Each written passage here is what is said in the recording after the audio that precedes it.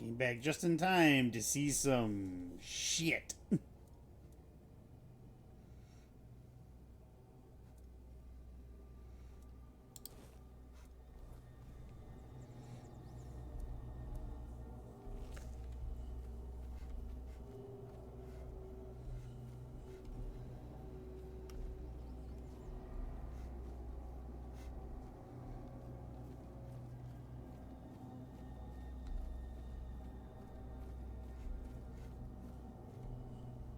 Hey, buddy. Off the leash, are we? They must have had their fun with you. Who had you as their plaything? The church? The druids? Some band of cutthroats? But it doesn't matter now that you're free. I'm Abagor. Abagor. I swore my sword to my lady's will, and she kept me close, until she had no more use for me. Now, I walk alone, but a shadow never strays too far. You look wretched, and you smell like death. I've seen people like you before. Broken, worn down, dragged through the mud. If you've had enough of it all, I could grant you an honorable death. Bitch, I don't In want a to proper die. duel, you lived like a cur, but you could die like a knight. Wouldn't that be just splendid? Just say the word. Let's fight.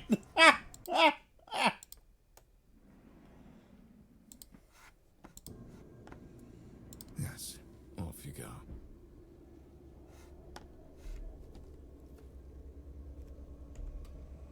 I suppose. You're back. I'm more than happy to oblige.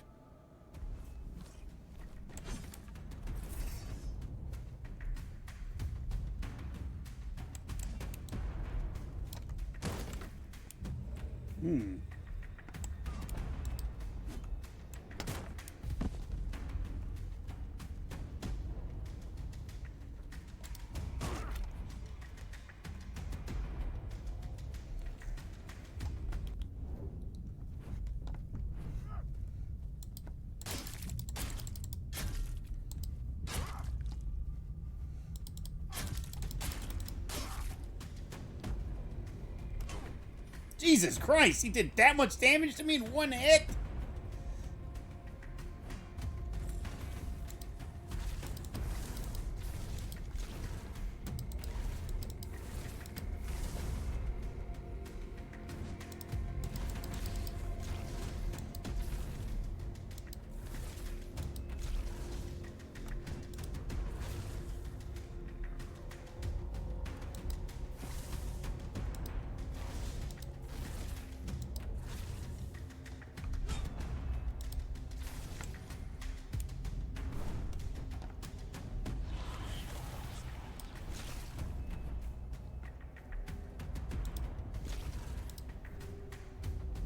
How much health does this motherfucker have? I stacked a bunch of fucking bleed on him.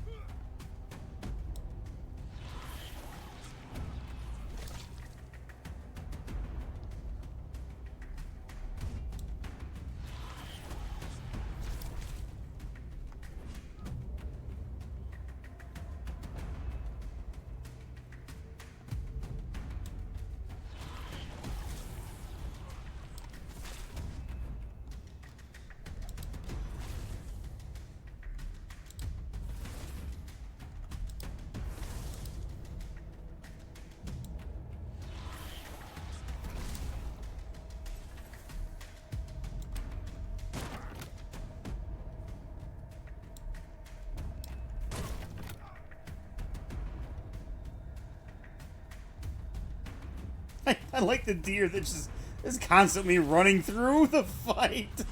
Hey, that hit me. Okay, we're not gonna fight that guy at night. Because apparently he could just one-shot me.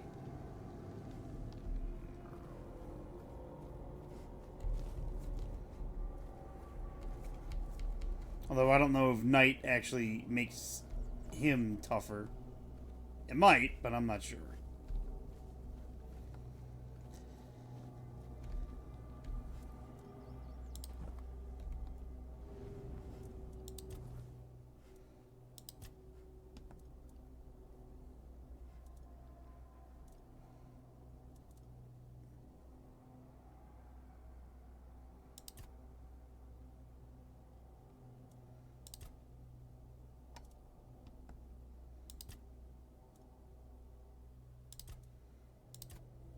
Yeah.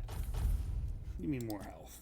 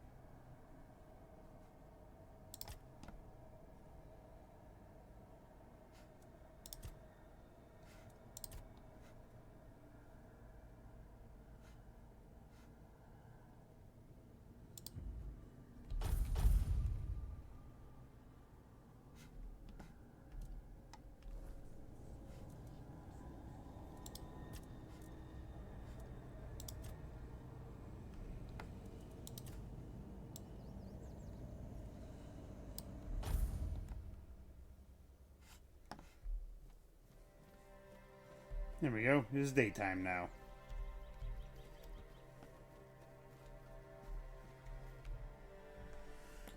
The Protector. Devoted guardian of Prophet Kai, Eskar battled the scourge of the Red Death, aiding in the founding of the Red Church and the Island Asylum. His dedication saved countless lives during the time of despair.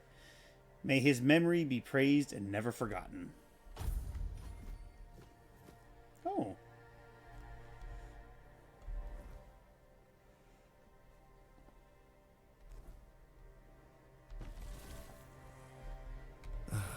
You're back. I'm more than happy to oblige.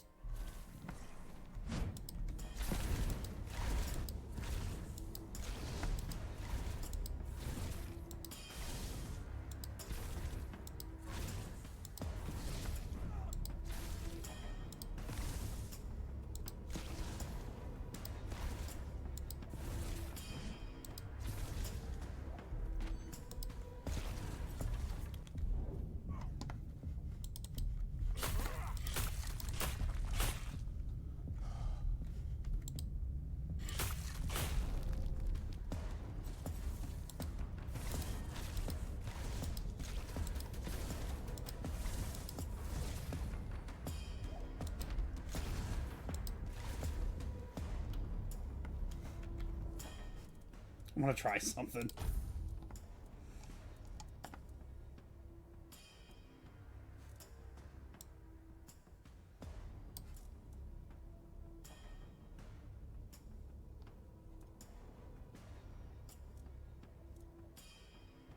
Oh, look at that.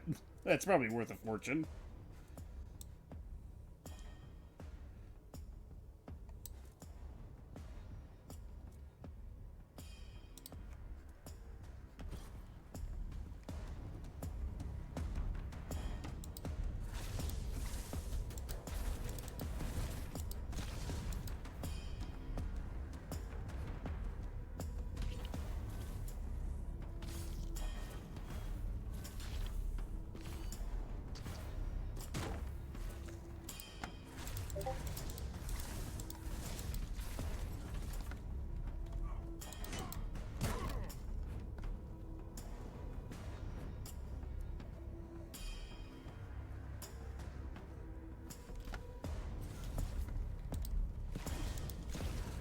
This guy's shield, it does, it reflects damage. I know it does.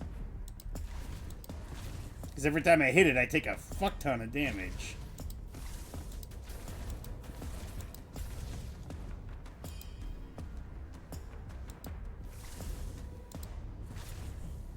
This is why you don't turtle.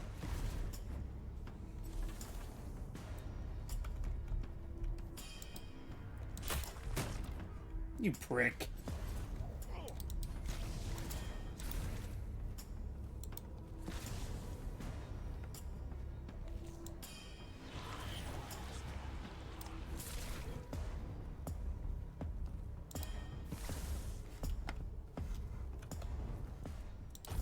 I got other things that I could throw at his ass, don't I?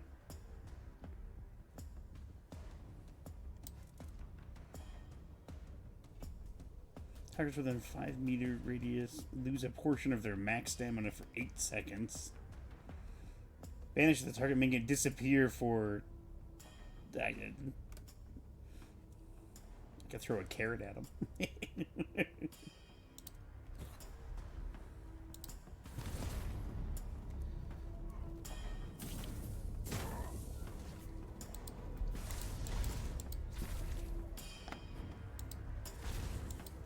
He was poisoned for but a moment. And if anything, I'm just going to keep getting my magic skill up.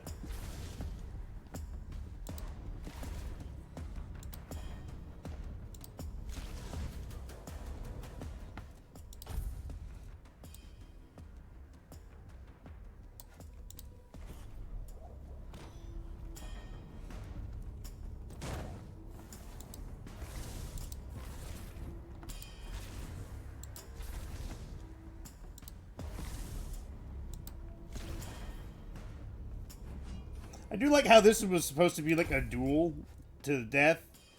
And this motherfucker is just like, I'm gonna drink a potion. It's like, what the fuck, man? You ain't supposed to drink. Only I'm supposed to drink.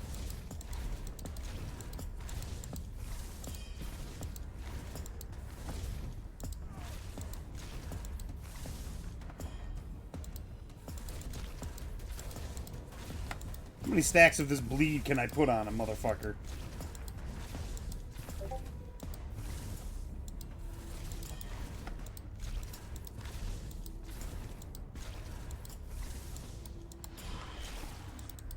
Oh, I was up to 24 and then I misclicked.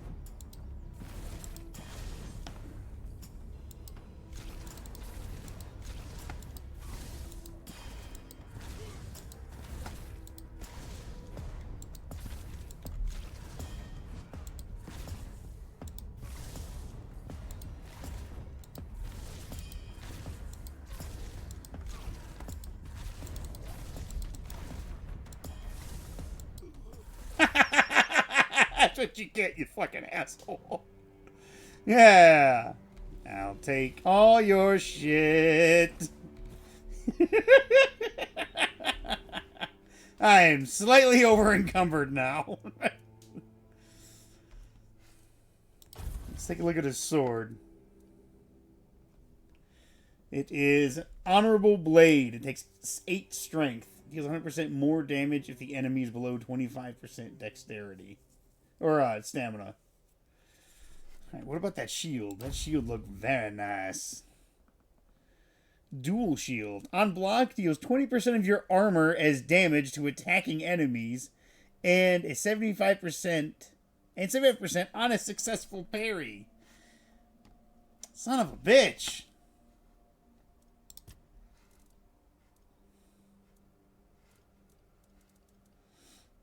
I am over encumbered.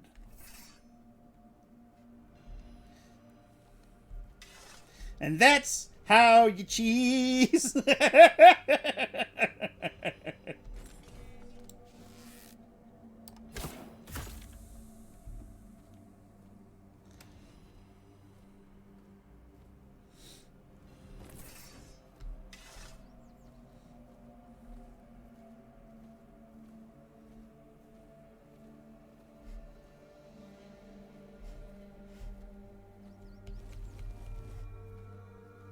I know I'm grabbing more things, but I just got to get to a spot where I can sell this stuff.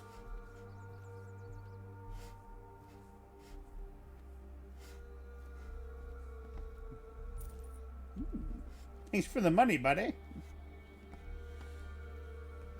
Hey, Seth.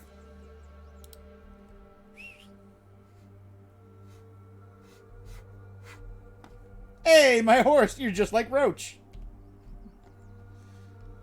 Just magically appears.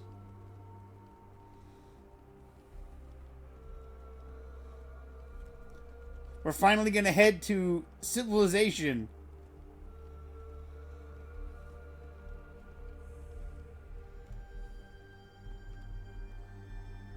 Hey, buddy. Oh, I have to hop off. Hey.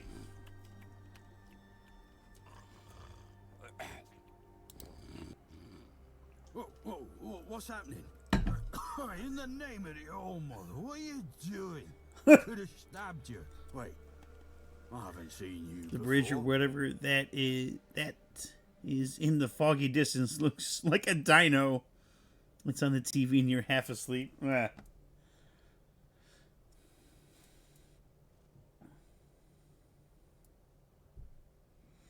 But we don't just let anybody in, pal.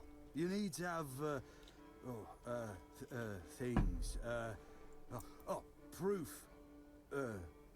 Things to prove you're safe. For Haven. Yeah. Here, I have this pin. I was told to find safe haven here in the Horns. This pin. I can't say I see it very clearly at this present moment, but it does look important. Very official. But I remember Fergus said something about all this, these emblems once. Oh, yes, I remember now. I welcome thee, ye, royal person, on behalf of the keepers. This guy's drunk as a You skunk. are a great friend to our own. Welcome. Please, speak with Fergus. He's our quartermaster. He runs things around here in the captain's absence. He'll greet thee properly. Have a pleasant rest of the day. Open it up, boys! This is how we get over being over encumbered.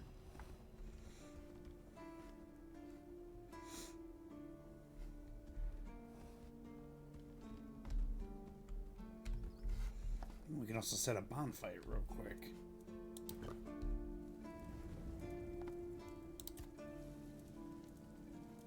Have anything that needs to be... Oop, that's not what I wanted.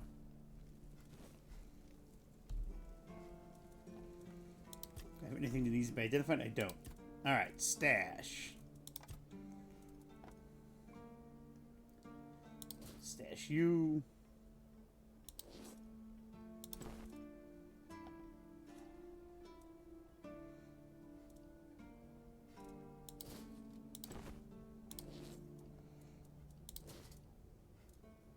Pretty much just going to stash all the items that I can't wear at the moment. That way that'll take my over... Oh, I got a cape! Oh, I can't wear the cape.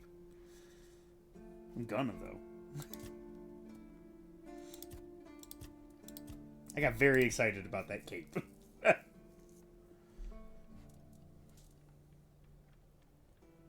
Just going to put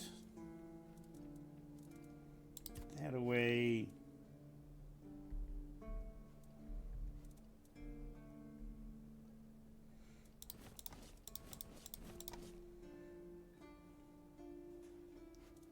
What about wet peons? Oh yeah, I'll put that away. Put the shield away. Put that away. Okay, good. Arrows don't weigh all that much.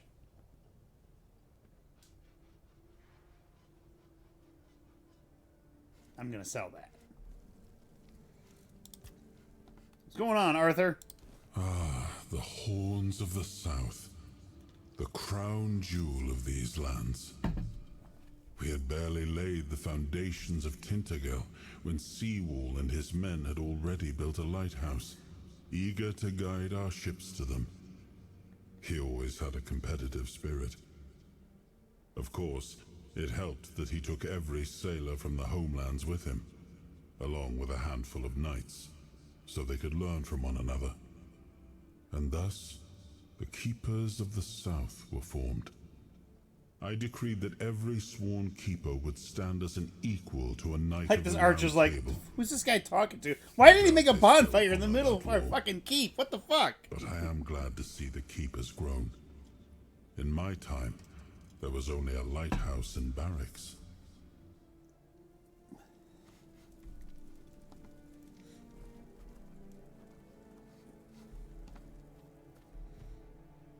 Welcome. In the name of our eternally reigning Majesty King Arthur and the Knights of the Round Tables. I am obliged to inform you that fighting those who actively break the law and reject the rule of the crown is the duty and pride of every subject. As Camelot's representative, I will be paying a bounty of 10 gold pieces for the death of each bandit roving the area, as long as adequate proof is provided.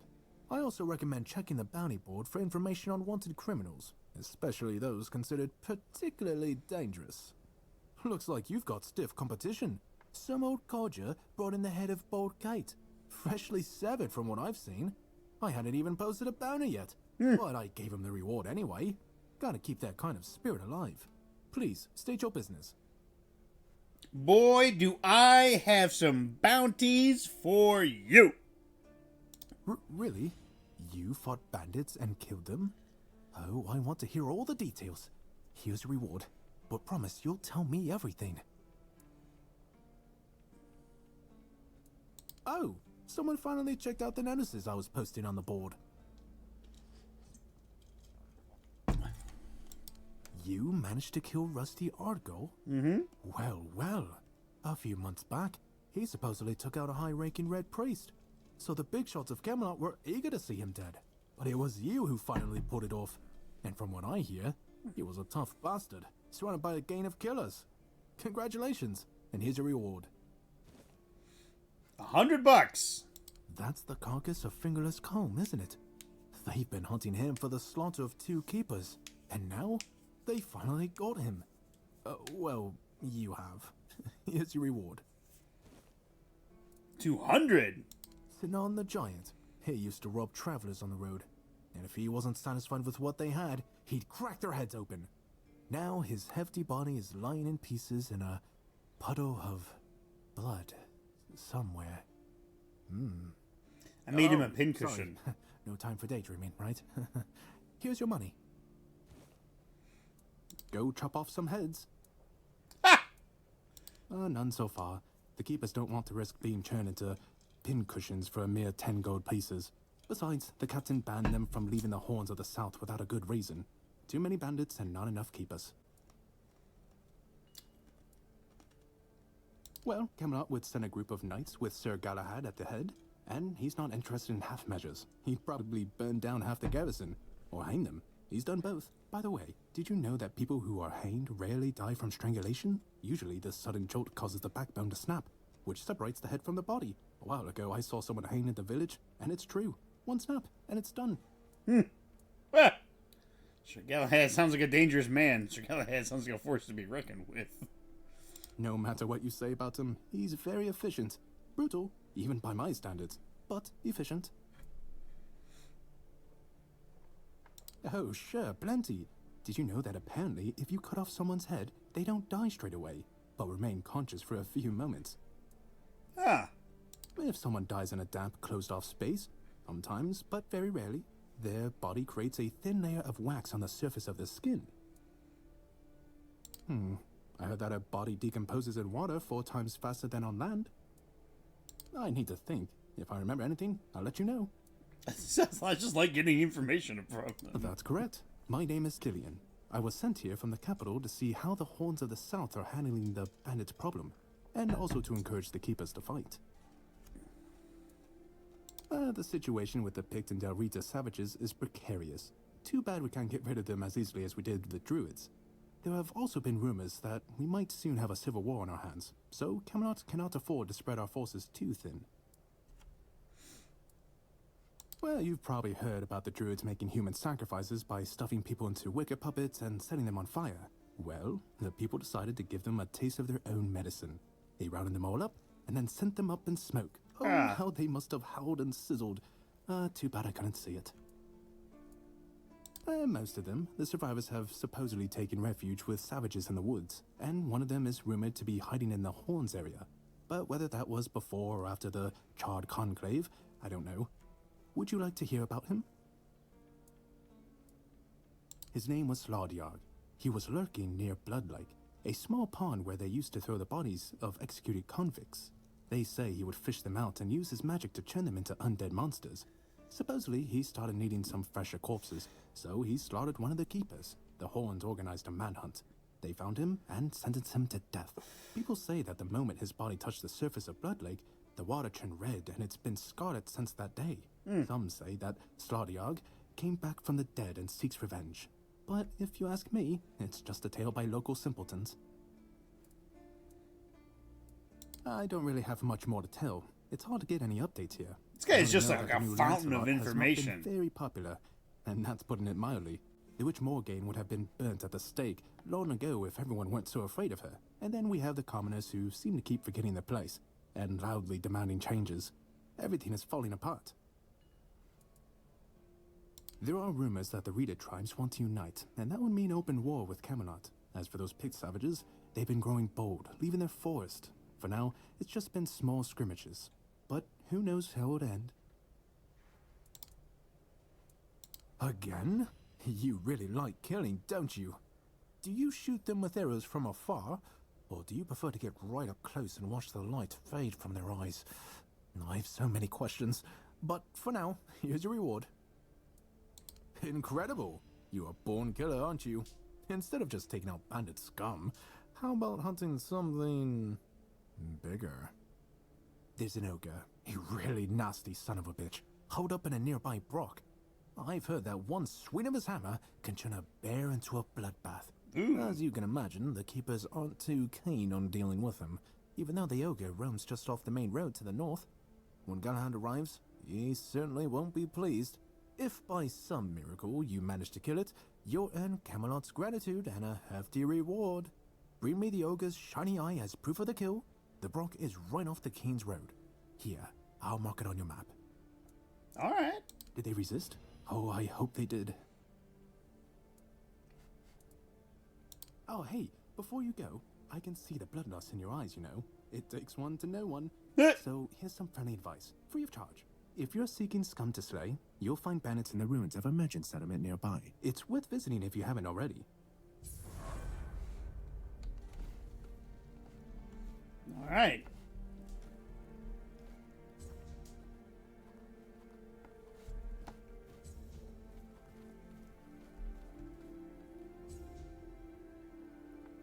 So 2 more bandit leaders, huh? Wanted, the head of Silent Scylla. Last seen north of Sunken Village. Notable features, often wearing a black hood and wielding dual daggers. Dangerous assassin known as Silent Celia, Celia the Spectre, Silk, Shade, Celia the Sinclair, and Saffron Sheborn. Wanted for multiple murders, robbery, and theft. The head of Broma No Face. Last seen north of ancient Cromlech by the river. Notable features, dark paintings and or tattoos on his face. Bromar No Face, a bandit of Dalrida origin, is wanted for his crimes against the people of Camelot, murder, arson, robbery. His familiarity with the mountainous terrain allows him to ambush and evade capture with ease. Extreme caution is advised.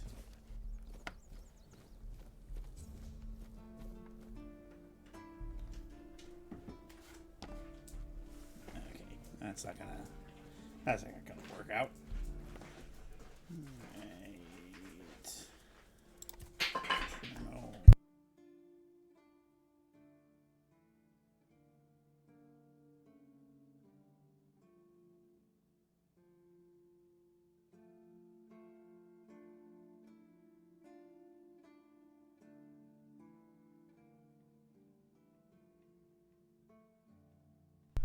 Alright, we got a new person we can read about. Cillian. An emissary from Camelot, Cillian is a small, wiry man with the nervous energy of a rabbit spliced with the bloodlust of a butcher. Sent to the Horns of the South to monitor the bandit problem, he masks his fascination with violence behind the dry duties of a clerk. He's the farthest thing from a fighter, yet tales of carnage light a spark in the otherwise dull existence. Cillian's eyes gleam excitedly when a bounty hunter brings proof of a fresh kill. He listens eagerly, savoring each grisly detail like a fine meal. In his mind, he's part of the action, reveling in blood and chaos without ever having to get his own hands dirty.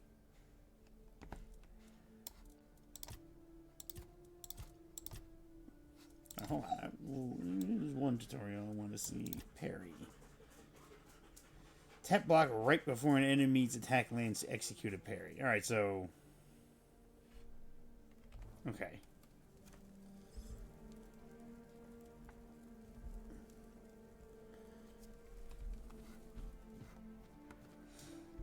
I think I was trying to parry too soon. That's why a lot of my parries weren't going through.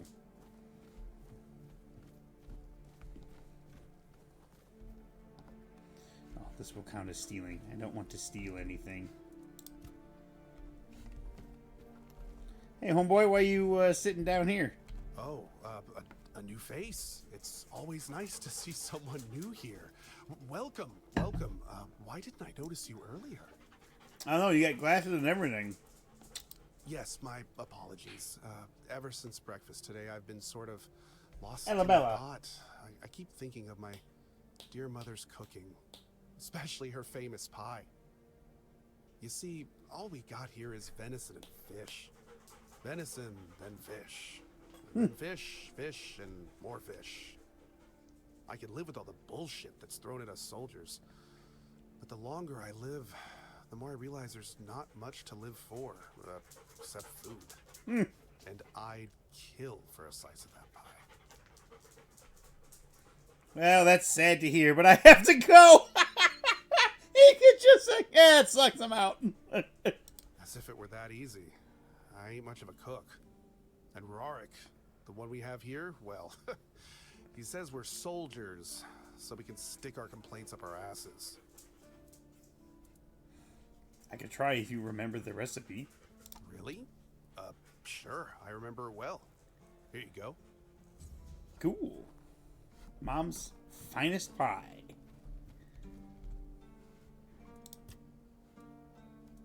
Oh, look at that. We can make the pie. We can make it a couple times.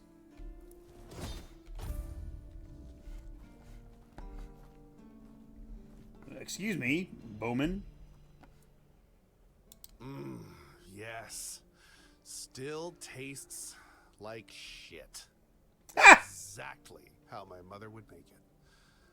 It's just what I needed. Oh, don't get me wrong. Ah! I really appreciate what you did for me. It's just that every time just I got doubt pushed. my service in the Horns of the South, I need a reminder of why I enlisted.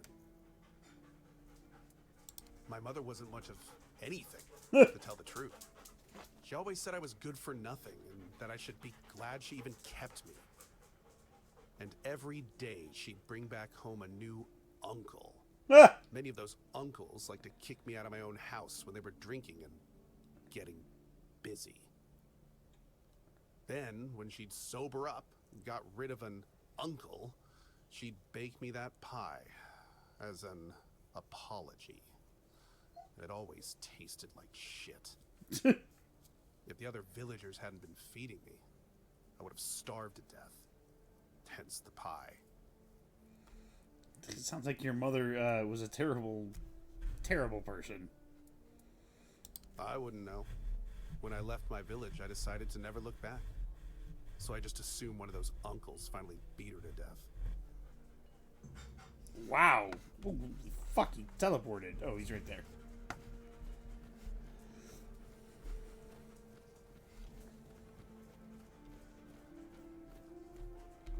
Oh, mother's tits. I've just about had it with this bunch of repressed virgins. Ah! And who might you be?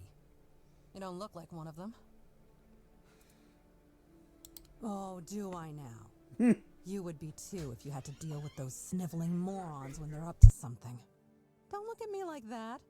You don't get as far in life as I have if you can't smell bullshit from a mile away. There's something fishy going on here. Oh? But I'll get to the bottom of it. And here's a brilliant idea. You're going to help me. I am? It says, am I?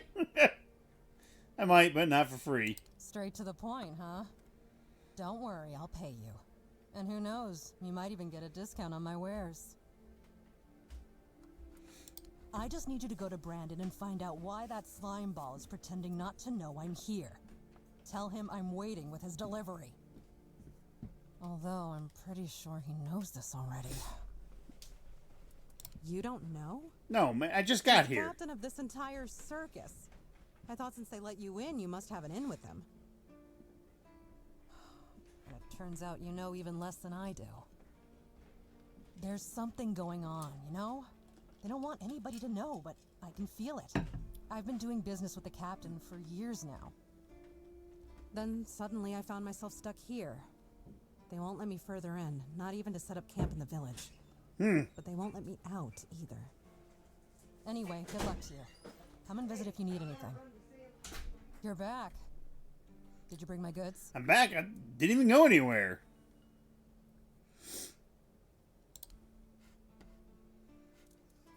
She's got a sketchbook. Allows sketching. Okay. From now on, you can use a sketchbook whenever you want to draw what you see. Okay.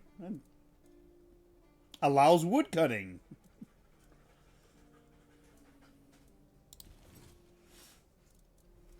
Good, because I need a lot of fucking wood.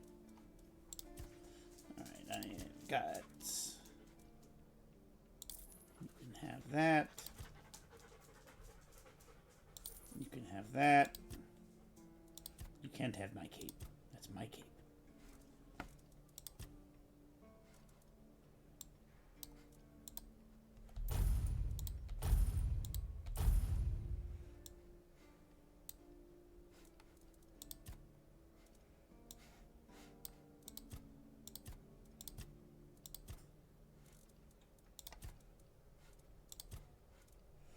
You got a bunch of flaming arrows. I already have a pickaxe. I already have a spyglass.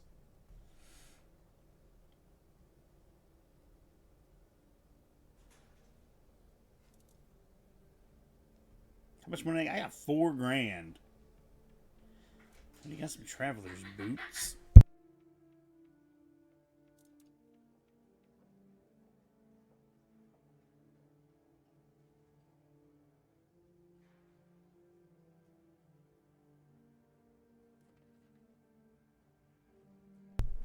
Alright. Sweet all-mother, is he still whining about that contract? I want it fair and square. My offer was simply better. And Heffen's crap at negotiating. Besides, if you ask me, it's all just posturing. He might have lost the contract for his family, but for him, it was a clear win. Trading with the Keep in an official capacity. It means I don't just run this stand. I also handle orders from the captain and the quartermaster. It's a good deal, I won't lie. But it requires a lot of running around. I don't have time to twiddle my thumbs and make nice with the locals like Heffen does. Look, Heffen may seem dim, but he's a sly bastard. I'm not saying he lost on purpose, because I doubt that. But he didn't have to slink back to Connacht with his tail between his legs. He's got his little stall in the village, and he lords over it like a bloody king. Grouch that he is, he fits right in with the rest of those old codgers. Plus, he got his family off his back. All in all, I'd say he's doing quite well for himself.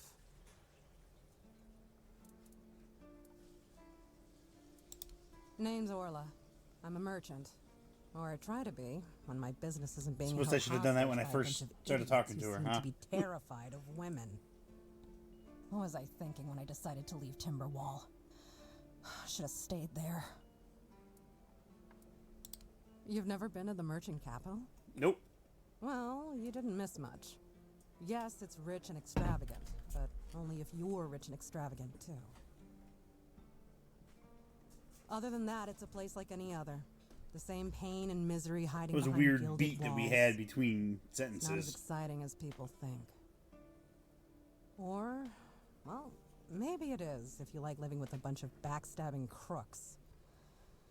Yeah, now I remember what I was thinking when I left that place.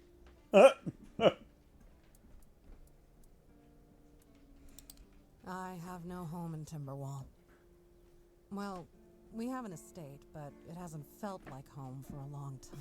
An estate, you say? I feel like every time I go back, I recognize it less and less. The people are getting greedier and more desperate by the day. Business is slow, I'm not gonna lie. With the weirdness creeping in from the north and bandits everywhere, trade's just not as profitable as it used to be. But, I don't know. Being a merchant from Timberwall used to mean craftiness, taking risks, looking for opportunities. Now, they only care about keeping their heads down and preserving their fortunes. Not really. It's more of a requirement if you ever want to be successful in Timberwall. My family is full of them. Oh, love, plenty. And almost none of them happy. Oh, I'll yeah. never forget the first time we stumbled upon a place after a cloud of the weirdness oozed through. It was a small settlement, just a few houses. There was this odd, bitter taste in the air. The place was completely abandoned. Or so we thought. Until we started finding them, one by one. A man who tried to chop off his legs after they started sprouting antlers. Ooh. Another one who gouged his eyes out, so he wouldn't have to look at his child melting into the floor. A woman in the farthest corner of the settlement managed to stab herself in the heart before it got to her. I almost dropped it all and ran back to Timberwall that day. I'm still not sure why I didn't. I guess giving up just isn't in my nature. Try not to get yourself killed. Or do. Either way, I'll hear about it.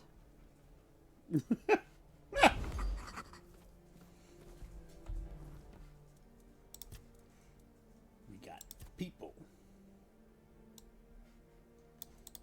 Orloff moves through life like a storm, restless, sharp, and never quite settling. A merchant by trade and a survivor by necessity, she knows the value of coin but values knowledge even more. She came from Timberwall, but she does not call it home. Perhaps no place truly is. Too stubborn to bow, too shrewd to be fooled, she walks the edge of law and opportunity, chasing the next deal or advantage. If there's something to uncover, something hidden beneath polite words and empty loyalties, Orloff will find it, and she won't be afraid to use it.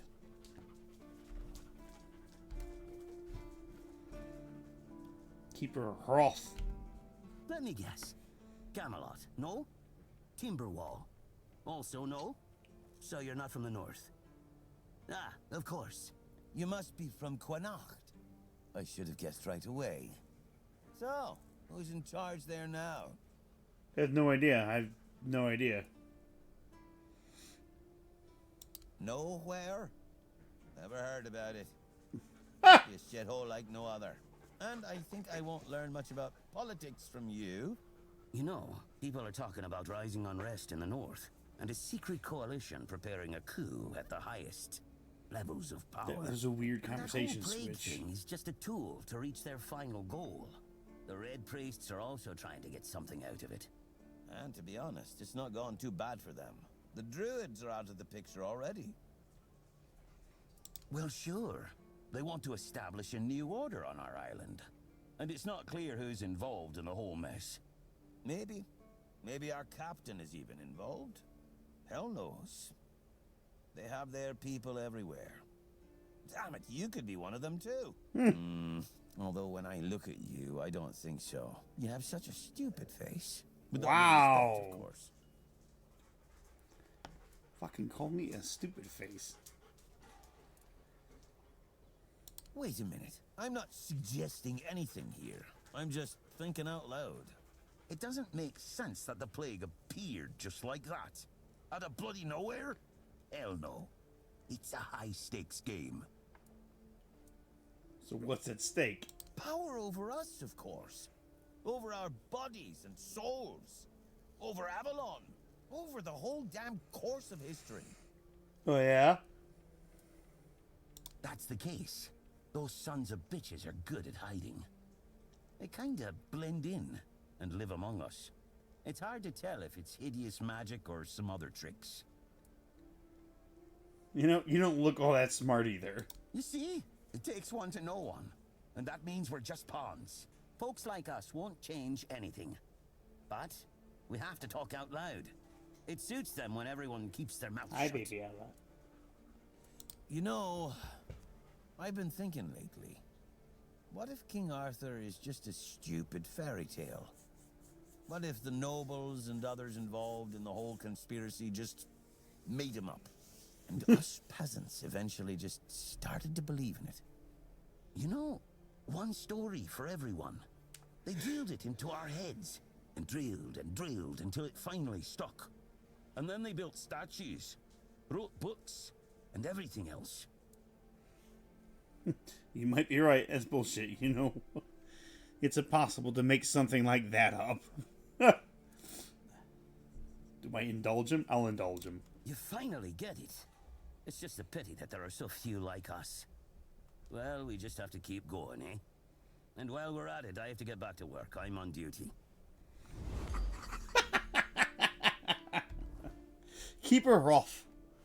A keeper of the Horns of the South, though how he earned that title is anyone's guess. Rolf sees threats where others see shadows, danger in every glance, and conspiracies in the most mundane of events. He trusts no one, and those who get too close are met with suspicion, or worse. Some dismiss him as a fool, and others steer clear, unwilling to test the limits of his paranoia. But there is one undeniable truth about men like him. When fear is the only thing guiding them, there's no telling what they might do.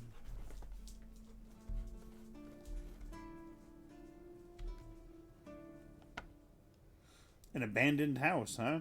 Let's see what's inside the abandoned house. An egg! Plate. Some random canine meat.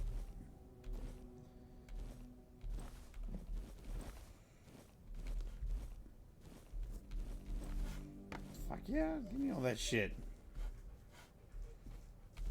Just, I love that I'm finding random cuts of meat just randomly inside an abandoned house. Yeah, I'm sure it's still good.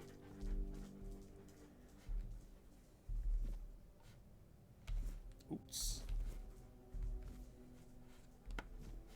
Why wouldn't it be good? I could sleep in the bed if I wanted. I feel like I could maybe buy this house. This could be our house. And as a millennial, the thought of owning a house again, it's just a fever dream.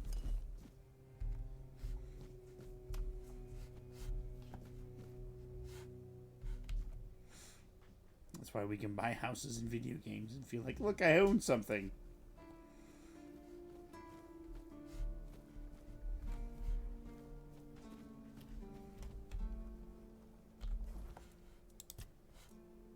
One point available.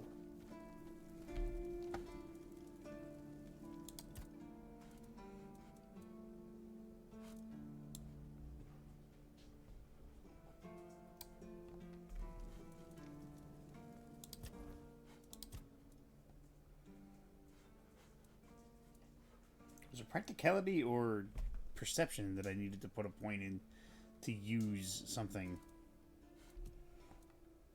Honestly, I can't remember. So I need to look at my inventory. Hold on.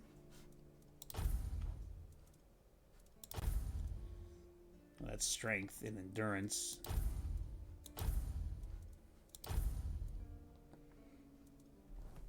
I think I might be... It's in my stash. Armor.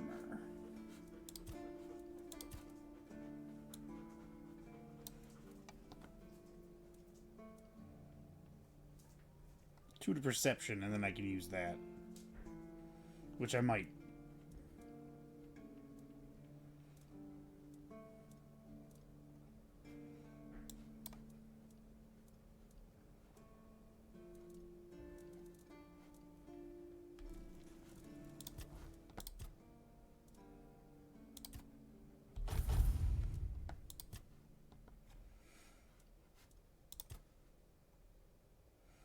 Increase melee damage by 5. Do I not have this 1 point? Oh my god, I don't.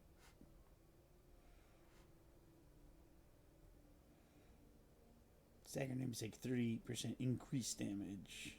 Increase physical damage by 2% for each point of your weapon's weight. Ooh.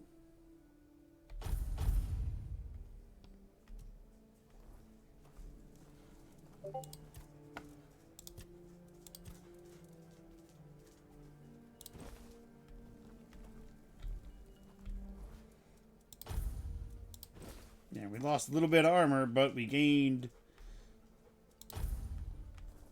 some good stuff. There you are.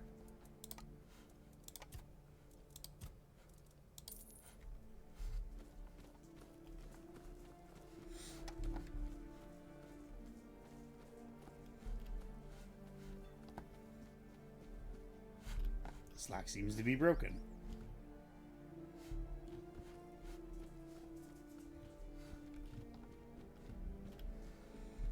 You walk upon... Oh. I hear the sound of blacksmith.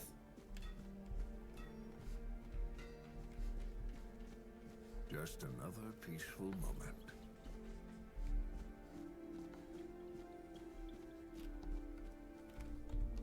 Alright, there's another thing I needed to check out.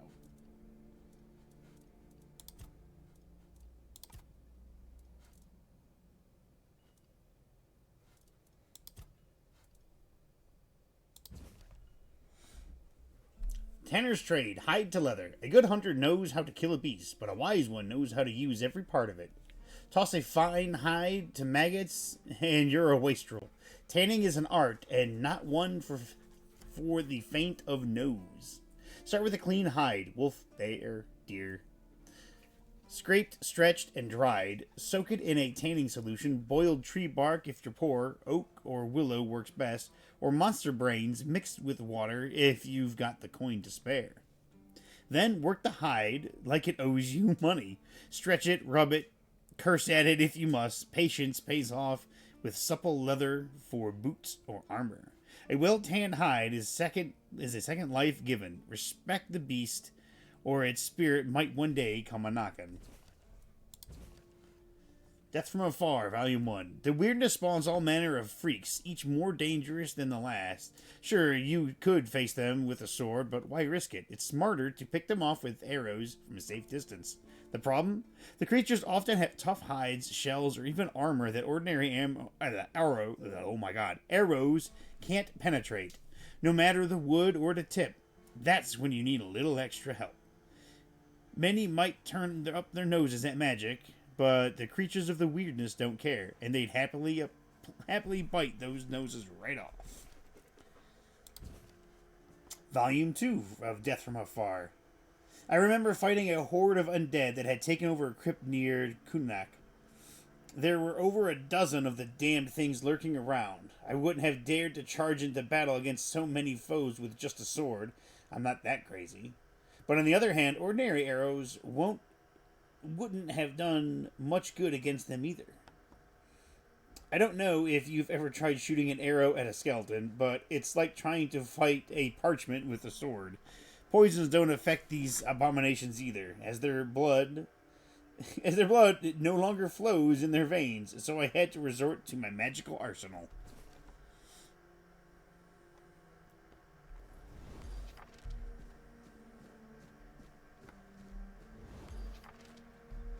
Oh, you actually have to read the books to unlock them. But I guess once they're unlocked, you just know them. It's nice to have a break. Oi, friend. Hello. Question. Do you know why people always stop and watch a blacksmith at work? Because he's riveting. A dad joke? I love it. It's good to see a new face in this sad hole. Oh, of course. I forgot to introduce myself. I'm Osbert, local master of hammers and anvils. Do you need your blade sharpened? Oh, not really. Especially since we went into a lockdown a while ago. People used to come and go. Now and then a ship would make a stop at the village below, but nobody's really come around since. Well, since the entire shit show that's going down everywhere. Now that I think of it, you're the first they've let in. What'd you do? Who did you bribe? Oh, so you have friends in Camelot. Good for you. You Of recognize it? course I do. Those pins are peak craftsmanship, and very rare at that. We only gave them out on Camelot's orders. But when I look at you, well, it's pretty obvious you wouldn't be able to beat a knight. And even if you found one already dead, you'd sooner nick his armor than a pin you knew nothing about. Either way, good for you. Yeah. After we lost 2 squads trying to take back the All-Mother's Temple from the Dalrita, our captain decided that nobody leaves the Horns. Then he shut himself in his office, without leaving us any orders. Hi, baby girl. Virgus I is know. trying to keep the lads occupied, but... just look around. Half of the people here are losing their minds, and the rest are losing their wages on drink. So the bar is doing gangbusters, huh? Sometimes I wonder, how many things can go wrong at the same time.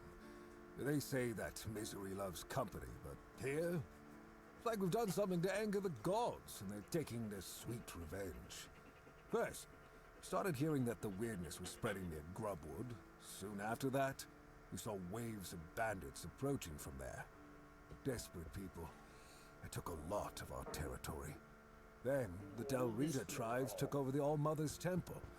And after that, the supply chains from Camelot collapsed for some reason. And so on and so forth. We're in quite a pickle, my friend. We're gonna have to We reopen started those supply betting on what's going chains. to happen next? Sea monsters? Who knows? I mean, I just arrived here. Tell me more about those bandits. Yes, that damn forest north of here was already cursed and creepy. But now, I've heard it's an entirely different This is level why of crazy. I love talking to the blacksmiths. They They say seem that to just be some like, "Listen, I'm started just gonna tell going you dark straight how it afterwards. is." With that, He said, "Yeah, that forest is weirdness fucking started creepy as shit, and now it's even moving. worse." And when the weirdness gets here, well, we're fucked. But you know that. Every child has heard the stories. Tell me more Truth about the be told, bandits. most of them are just people desperate to survive. When the villages started dying out because of the weirdness, hunger, or raids, they lost their livelihoods, ended up with nothing to their names, and nowhere to go.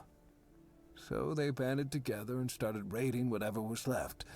Then they turned to killing each other. They're like rabid wolves. Too bad they're here now, too. Well, I've killed a bunch of them, so That's... I don't know. It's hard to explain. They kept to themselves, perched in the mountains near the Forlorn Swords. Then something happened, and suddenly we saw ships arriving near our eastern shores. Couple days later, the tribes took over. One good thing is that the bandits aren't up to fighting with them. One bad thing, we aren't either. Is there anything positive going on around here? I heard that dew fell down the stairs and didn't break a single bone. So that's a start. Other than that, no, I can't think of anything. Ha! Friend, I wish. But the only task I could use help with might be a bit too delicate for you to handle. Unless you're a master goldsmith, then feel free to prove it, and I'll have work for you immediately. There's just not enough of them to go around. And now that we're on lockdown, there's not much demand for my services either. Listen, I said I don't have any jobs, as in things I pay you for doing. That doesn't mean I can't teach you a thing or two. If you're willing to learn, that is. Yeah. Since you're free to wander about while I'm stuck in the keep, maybe we can make good use of that. You've probably bashed in the skull of a beast or two, right? Mm-hmm. The alchemists. They're likely snatching up the corpses, using the muck to cook their weird concoctions.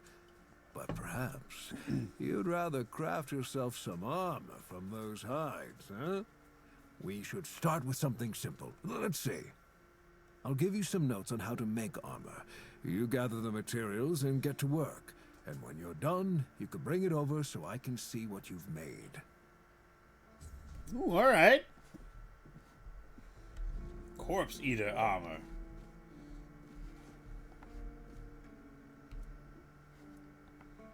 Holy shit. Armor weight reduction. What? We can upgrade stuff? Oh, you increase the armor.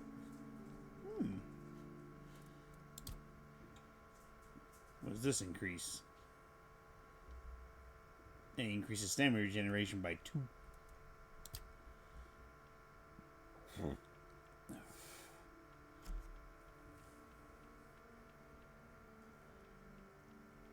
This increases the damage by 1.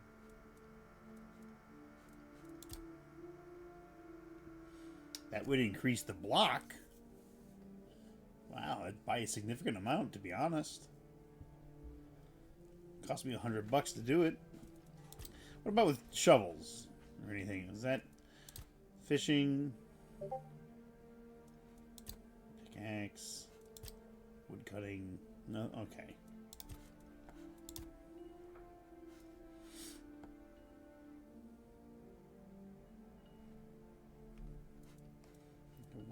Oh, this is where we attach relics.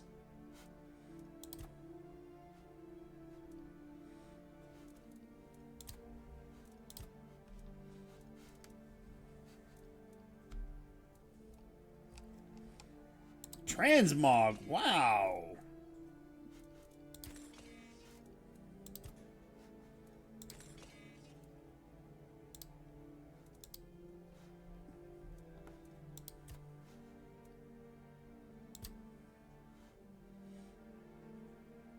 Alright, doesn't reduce the weight by a whole hell of a lot.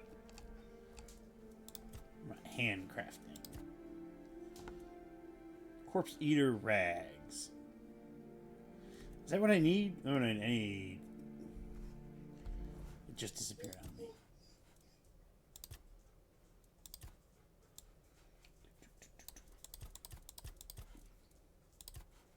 Corpse Eater rag, Corpse Eater cap.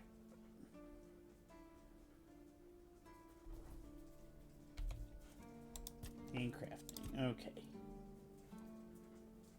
Tax me by 5%. I guess it just... One comes red and one comes, not so red. You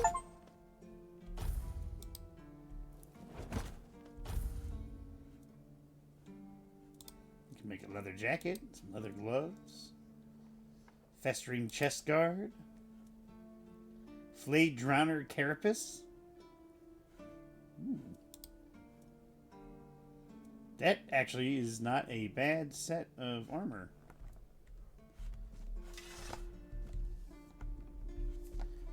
Hello. Oh, do I have to make both sets?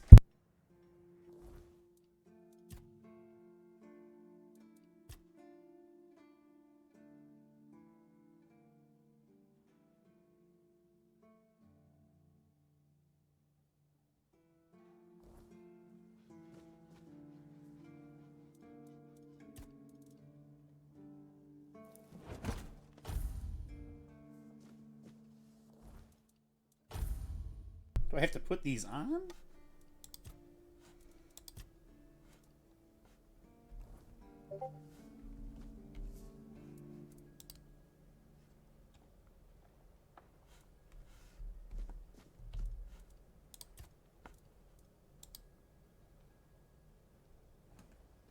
Just the quantities of the ingredients, thereby increasing the percentage of the best possible outcome.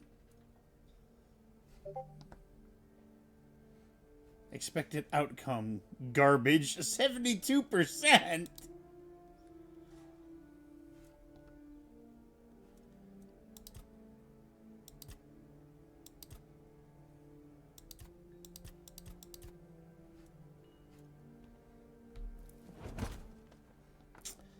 I got a broken item created. And now I don't have enough leather. Hey!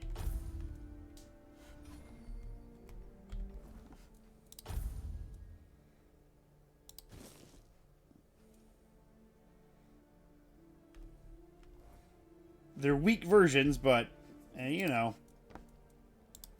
I'll take whatever.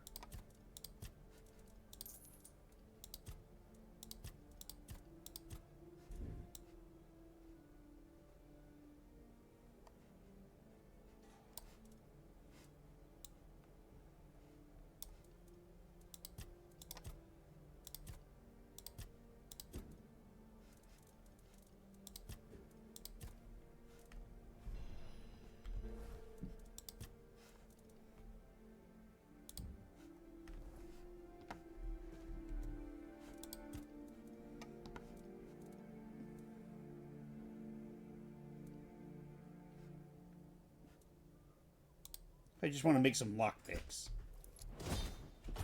Alright. Ooh. Just takes broken arrows.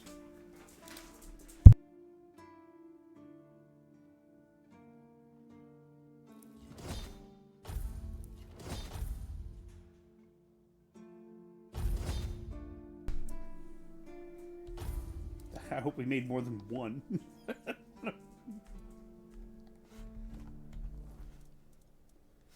Oh yeah, we got 168 now. Woohoo!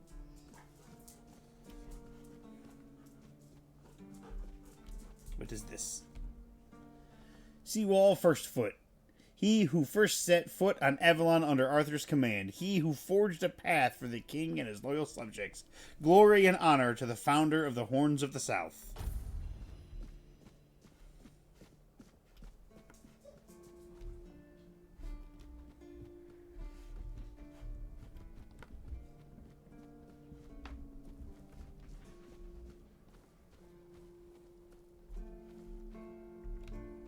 Hey, buddy. Blessings upon you, stranger.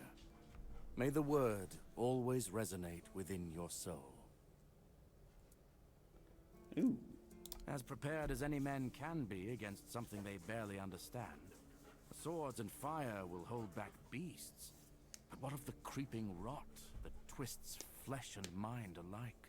But there is one thing. The Excalibur they keep here. It has not been wielded in an age, yet the weird does not creep near it.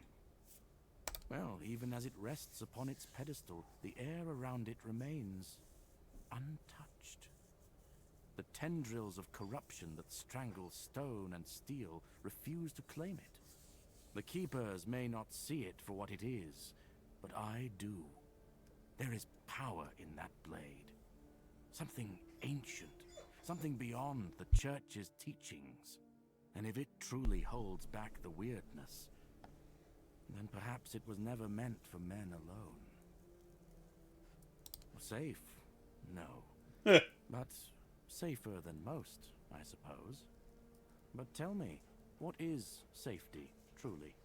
Not A being stronghold? eaten while you try to take a weapon? nap? A prayer? I've seen men with all three fall just the same. So no, I do not feel safe. But I do feel watched. And sometimes that is enough. This guy looks like he needs a fucking nap so bad. It's a sickness, a corruption, but also a mystery. Many of my brothers would call it a curse. A Many of your stain brothers on did some Avalon fucked up that shit to must me be on the purged. island And back yet, there. I wonder, did Kai not teach us that all things have a purpose? That even suffering carries wisdom?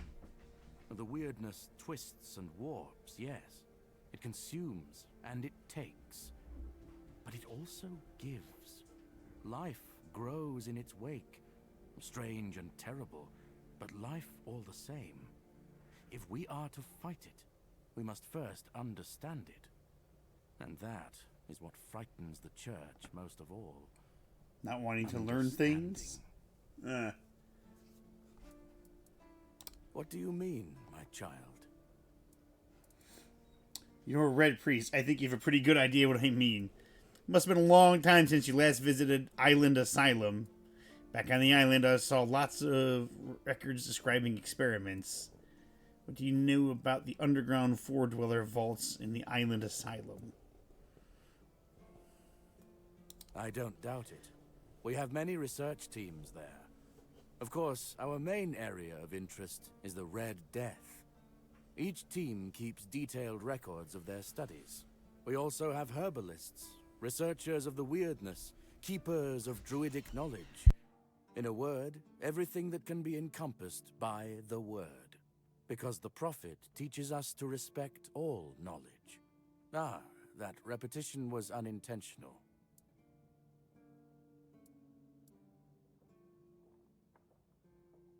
Indeed, my child. I have served in the Horns of the South since I turned 20.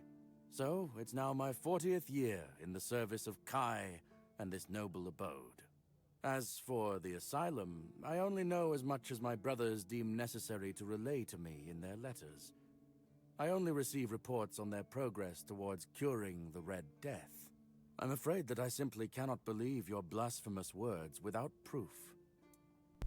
Curing the Red Death. Father Leon. I knew him in my youth.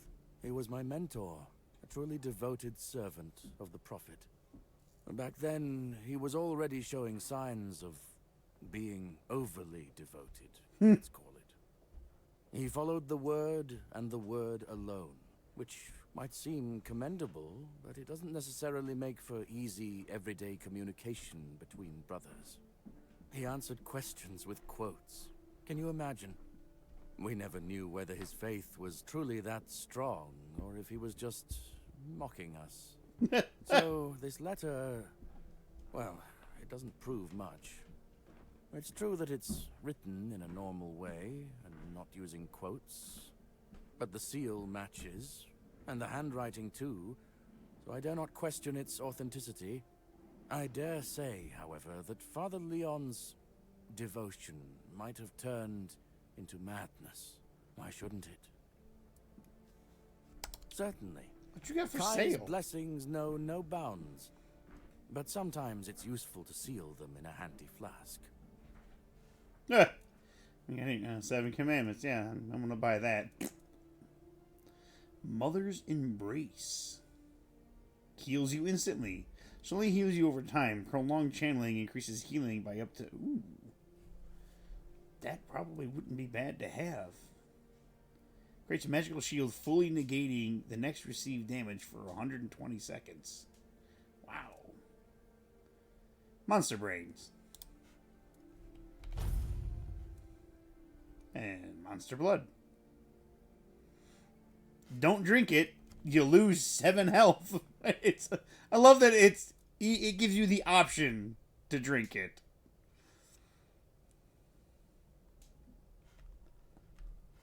May Kai's word always guide you. Uh-huh. In the word, you will find solace. Not really. Alright, we got a new character. Brother Reigen. Brother Reigen moves softly through the horns of the south, a man of faith in a fortress built for war. Not a keeper himself, he walks the keep's cold halls like a ghost, speaking softly of faith to those who would bother to listen. His mission is simple: spread the word, offer solace, and ask no questions about the clang of steel or the blood spilled in the name of duty. Yet, his thoughts often stray to the island asylum, to the letters of the whisper of dark places and darker deeds. He prays for those who suffer in silence and wonders how long his faith will hold against the weight of the truths better left unspoken.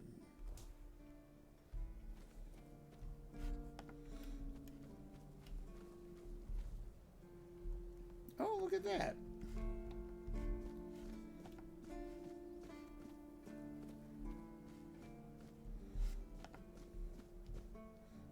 Keeper Lanzo. Is this another shop? Fergus? Sir, I haven't seen you before. That's because I'm new. I wasn't expecting any guests, and you don't look like a new recruit. And yet, Odrin let you in. He's not drinking again, I hope. No, that motherfucker is drunk as shit. Most unfortunate. But that explains why you just strutted into the horns. I'm afraid I'll have to take action. The name's Fergus, and I assume you already know I'm the quartermaster here. Now state your business. And please, try to be convincing, or the walls of this fortress will be the last thing you'll ever see. Get this pin from a friend. I assume you know what it means. Yes, I know. And that's why you're still standing in front of me. However, these pens were only given to certain people. They mean that in times of trouble, these people will always find a safe haven here in the Horns. And that makes me wonder, what happened to your friend? Where is he? He got shipwrecked on the way. I assume he's dead. He got shipwrecked on the way, but he could have made it. If what you're saying is true, he must have had a deal with somebody well above my pay grade, and that leaves only the captain. However, if you're lying, then you might as well have just confessed to the murder of a Knight of the Round Table. But nobody's that much of a fool, I think. Fortunately for you, I've seen my fair share of morons in life, and you don't look like one.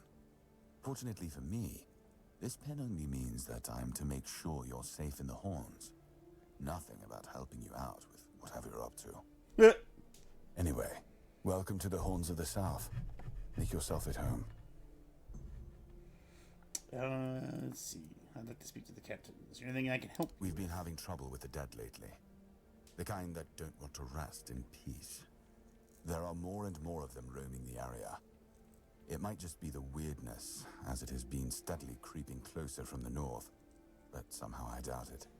Anyway, I suggest you go see Marg first.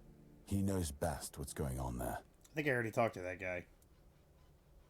Already on it. Wasting time, eh? Good. Try not to get yourself killed, and get rid of whatever's been causing the problem.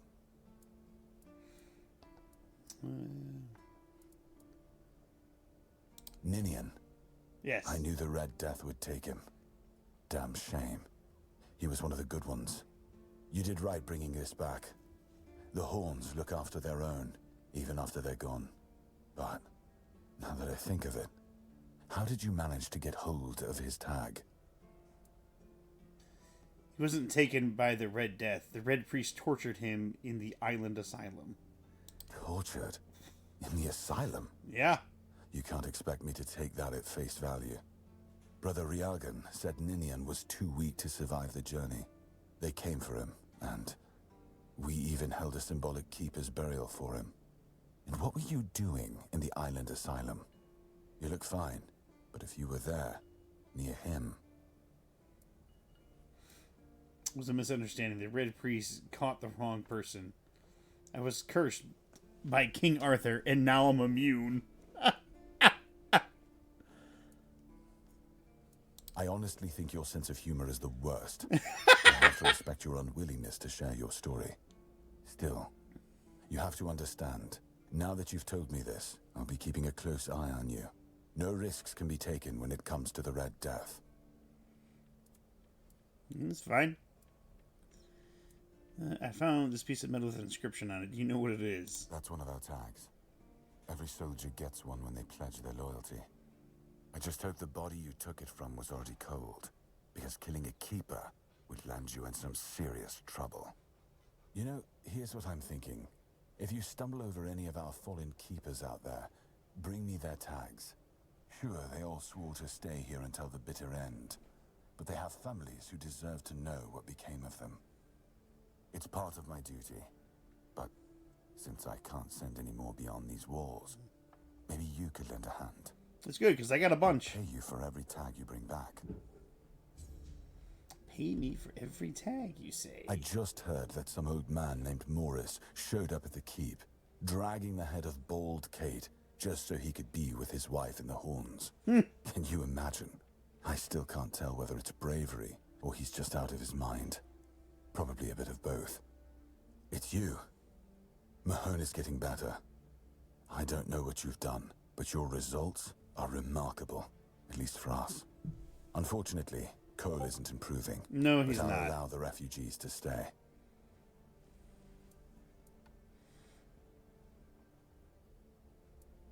His fate is in their hands. They'll do what they want with him. I'm not going to be responsible for his life. It's not our concern. No. I only care that the situation is resolved. One less thing to worry about. It's true. You know where to find me if you come across any more. Ooh, 500. Wait, shit. How many of these fucking tags I got? Let me take a look here. Oh, I think he took the tags out.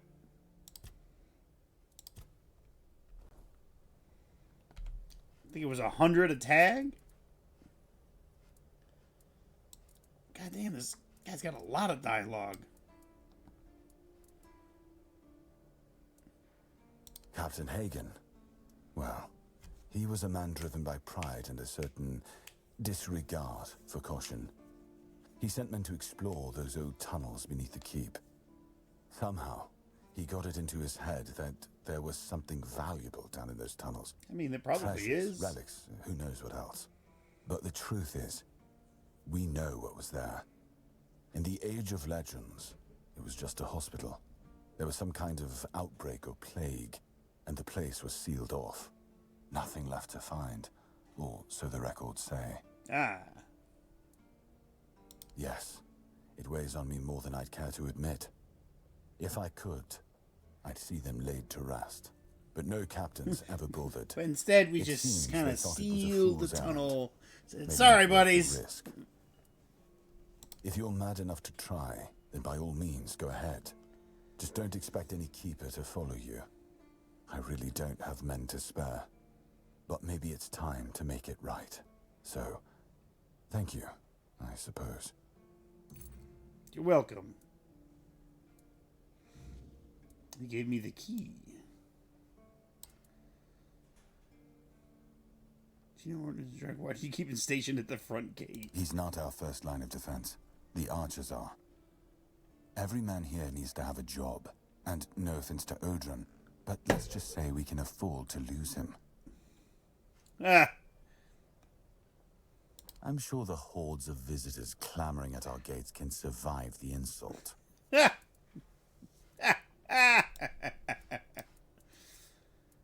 That's between her and the captain.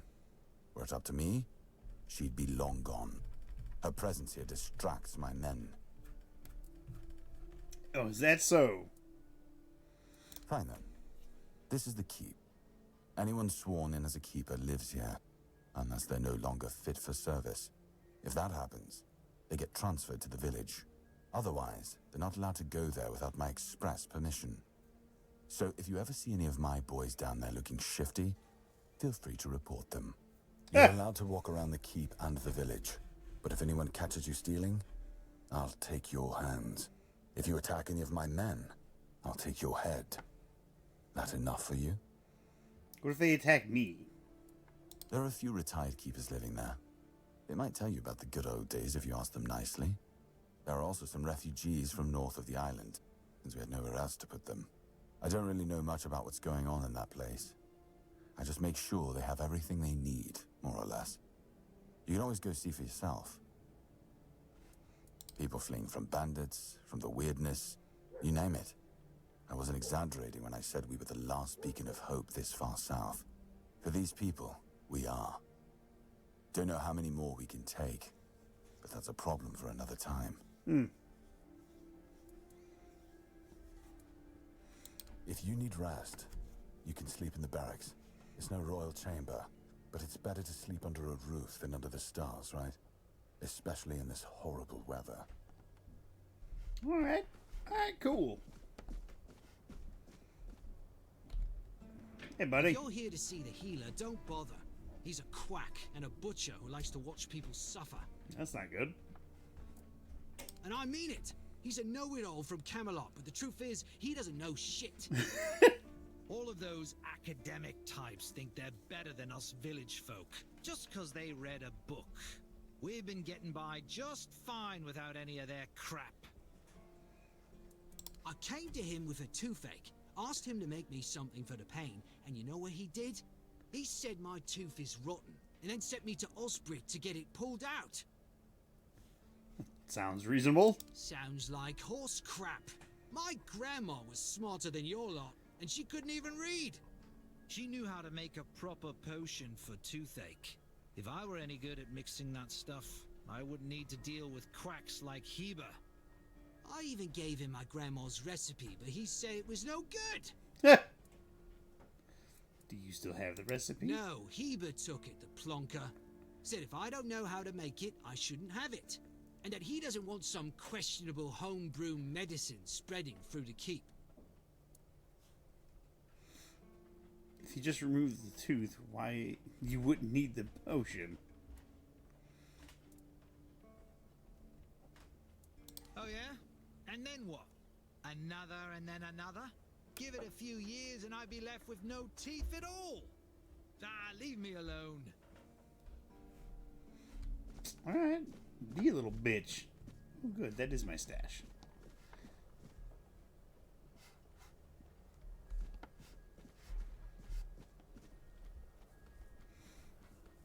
So many people here just to talk to and to learn things. Well, whatever was there before is now completely fucked. You need something. You all right, newbie? Have you been to see the refugees? I can't believe poor Cole was put in a cage. Yes, I know of this. It's complicated. I don't see how it's all that complicated. An innocent man was sentenced to death just because he wanted to protect himself and his wife. And Mahon's wound isn't even that deep. It's just one man's word against another. And Cole, an outsider, dependent on the mercy of our superiors. Oh, he didn't stand a chance of winning this. The refugees don't trust us, and it's no wonder. It shouldn't be like this. I love like the change up in his voice. It's like playing the original Oblivion again. I shouldn't have put that poor man in a cage. What about you? Good to see you again. The pledge today was very interesting, wasn't it? The certainty in Quartermaster Aymer's voice. Beautiful. Makes one eager to start work. I'm almost certain you met Fargus. Huh? Ah, yes, of course. So, what do you need this time? The pass again? Are we planning a trip to the stale lamb? Hey, not this time, my friend. I've run out of ink. I'm waiting for a delivery. Steward Orla will let me know when more arrives. In the meantime, I need to ask you for a favor. So, you in? For the sake of our long friendship? I'm pretty sure she doesn't hold that position here. Pass? What pass? Yeah, well, sure. What do you need? You do know it needs to stay between us. Do you understand? Say you understand. Fantastic. So, here's the thing. On a recent night out at Ron's, it seems I may have left some sensitive documents at the bar. Documents, with Captain Fergus' seal. But not necessarily sealed by him. You know what I mean. I can't really go there right now. Could you get them back for me? I'm sure it won't be too much of a problem. I'm sure when I get there, it's going to be like, yeah, you want these? You're going to have to pay. Splendid. When you have the documents, meet me at the third crowing of the rooster. Or just find me. I'll be around. God, okay. Keeper's Siegwald. Siegwald? Siegwald? Siegwald serves in the Horns of the South, though his exact duties remain unclear. He visibly struggles with memory, frequently mixing up names, titles, and even entire establishments. Ooh, the lighthouse. Give me the sage. Give me all the sage. Gonna make more fucking brewing potions. Hope nothing bad happens today. Hey. Hello. Hello. Are you also wondering why the heck we need them? I don't know what you're talking about. Lighthouses. Why the hell are Dara and his workers pushing so hard to build the second one? Is one not enough? Is it because one is less than two and less is worse? I mean, two lighthouses next to each other are almost the same as one, and ships don't even sail this way anymore. Not two lighthouses, then what? Maybe it's about tradition or symbolism. Ah, symbolism. Yeah, maybe. Whatever that is. I love it. Well, it's like, yeah, symbolism. I know that word. Things have been a bit different lately, due to the refugees. One was even hanged for theft. But I can't say much more as I wasn't there. If you're interested in the horns, you should visit our museum. You'll learn more about that fella, Swal, or whatever his name is. It's boring, but at least you don't have to pay to enter. But almost nobody goes there anyway. Good. What do I think? As long as they follow the rules, they can stay. And if they don't, then they can hang. That's all.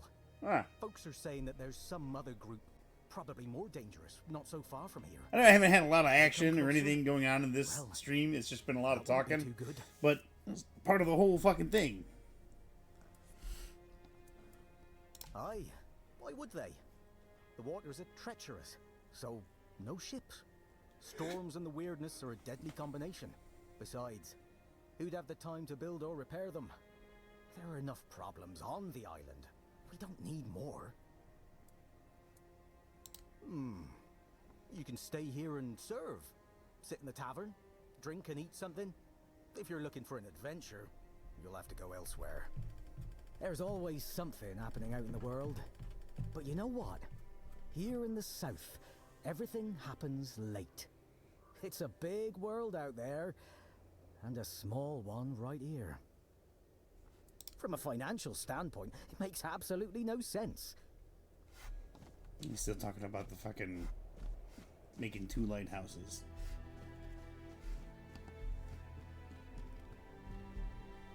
Butter.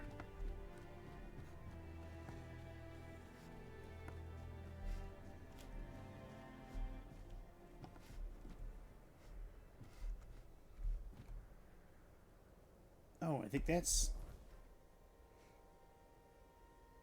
When did I make that custom marker?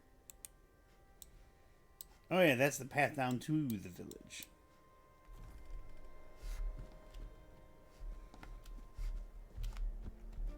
Let's go to the museum. You need something? I don't. Especially not from you. That's a barracks. It was nice of them to offer, like, hey, you need a place to stay, you can sleep here. In the barracks. Ooh, the kitchen.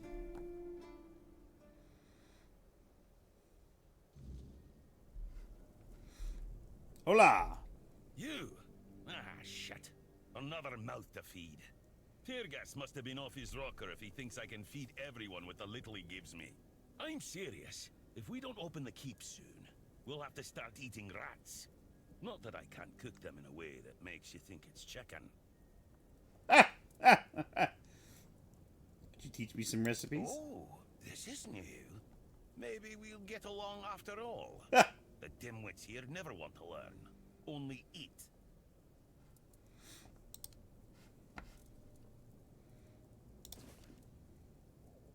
Ooh. Wait, no. I already know that one. I don't need that. The Kraken! Yes!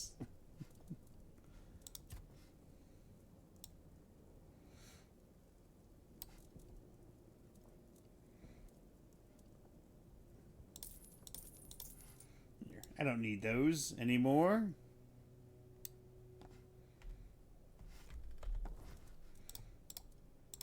See, this right here, this is what I love about this game. And there's a couple other games that do it too. But when you pick up new shit, it puts it in a bag. It's like, hey, these are the recent things that you fucking picked up. I think Elden Ring does that too. Culinary Madness with Rumpult Part 2. The Charm of the South, New Tastes and Discoveries. When I announced my plan to journey south to the cliffs of the Keeper's Fortress, many called me mad for leaving my position as Camelot's head chef. But my time there was done. My night's breakfast had already become a staple of courtly cuisine. I was ready for something new. In the south, I found that the cooks lacked names for their dishes, leaving them feeling unrecognized. Yet their bold and vibrant identity shone through their food. With some persuasion and a few shared drinks, they revealed the Kraken to me. Fish, crab, and berries, a dish as daring as the ocean's depths. Together, we brought structure to their recipes, celebrating the South's essence, simple, bold, and universal. Every fruit, every vegetable, equal in their culinary artistry. And then this one, The Culinary Madness with Rumpult Part 1. We read the books backwards. Years ago, a wise soul said to me, "Tell me what you eat, and I shall tell you who you are." These words rumbled through my mind before settling in the rightful place, the stomach. This simple adage, tossed out during a beer tasting, rang truer than any strict courtly culinary rules. How and where we dine reflects us, much like a mirror. The elaborate panic of Camelot's cooks reveals their desperation to pamper noble heads and bellies. Status means everything, they'd cry, backed by sycophants and schemers. But I believe true culinary arts arise not from luxury, but from necessity. Village fare, born of need and ingenuity, tells us more about humanity, its needs, creativity, and survival than any gilded banquet. And now I am going to have a conversation with the Southern-style crab, hoping it will tell me who I am. So, to the south.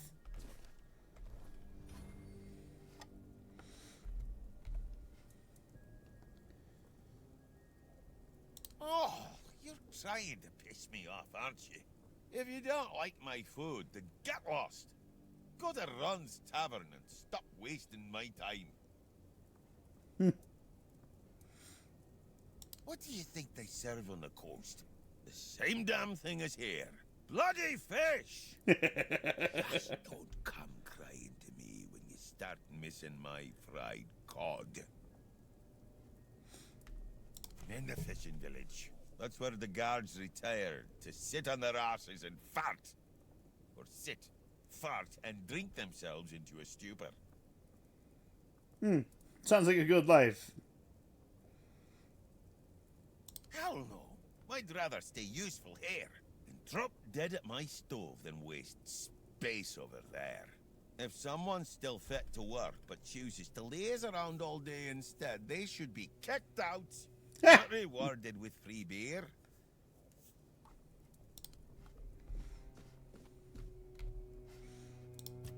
What can I cook? Ooh, I can cook mom's pie, which is terrible. I can cook the onion bun. The Kraken! I can cook quite a bit of this.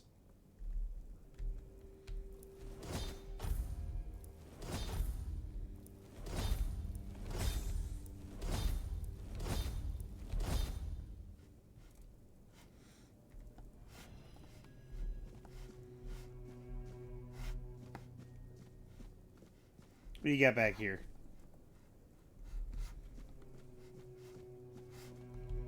I have to ask him, why are you always this angry? It's a good thing you didn't start with calm down, or I'd have shoved my cleaver up your arse. Yeah, I'm pissed off. Because our gracious sovereigns recently decided to let in a bunch of refugees from the villages. They say they're running from the weirdness, but who knows, really? So now I have even more hungry mouths to feed. And since the captain ordered the letdown of our keep, the supplies are dwindling a lot faster than I'd like. Of course, I can make you 1,000 different dishes based on fish and grouts. Come on, even the keepers need some variety in their lives. Well, an adventurer, are you? I am. I'm good for now, but if you find something interesting, you can drop it off here. And, as a sign of goodwill, I'll allow you free reign of my kitchen. If you need to cook something, go ahead. Cool.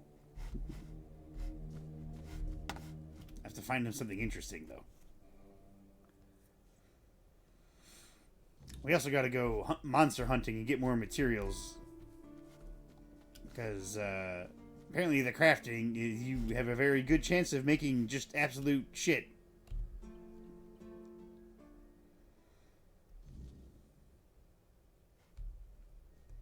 What Balthazar do you need? This is a prison, not a museum. We don't admire Oh here. my. We punish. At least, that's what they tell me to say. I'm supposed to be intimidating. Grrr. So the prisoners are scared of me. Prison guard, you seem pretty content. Because I am. I asked for this post. Just to get some peace, quiet, and warmth. No useless small talk. No shrieking seagulls. And none of that cursed biting wind. I'm telling you, it's heaven. And I get to read my books, too. So if you've got anything interesting, I'd be glad to trade. Usually, it's nothing but interesting, folks. I'm telling you, in these crazy times, every one of them comes in with some wild tale. But right now, quiet as can be. Good thing I've got my books. All my adventures are in there these days. What the fuck? Cut off hand. What did you expect? It's a weapon. Oh. Thief's Medallion. Increases sneak damage by 10%. Damn. Smuggler's Dagger. Hello. It's you. Some folks told me you've become quite interested in solving this matter. Well, I don't know why, since we're strangers, but thank you. Here. I hope it serves you well in your travels. Now, forgive me. I feel better, but I still need rest. Oh, he gave me a short sword. What's the strangest thing you've seen in the weirdness? I saw a man walk straight into it. Some bandit, most likely. No hesitation. He was smiling, I swear it. By the time we pulled him out, his face was wrong. Like something else had decided to wear it instead. We had no choice but to kill him on the spot. Stopped? No. Delayed? Maybe. But the weirdness doesn't play by our rules. It doesn't care about walls or swords or prayers. It moves. It shifts. And it takes. More than I'd like. It creeps in. Slow at first. Then all at once. And once it that has pillow actually looks pretty comfortable, I'm not gonna lie. I can feel it now. Crawling beneath my skin. Whispering like a thing with breath. Forgive me.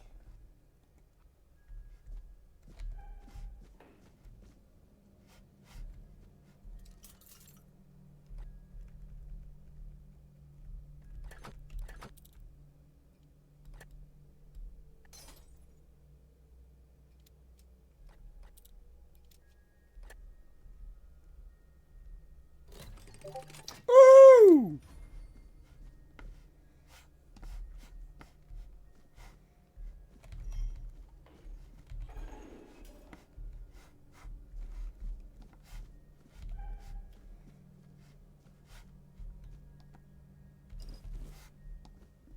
And you don't mind if I take that, do you? Nah, he doesn't mind. Thanks, buddy. Alright, how do we get to the museum? We have to go up. Which I am going to change this quest.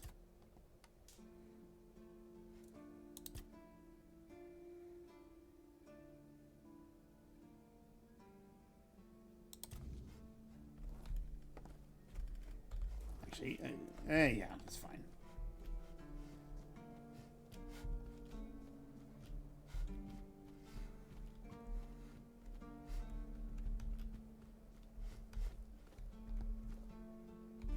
Tomato. Onion. Just keep your head down. Yeah, just keep your head down. Bloody Keep her seagulls. gwelling. Can you hear me? You flying vermin! Just try landing here and I'll pluck your asses clean. A keep by the sea. What a great idea that was. And what do you want? I'm fixated. Me! Oh, you didn't see what they did to me a week ago. I was just standing watch as usual, and then, suddenly, splat.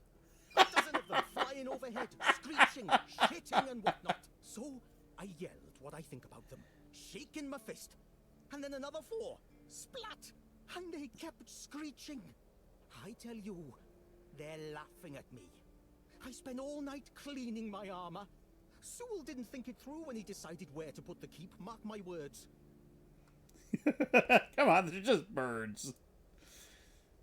I guess they didn't like what you said about And I them. don't like how you seem to think I'm a fool. So, what now? Should I shit on you for that?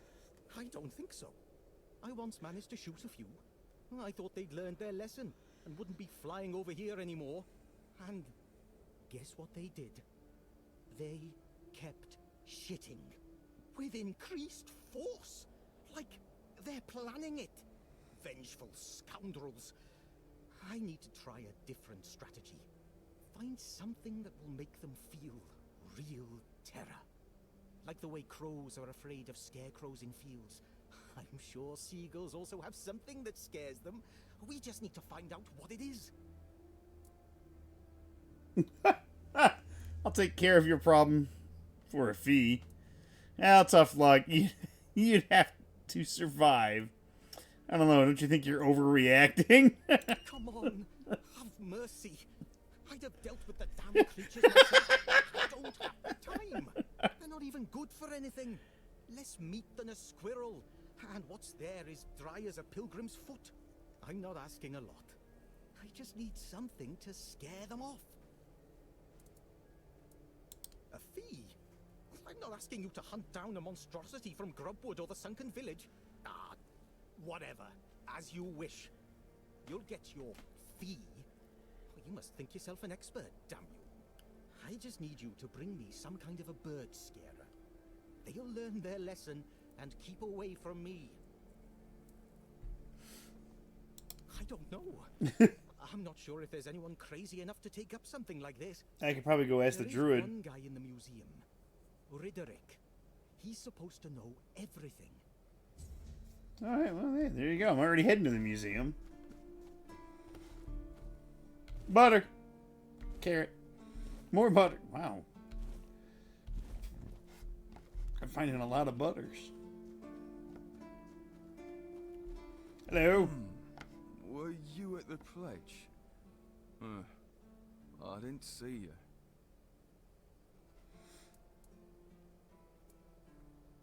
I'm just passing by. I don't serve. Yeah. Victory over health. Honor over life. Yeah. Bandits, tribes, Sodomol. Sleep, damn it, is the worst son of a bitch I ever fought. This motherfucker's drunk, isn't he? The service is eternal. Where would we be if Seawall took naps all the time? You need to serve. Not. I think this motherfucker needs some sleep. How long have you been awake? I shut my eyes for about 15 minutes every day. Sometimes 20. Besides, a true keeper doesn't sleep. He keeps watch. I think I found Ken in video game form. But I'm not gonna lie. That potion from Eber, our physician, works miracles. You could stand on the walls all day and night and not even think about closing your eyes. What? Listen, pal, I never asked. I just came in the evenings when I was getting sleepy and took it. And then Yan put it somewhere else. Keeper's vigor. Good stuff. So you were stealing. You know, I think some sleep would do you good. Sounds like you know. Once more, call to this glorious service by the grace of the sea. I really don't want to hear this guy sing. Shut up.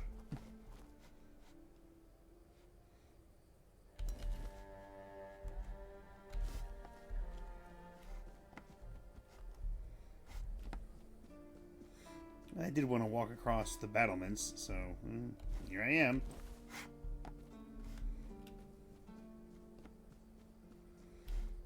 So many interesting people to talk to.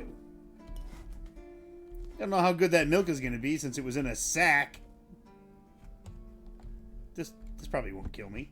No, it didn't even take any damage. That could also be my famous last words. This probably won't kill me. Arthur's memory. This feeling, it was so strong, so real. I remember now. The weight of it. The power. This blade was never just steel.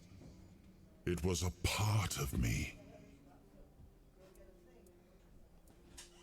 Yes, the sensation is unmistakable, but it carries more than my soul. It carries a part of my legacy. Why can't I draw the sword? A sword like that, it doesn't yield easily.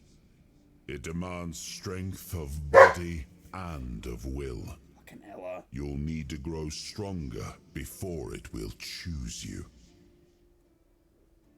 Alright. Excalibur. Ooh. Seawall Firstfoot, founder of the Horns of the South, was among King Arthur's most steadfast knights.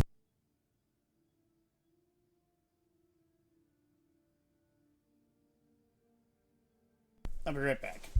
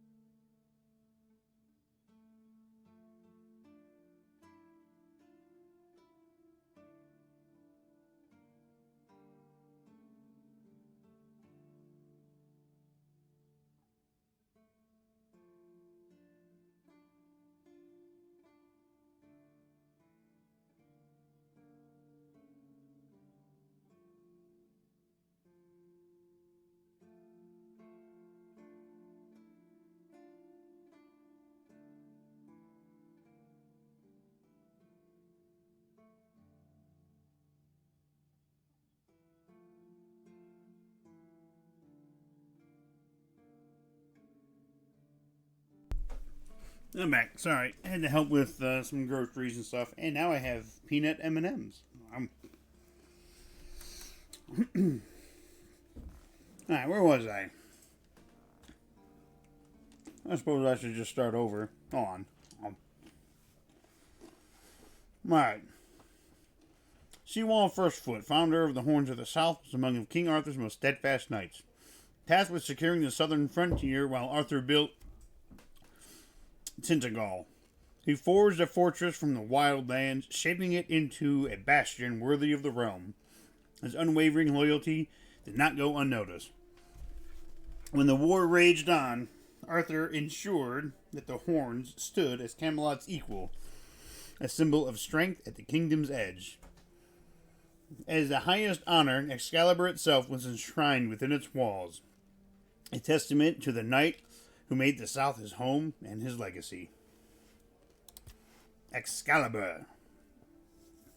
Excalibur, the legendary sword of King Arthur, rests within the horns of the South, displayed as a symbol of Camelot's enduring presence in the region. According to legend, it was the dying king's wish that the blade be brought here, a reminder that even Avalon's most distant reaches remained under Camelot's protection. Excalibur was never meant for mortal hands. Only Arthur himself could wield it. Those who dare to lift the blade feel their strength wither and their life force unraveling as Excalibur denies the grasp of the unworthy.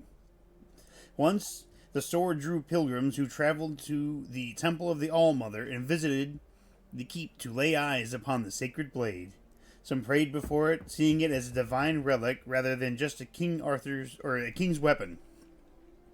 But as time passed and the faith waned, the visitors dwindled. Now, Excalibur sits in its place, a silent testament to a forgotten promise, an artifact of power turned into a symbol, and a symbol slowly fading into irrelevance.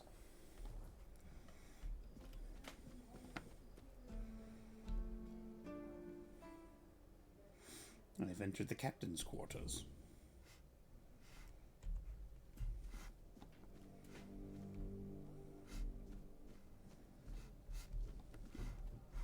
That's an ugly ass gargoyle.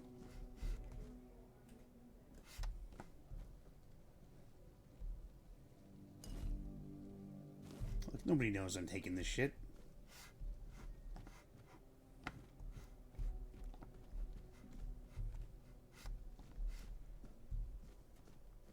Remember, always check behind the staircase. Ooh, I thought we were going to find something good.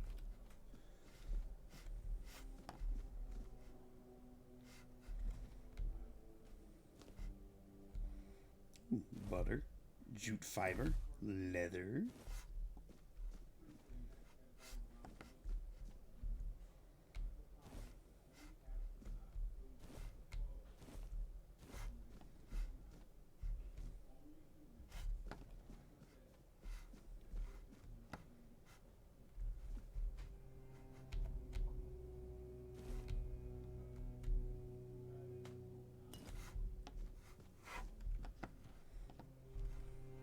Who the fuck is sleeping here?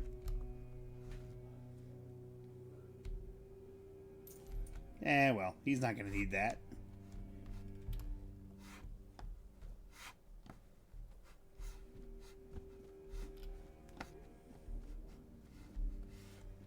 Like how the captain's quarters has his own, like, little pantry to himself.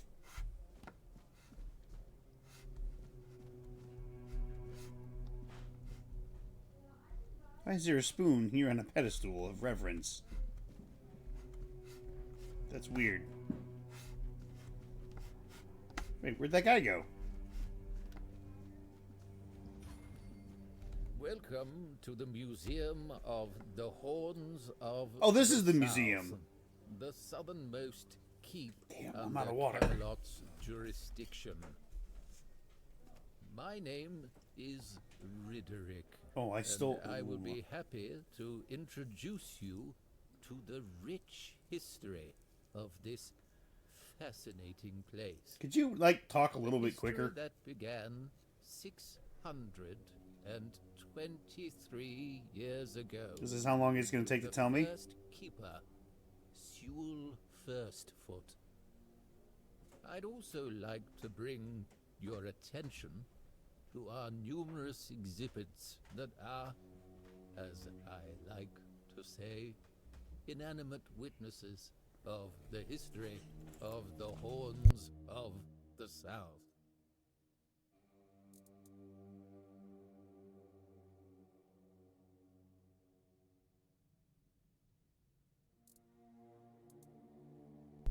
What do you know about seagulls? I have to admit that local fauna is not one of my main areas of interest, but I do know the answer to this question as it is rooted in the history of the Horns of the South. It used to be the case that a significant part of the daily catch was gobbled up by our troublesome coastal neighbors. So the keepers of that time found a very peculiar way to deal with the problem. Oh? Some of them, called the seagullers, scared off the coastal birds using specially constructed masks. They made them from feathers and pieces of tanned pigskin sewn together. The reason the gulls avoided these masks is unclear, but perhaps their peculiar shape reminded them of a natural predator? Alright then. Avalon of the Andrastate. Is that true? Can I see it? Do you mean the document with information about the course, weather, position, and speed of the ship, as well as all of the stops and other occurrences kept by the captain or the first mate? More specifically, the document from the bridge of the Andraste, which sank tragically in nearby waters in the year 513. Indeed, we have it. Please wait here. Fade to black. Fade back. Here it is, though I doubt those records will tell you anything, since the weirdness surrounding Avalon made sailing impossible. The knowledge of the precepts of navigation has been forgotten. So it's useless, and there's no way to find the Andrastate. Oh, no. We know that. You should have mentioned that you're looking for the wreck of the Andraste rather than the logbook. Every keeper knows that the Andraste was swallowed by the ocean. It's near what's currently known as Smuggler's Bay. Here, I'll mark it on your map. Oh, alright. Well, thanks. Ships, what happened to them? Truly? I never expected to hear such a naive question. What do they teach you in those rural schools? Likely nothing, which would explain why Avalon is in such a deplorable state. But you are fortunate, for I never refuse access to knowledge to those who wish to expand it. Saras, the flagship of King Arthur's fleet, was an exceptionally impressive construction of oak and ash wood. Unfortunately, it fell victim to rebels. A group of the Can you talk faster? individuals misled by the empty promises of Merlin's apprentice Nimue dared to seize Saras, and several smaller vessels also, in a clumsy attempt to return to the homelands.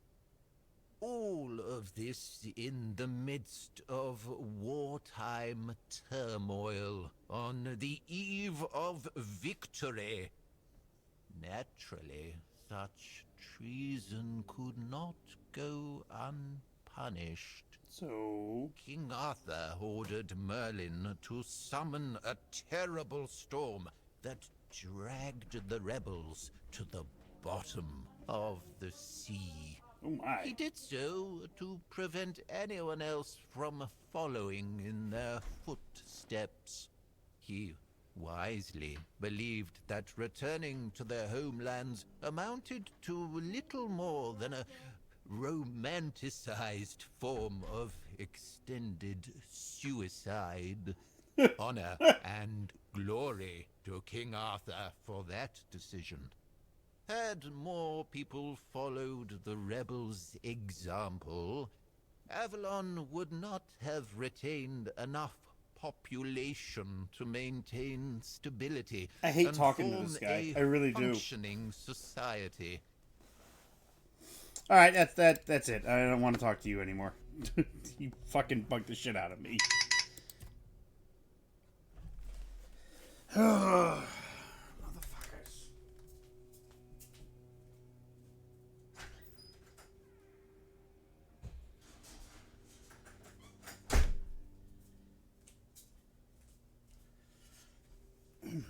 Last person up didn't close the garage door, so I had to go close it. Alright, let's see. 12th of Hawthorne Moon 518. Helmsman Noel insists that he saw a dark shape under the water and a fin the size of a sail. If I find that he's been drinking at the helm, he will not escape the consequences. I'll keep my eyes peeled just in case. It's been nothing but drizzle since dawn, and the wind makes every raindrop sting like pain. Thankfully, we'll reach the southern coast soon. 1 hour, 2.5 knots southwest. Wind east. Hour 2, 2 knots. Course southwest. Wind east. Hour 3, 2 knots. Course southwest. Wind east. Hour 4, 1.5 knots southwest. Wind northeast. Hour 5, STS. I don't know what that is. 13th of Hawthorne Moon 518. The drizzle stopped sometime in the night, and the dawn welcomed us with pleasant weather. No sails on the horizon except a few fishing boats near the horns of the south. We're headed towards the island asylum. It should be a short and peaceful journey. Hour 5, 2.5 knots east, wind southeast. Hour 6, knots 3, course east, wind southeast. Hour 7, knots, course wind. Looks like he didn't write anything in.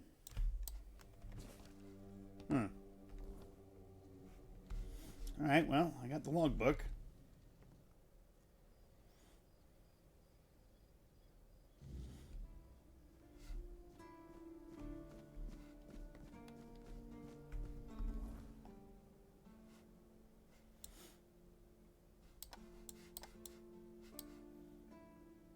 We've already cleared out Blood Lake.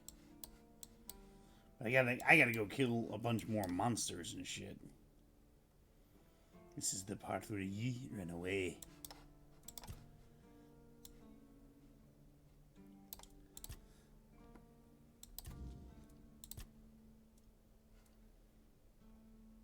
It's time for a swim in the freezing water. Brothers in Arms. Asked me to find the tags, repairing the deck.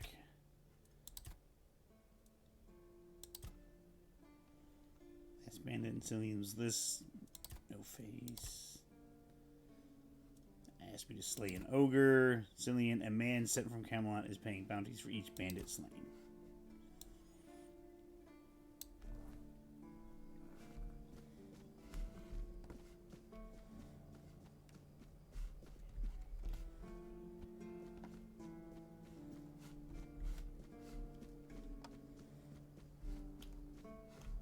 Alright, where's homeboy?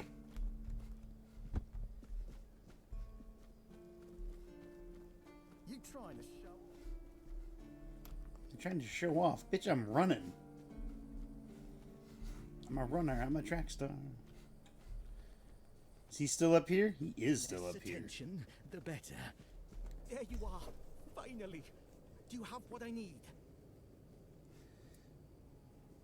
What are you waiting for? Oh, I guess I have to make it. I thought he just wanted information. I have to see what's in these lighthouses, though. Well, that one's under construction, so there's probably not going to be a whole lot.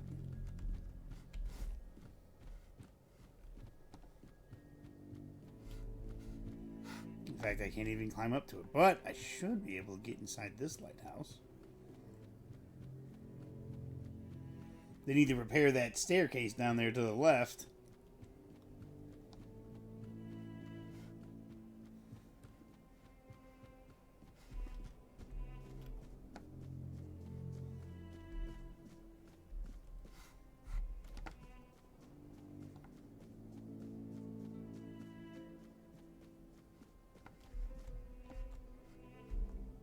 Butter.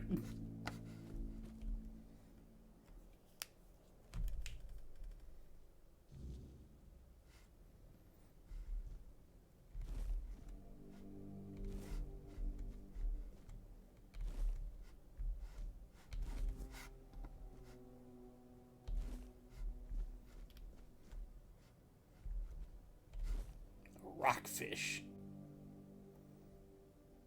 Oh. Yeah, don't mind if I do.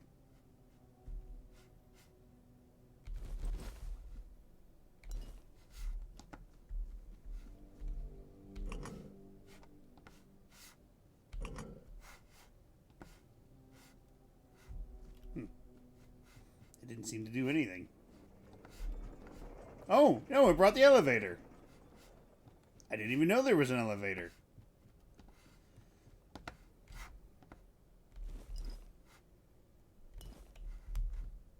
Butter. How they just randomly keep meat inside boxes. It's like, where should we keep this raw meat? Ah, just throw it in that wood box.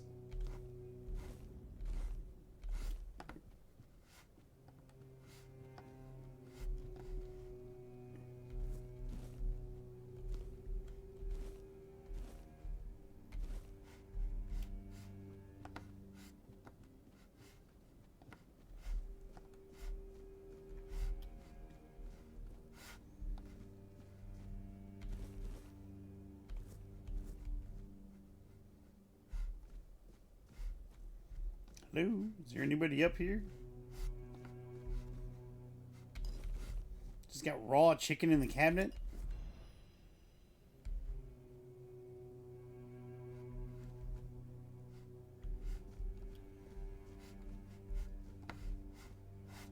There's no lighthouse keeper here. Oh, and you can't get all the way up to the top.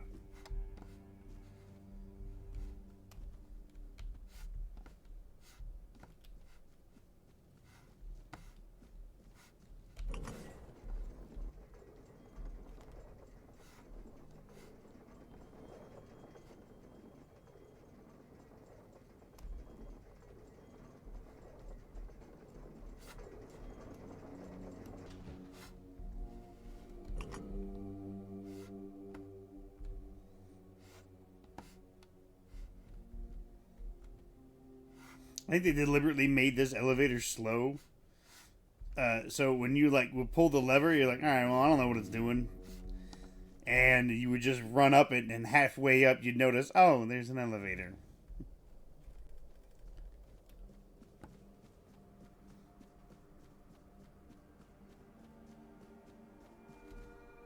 Oh. Random bow up here.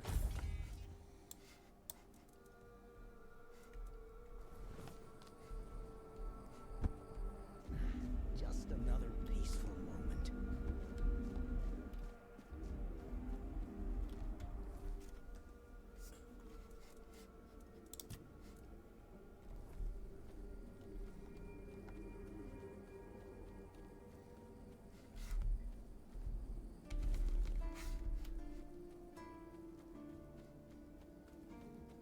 Let's go and see if we can't make some more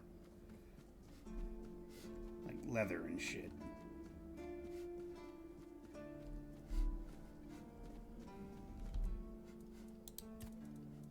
Yeah, here we go. Make leather.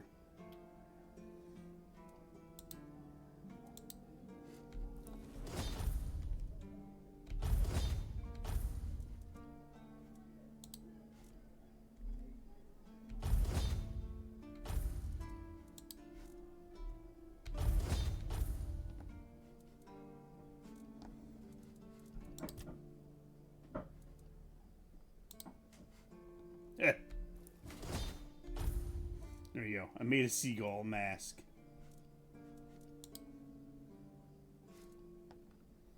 I have a 53% chance for it to come out as garbage. Oh.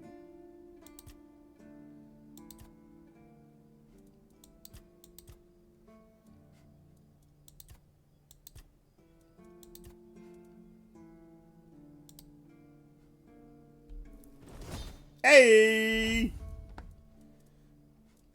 What do I need to make the other thing? I need more iron ore.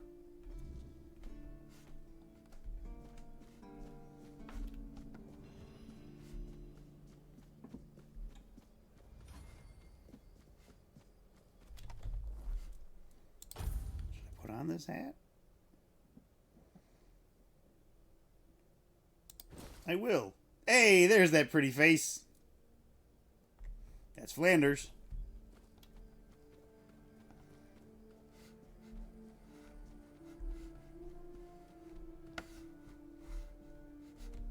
This guy's probably not going to be too happy to see that. You have to wear this, buddy. I'm sorry. I should. There you are. Finally. A mask? Eh? Are you sure? Ah, whatever. Sod it. Now they'll get what's coming to them. Damn rascals. You can go now. I think you're forgetting something. You're right. Here, take this. But don't think, even for a moment, that the struggle is over. We need more, much more, to finally rid ourselves of those blasted birds once and for all. Are you ready for the next step in our fight against the flying? Oh my god, there's more to this ridiculousness. Enemy? What can I do? That's the spirit. In a war like this, every ally counts. Look, I've got the perfect seagull trap design right here. You just need to make a few and set them up in some strategic spots, like this one. And those flying pests will surely get caught. We need to work smart. Yes, sir, I'll get to work. I have nothing against seagulls. I just wanted to help you. You think this whole campaign has gone on to fuck it? Go on then, and fight against the flying vermin.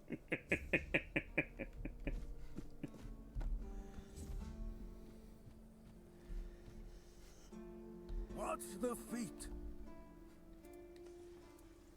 The feet, mine or yours? Your feet, and my priceless seedlings. I swear, your nosiness will be the death of you.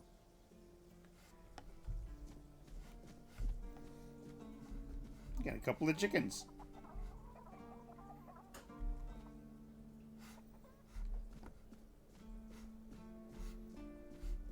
Just keep your head down. You need something?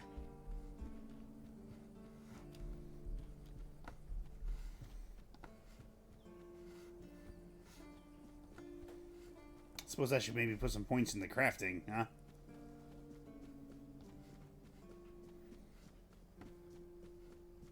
I mean, you level up fast enough.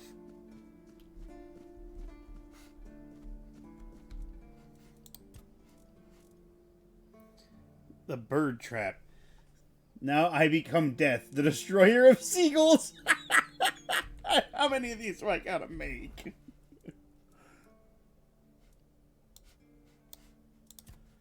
I get a new character?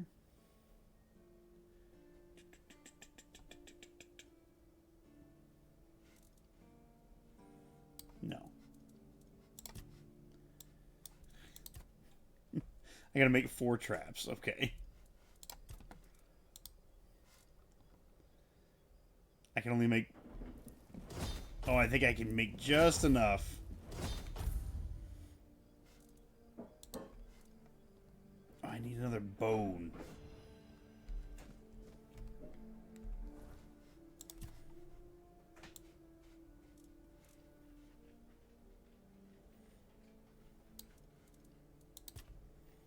Yeah, fuck. I need another bone. Oh, hey! You're the reason they put me here. You just wait until they let me out. I'll beat you so hard your own mother won't recognize you. Come a little closer so I can spit in your face. That was necessary. You were drinking on duty. A drunk guarding the gate. You did this to yourself. Nobody asked your opinion. I drink because I want to. I drink because guarding that empty gate is the most boring shit in the world. What's it to you, anyway, huh? Maybe I was drunk, but the gate was guarded. It's not your damn pin, I wouldn't even let you in. But all is not lost. We can still be friends. Listen, just pour something delicious down my throat, huh? And I'll forget this insult. I'm not guarding the gate right this second, am I? Hmm? There's nothing wrong with having a little sip, right? Come on, don't be like that. Just a drop. That's all I ask. Maybe I would give you some, but I don't have anything like that with me. Forget the booze, preferably forever. You've already drunk enough for a lifetime. Oi, that's for me to decide. If you don't even want to help me with such a tiny thing, then get out of my sight. Me a throw pass to the bone, you grateful bastard. The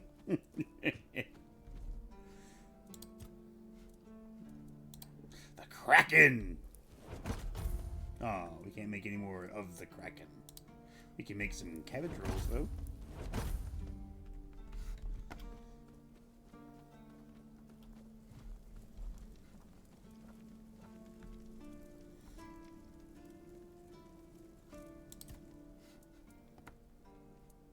Seawall. He was the first to set foot on Avalon, not me. He decided that if anything were to attack us in this strange land, he would shield me and take the first blow himself. I remember loyalty. A fierce, unwavering loyalty. To me and to Avalon. He must have been someone I trusted deeply. Perhaps as we move forward, more memories of him will come back to me. I hope so. For now, I only hope his loyalty wasn't in vain. It's more than a sword. It's a promise. A blade that stands for unity, for strength, and for hope. It wasn't just I like mine. the echo effect when you're talking to It belonged Arthur. to Avalon. Every swing, every battle was fought for the land and its people. But Excalibur is also a burden. It demands more than just skill. It demands purpose. Without that, then it is just steel. We're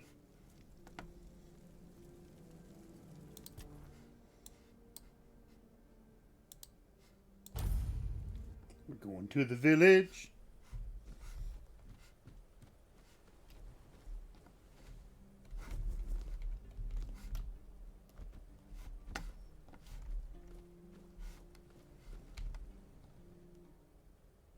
I just gotta try my hand at the wood cutting because I need 50 wood.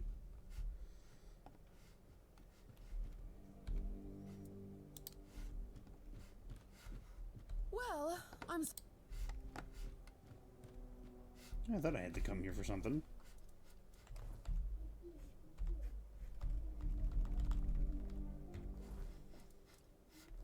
I guess I can't pull out the map inside here.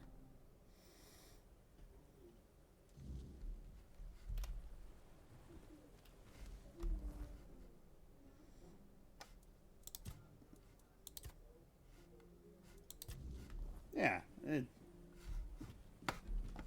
God damn it. Gotta talk to Ron. I knew there was a reason why I came down here. Some time ago, one of the keepers left something important here. Documents. No, I don't recall anything like that. He said he left them after the last drinking bout. He said they should still be at the Stale Lamb Tavern. But that means... No. Impossible. What if... Holy moonshine. I remember. Sigibald. It was Sigibald who left those documents behind. Yes. I have no idea how you found out about it. Sigi. He's dead. Taken by a fever. I met him. He asked me to get the documents back. Aye, of course I have. I didn't just throw them in some cabinet. I was afraid they'd fall into the wrong hands. He was a good man. I wouldn't get rid of my only memento of him. Here, after what you said, I assume you'll make good use of them. Even though I'm still not sure what to think about it. Things are getting weirder and weirder in our beloved Avalon. Well, he died like he lived, with a tankard in his hand. The boys always said Sigi was a friend worth 5 others. And he was. He was a prankster like no other. Once, he slipped a rotten egg into the quartermaster's dinner. Never a dull moment with him, that's for sure. No problem. Listen, if by some miracle you really talked with Sigibald, please, give him my warm regards. I don't understand anything anymore.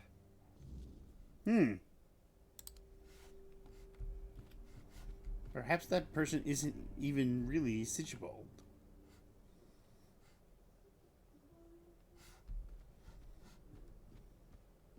Maybe it's an imposter. Maybe it's somebody that...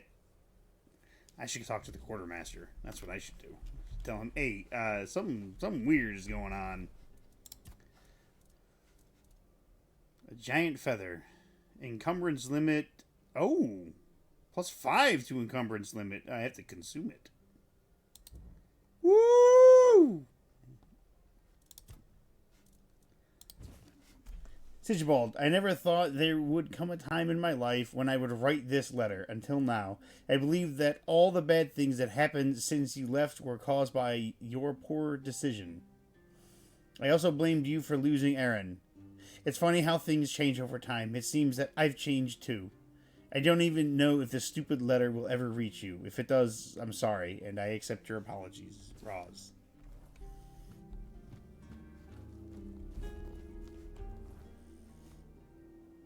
That's repairing the deck.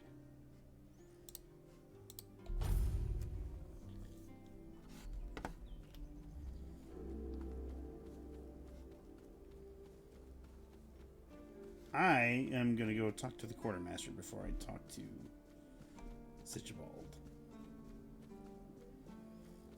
So otherwise, it's like, yeah, I've been talking to a ghost. The quartermaster's not here. It's probably asleep.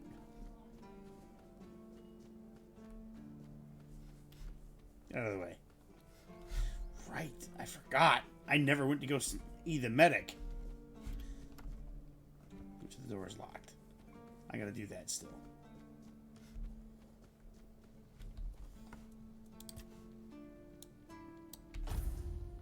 So wait a couple hours. Everybody should be awake. Yeah, see, he's down there. But what if... good, okay, the quartermaster is here.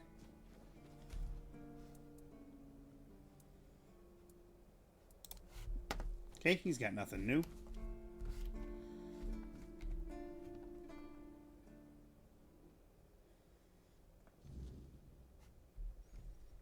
Hello. Oh, sorry. Do I know you?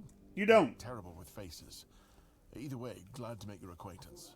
I'm Jan Heber, a physician raised in Camelot and trained in the Royal Academy. You look like you got a bit of Red Death here, buddy. What's going on with that? Strong health potion. I already know that. I think I already know those.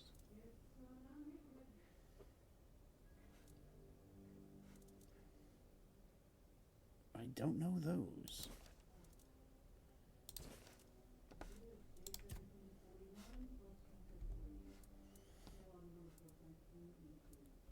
All the refugees share a dream. Do you know what do you could have think? happened? Do I look like a mystic to you? A shaman? A village witch? I don't think so. Otherwise, I'd have a lot more to worry about. If you're looking for answers about things like this, you should consult the literature on the subject. Though, I can't say I'd recommend it. Looks like you were in dire need of sleep. I don't dream about anything anymore, so sleep feels like a waste of precious time. Fortunately, back in Camelot, I found a mix of remedies that can keep me awake for a whole week. It was quite popular in our study group. Oh no, every physician needs his secrets. But I can sell you some if you promise not to tell any of the higher-ups. There are Side effects. You won't fall asleep for a while, but the moment you do, well, you'll feel like you died and came back to life, only to die again. So you either take the next dose, or endure it. I can endure it because I don't have a post to attend to. But our brave soldiers, well, that'd be risky. Huh. Is some local witchcraft I've been trying to make sense of. I guess I'll find out when I try it. Try it on yourself? Experience is the best teacher. Don't worry, I'm not testing anything on the others. Graham the Mad, a great Camelotian physician, used to say that a real doctor would never give his patient something he hadn't tried on himself first. A wise approach, which I follow myself. Graham the Mad. Don't you see the irony? What irony? Oh, that was unexpected. Here, take it. What will happen, I have no idea. But please, tell me, if you live to find out.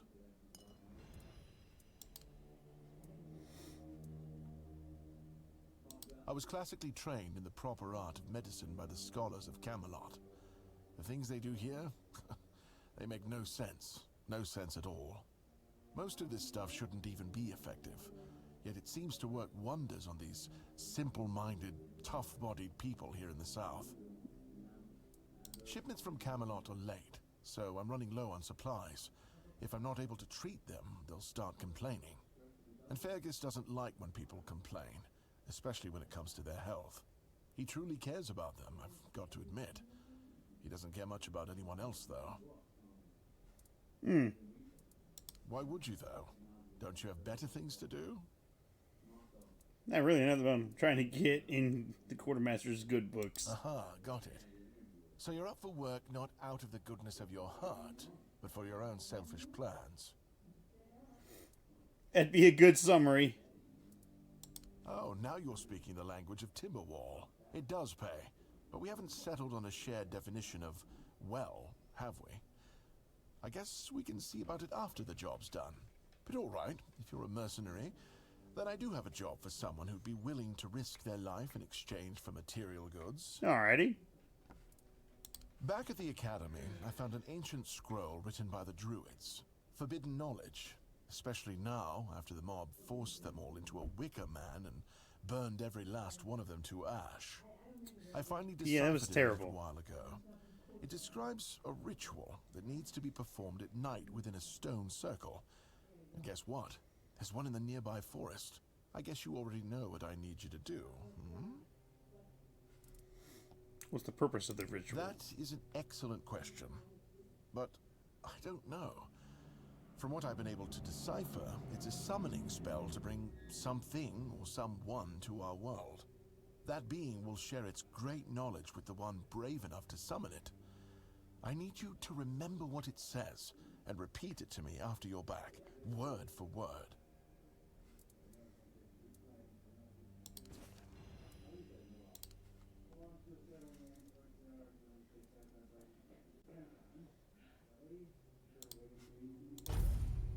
Give me all the fucking sage. God damn it.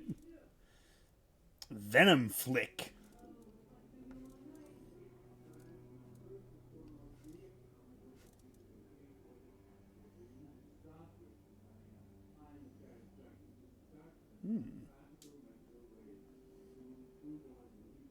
Yeah, sure, I'll buy it.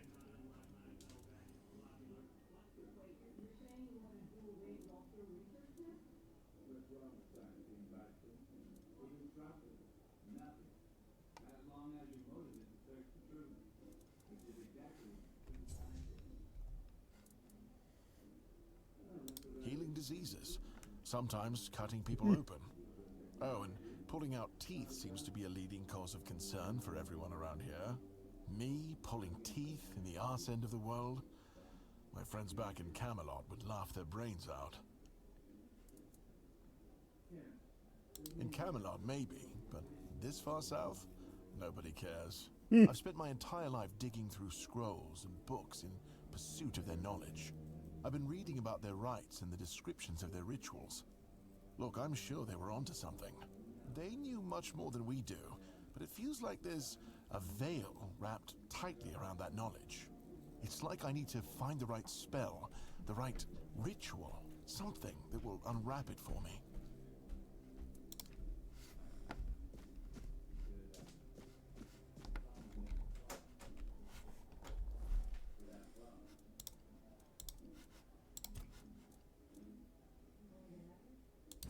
Ancient scroll. To all seekers of knowledge, heed these words. You have stepped onto eligible that will lead you to the greatest treasure of all, wisdom. As you are preparing to become a vessel for ancient druidic secrets, eligible, gather the following ingredients. Legible. Knowledge you seek: venison, onion, and a clove of garlic. Put them in the cauldron. Take those offerings to the sacred druidic site of your choosing, then put them on the altar, and then wait patiently for enlightenment to dawn upon you. A mysterious experimental elixir by Jan Herber. Its effects are unknown. Consume at your own risk. I extend my gratitude to the Royal Academy for permitting me to compile the knowledge of eradicated druids. Though their practices were vile, their knowledge, when refined, may serve Avalon's betterment. At the core of druidic alchemy, were sage and mistletoe, sacred plants with proven healing and cleansing properties. Combined with strong alcohol, they produce a potent, long-lasting remedies. However, even in simple recipes, the druids relied on ingredients from the weirdness. Their arts, corrupted at the roots, are better left forgotten. No tribe on Avalon is more mysterious than the Picts, and I can attest to that. The impression they left on me remains vivid even now. When I finally found their secretive group, they said not a word to me, yet I sensed no hostility. Instead, I am certain their scouts had been observing me, perhaps deeming me harmless. When my supplies ran out, I awoke one morning to find food by my sleeping bag, a clear sign of acceptance. A silent guide led me deeper into the forest where I met the tribe. Still, not a single word was spoken. For a full moon I lived among them, silently observing their customs. I noted every ingredient added to their alchemical cauldrons, and lacking explanations, tested the mixtures on myself. The results? Spectacular!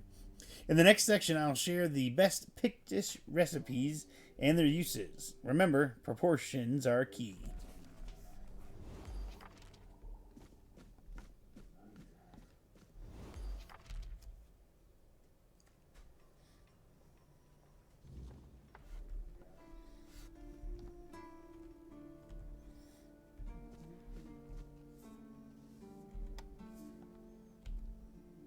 Alright.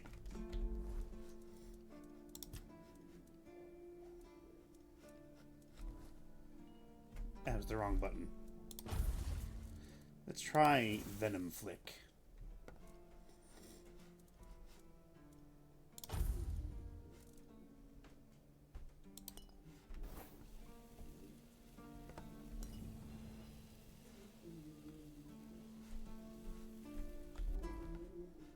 Well, I drank it.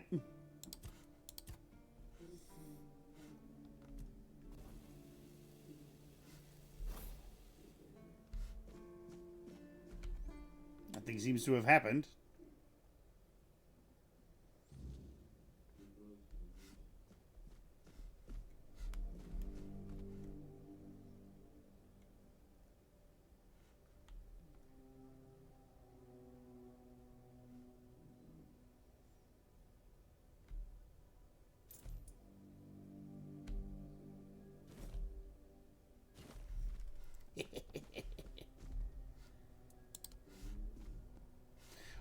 I drank it. I don't think I was supposed to drink it, though.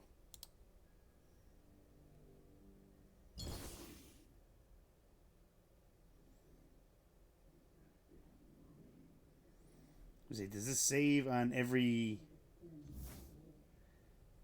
entrance? Oh, yeah. Okay. Hold on.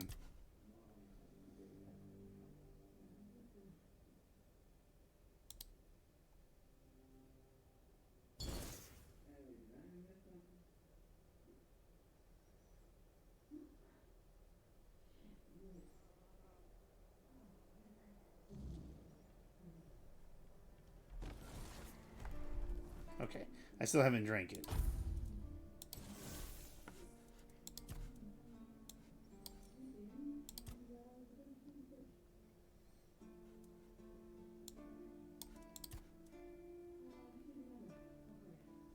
So the Sigurd should be dead. Yeah, it did. Okay, where is... Not drinking buddies. Last voyage. I gotta do that one.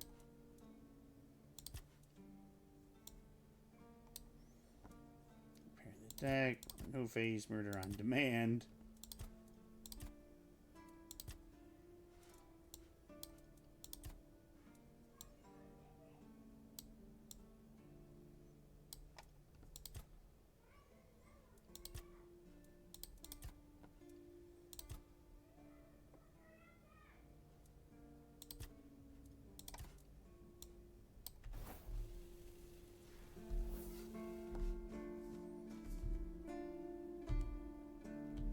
Yeah, he didn't want to talk.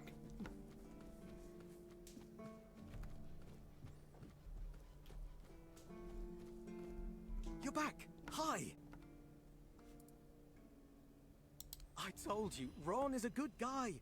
And here's a little something for you. You know I pay well. To be honest, Ron was a bit confused. Yes? What's the matter, my friend? Well, you're dead. You're really good at this today. Wait. Oh. Oh, you're serious? Yeah. I understand. Oh! For so many years, I've been afraid to open this letter. But it looks like I needed to read it. Well, here's what it is, right? And I've been wondering why no one wants to talk to me. I thought to myself, are they mad at me or what? But why are you talking to me? How can you see me? I wish I knew. I have a passenger inside me who wanted to help. Anyway, may the All-Mother bless your path. See you next time. Alright, so he's literally just a ghost. Increases armor by 1 for 6 seconds.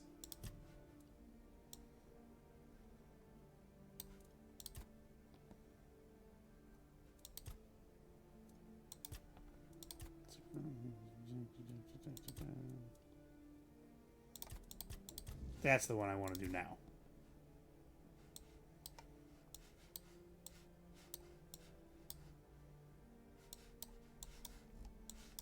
I'm gonna have to go out into the water. Oh yeah.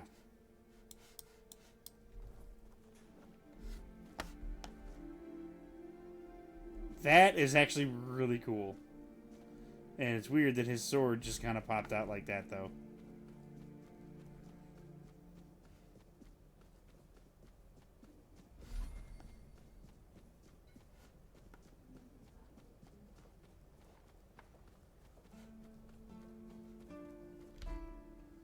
Try not to get yourself... Yeah, shut up. Oh, look who's fucking back out here. I'm not talking to you, birdface. Get lost. Don't even look at me. You want something from me, you just wait. You call me here crawling on your knees and I still won't talk to you. Are you happy now? Sober and all? 'Cause I'm not. Go fuck yourself. You drunk bitch.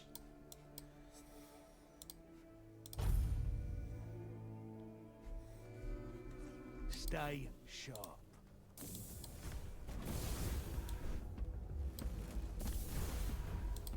No, you'll regret this. We'll make short work of you.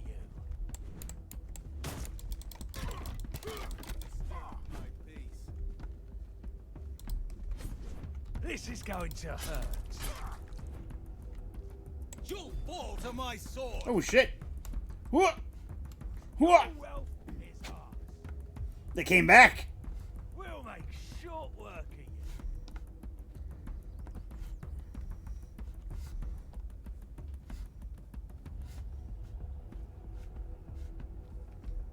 I honestly didn't expect them to come back.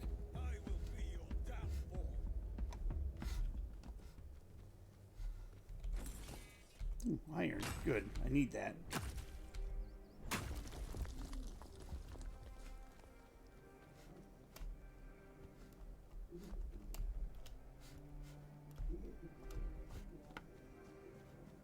Hooah!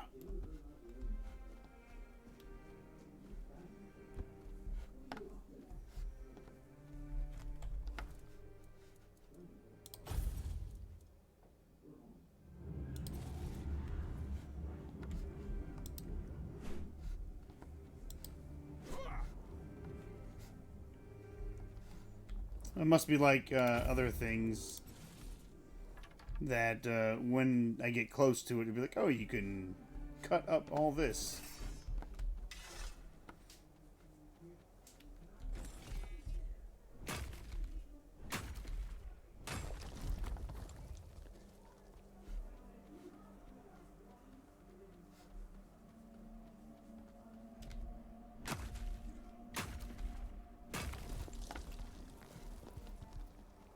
God damn, that's a big ass skull. I don't think I noticed that before.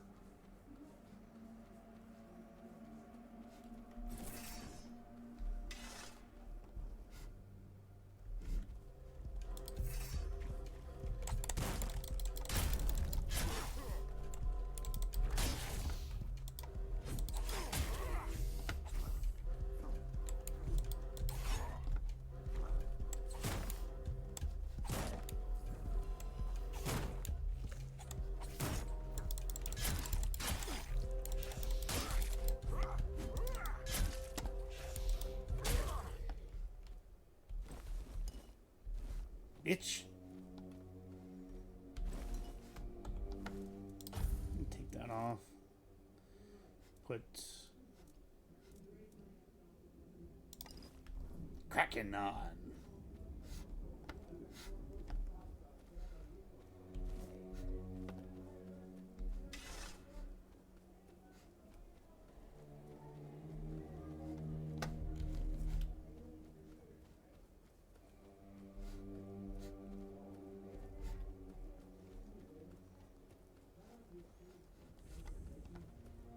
Ooh, a new location.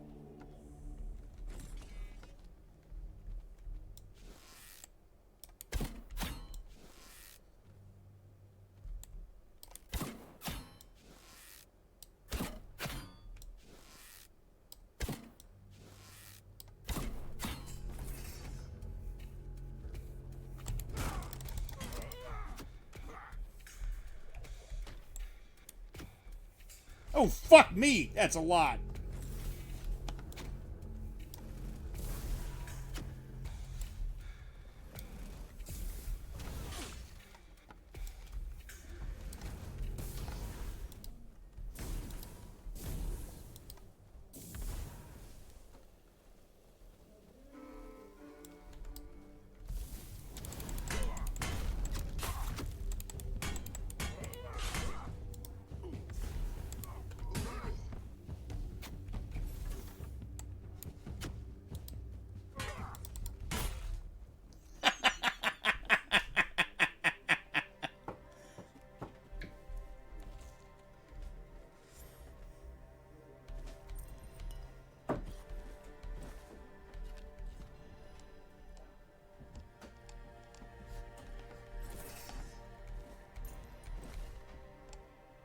A great bow. The fuck does it take to use the great bow? Oh, wait. I can use it. Holy shit. Yes. Get rid of that.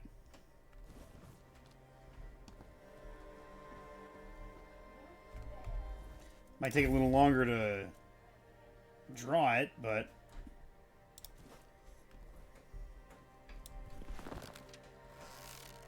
oh yeah. Ooh, fuck.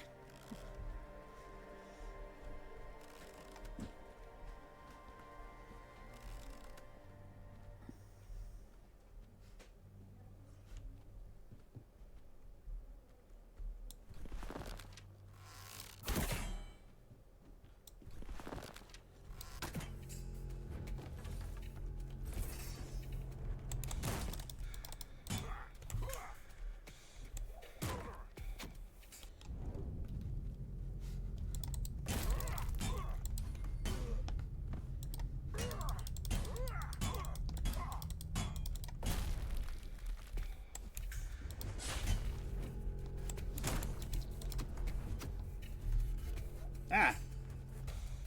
Gotta stop getting shot at by assholes.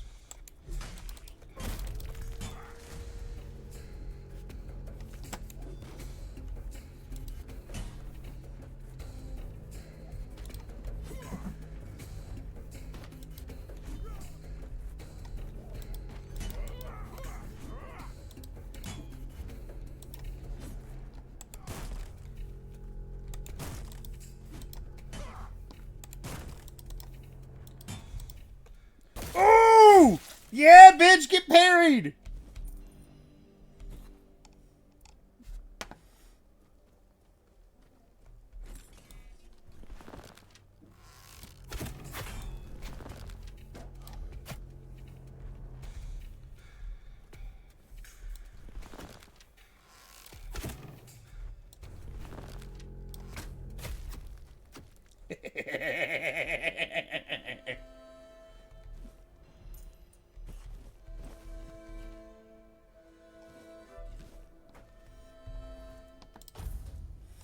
Alright, the great bow was good, but it takes too long to pull back, so let me equip a long bow.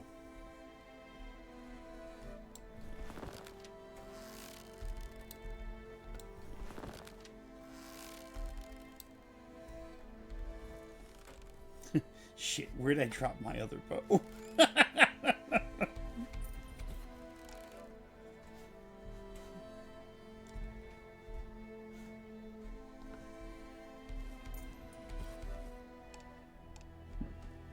did manage to kill a couple of guys, didn't I?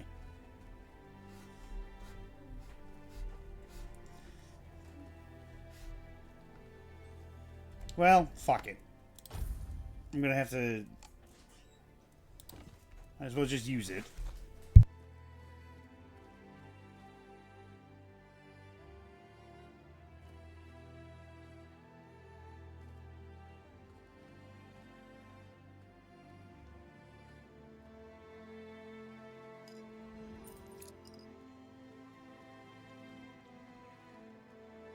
Just got some otherworldly wax.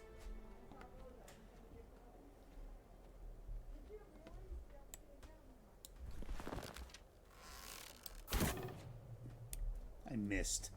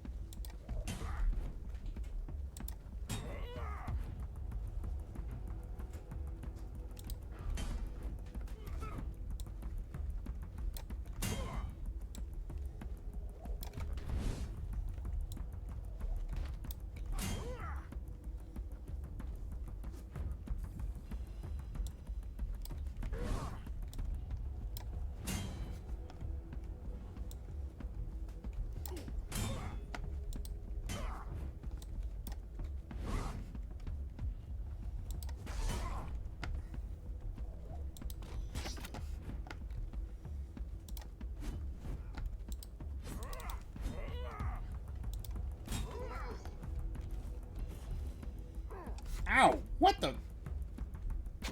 Prick!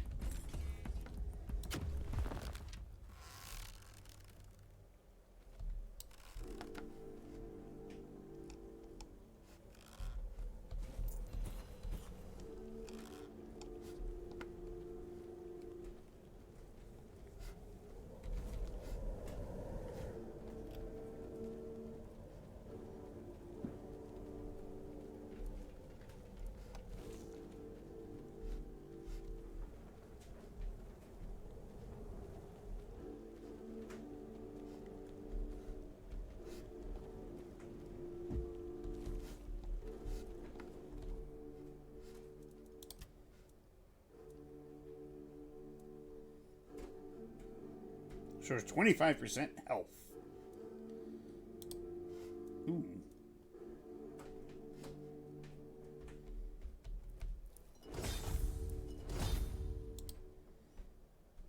Health potion.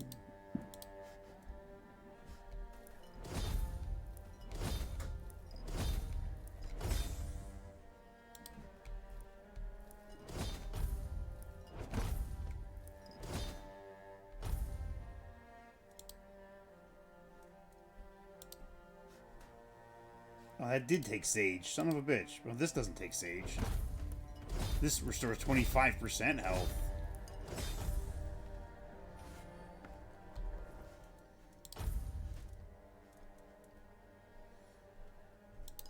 Man, I might as well use all the little ones that I have.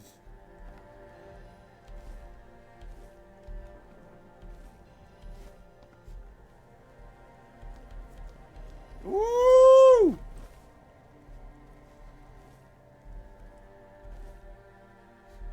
The fucking crate had so much good shit in it.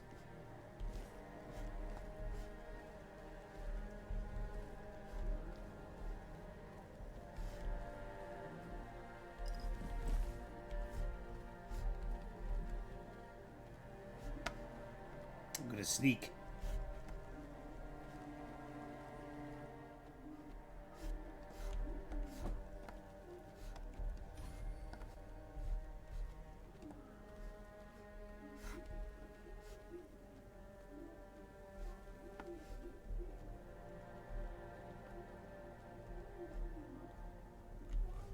Ah, I think they saw me.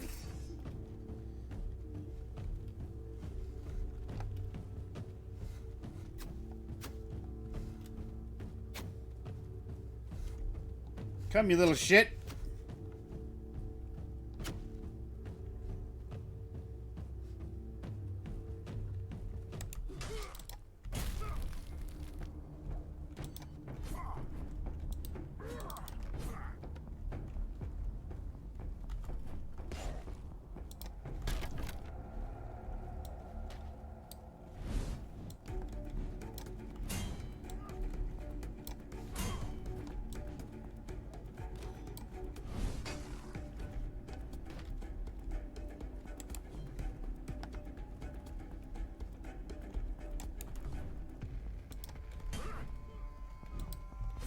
Oh shit, that's the fucking...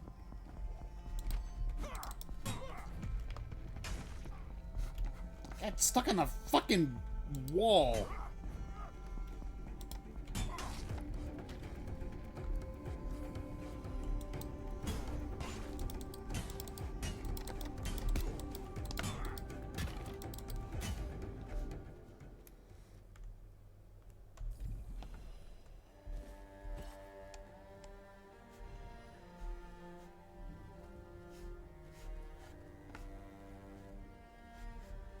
Let's see, where's your buddy?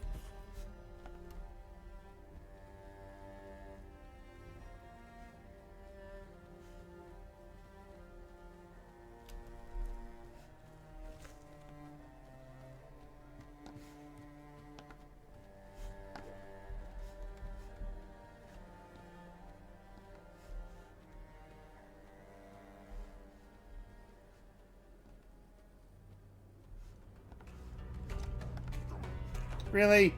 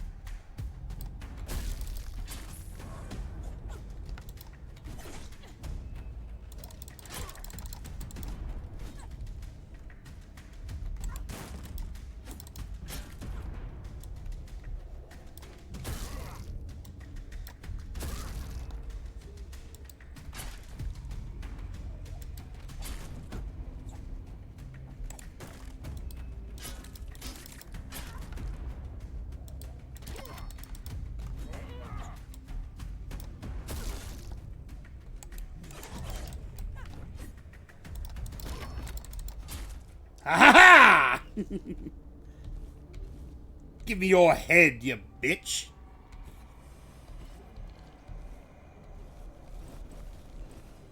And all your clothes, apparently.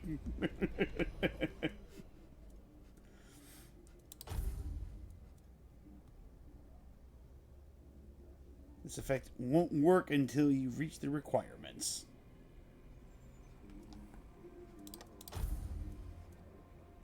I need dexterity and... Wait, do I need dexterity? No, I need a lot of perception for that. Then I need strength and endurance. Where is... Oh, I need 2 more levels. If I get 2 levels, I can use the cape.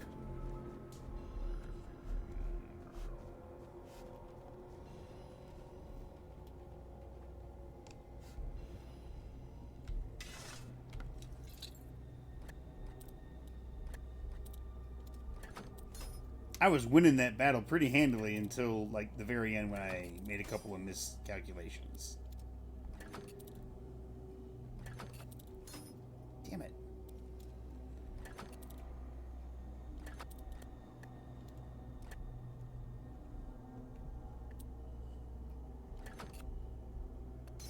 Damn it.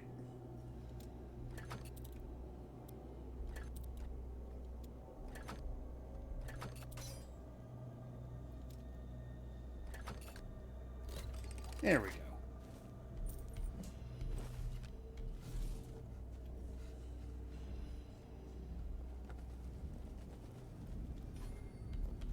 Fried cheese.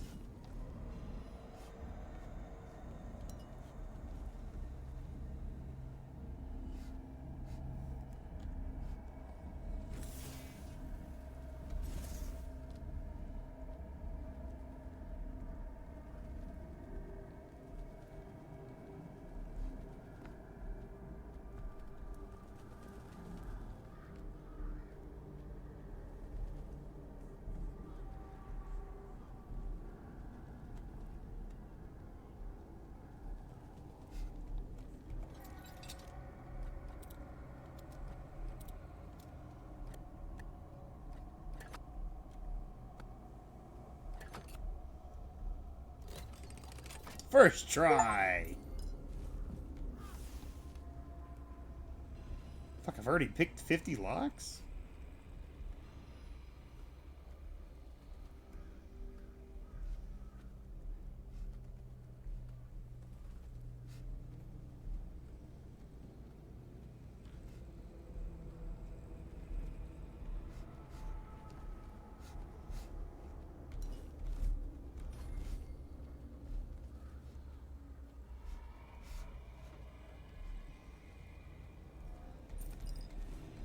Rogue Step.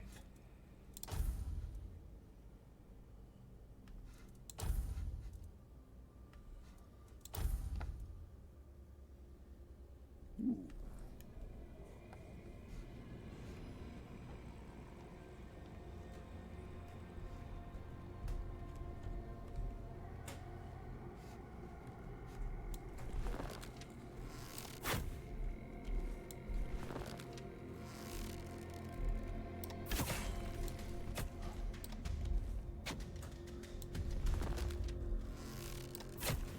Really?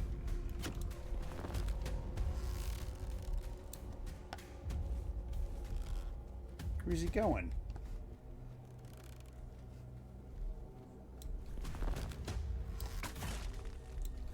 Oh, okay, I got him.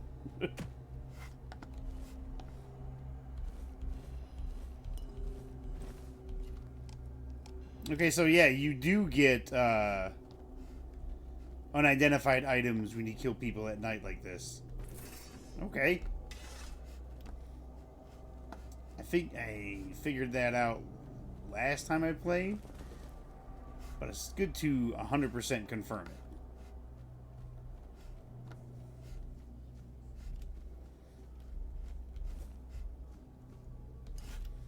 I don't know if it's going to transfer over to beasts.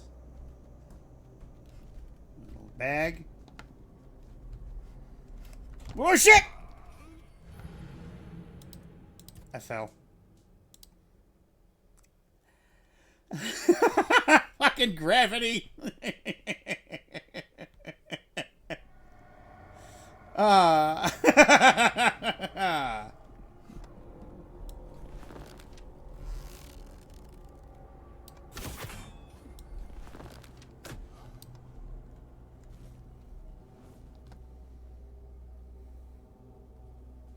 He doesn't know. But he's gonna!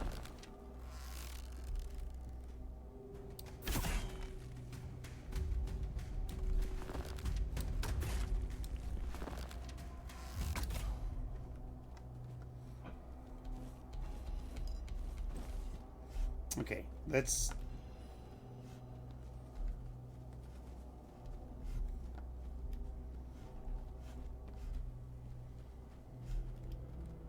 I was gonna say, let's not fall off the edge this time.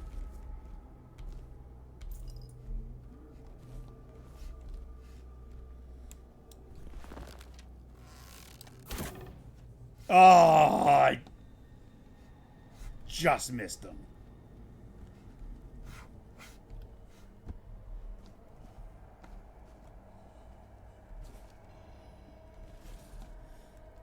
I picked up a thunder strike. What the fuck is it?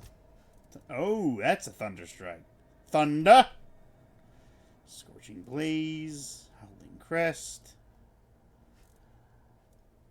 Diagas. Parry window is twice as long. Zap the enemy in close range. Gathers electricity around a selected area in which, after a 3-second delay, strikes thunder, dealing electric damage.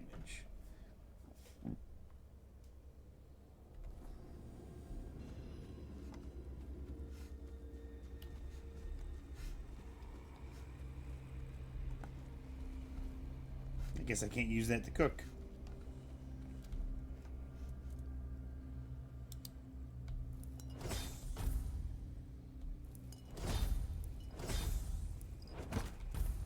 What do I need to get? Carnation.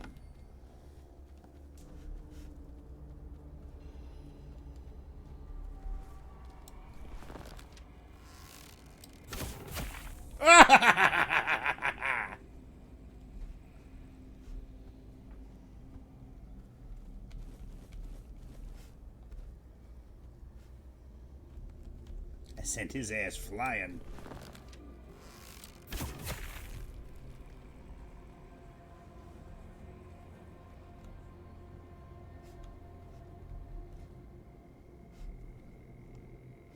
Just a dead red priest here.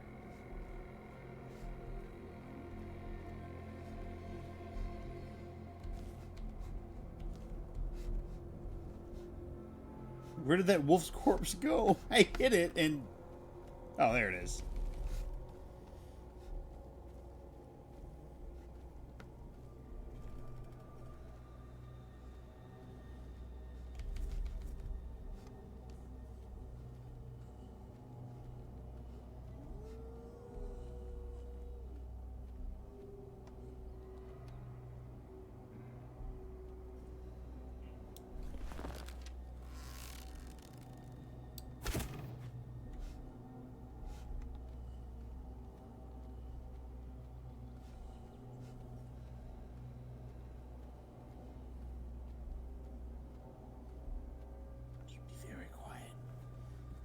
Wolves.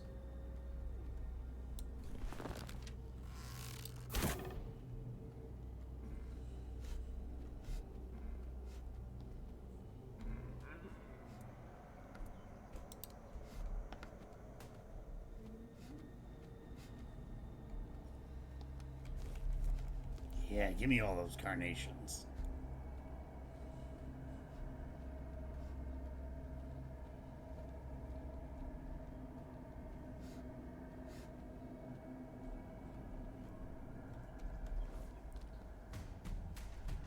See, that's Corpse Eater.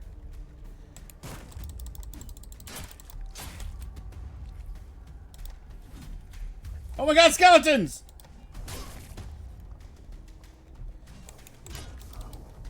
Ooh, that hurt a lot.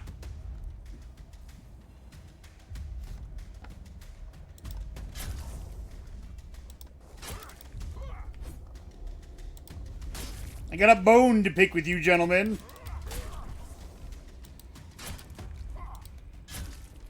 I needed bones.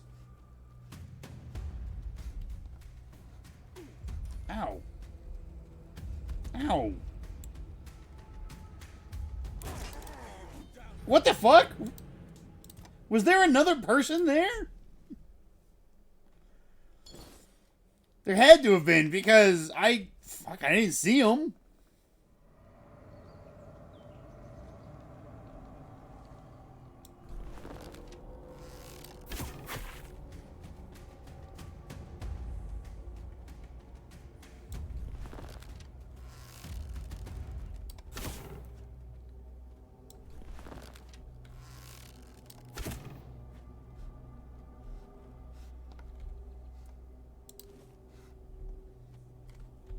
Alright, I need to see something. Wind Knight.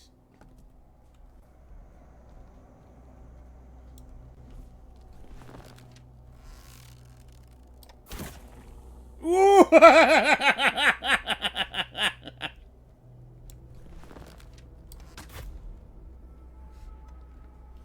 Got your ass.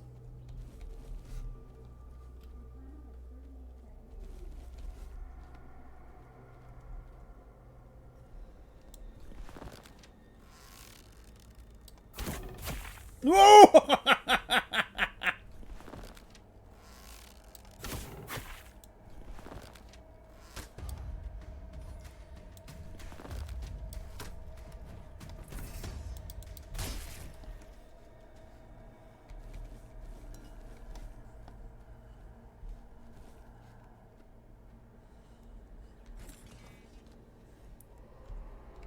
I think. Oh yeah, this is the graveyard I'm supposed to inspect.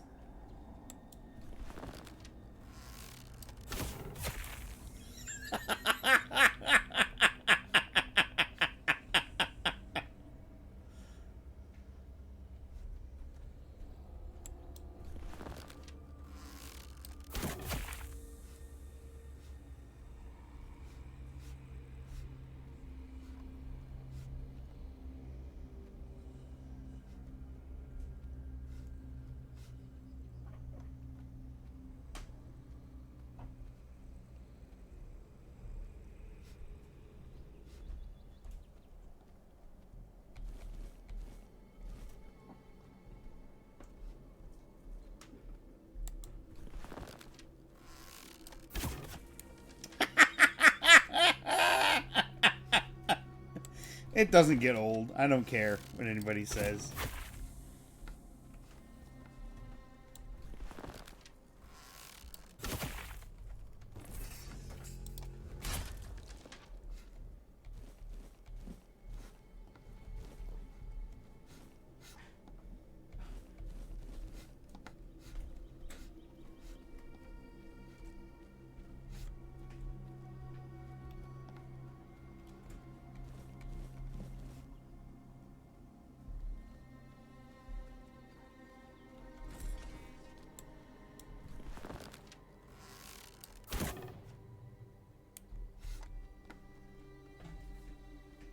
Missed.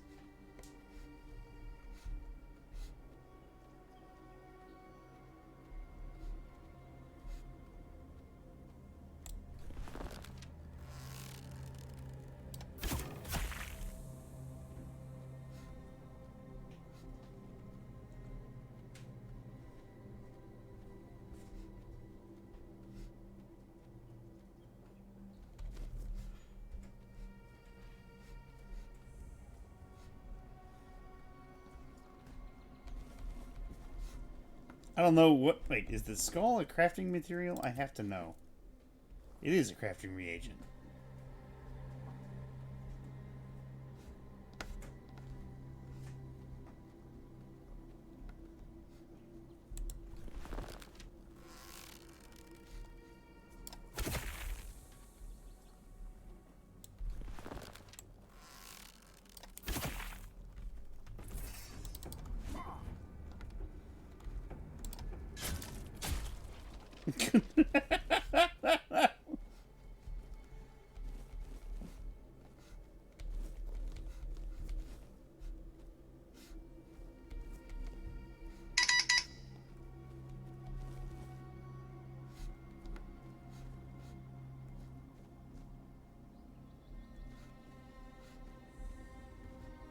Bandits camp. Ooh, there's a letter here.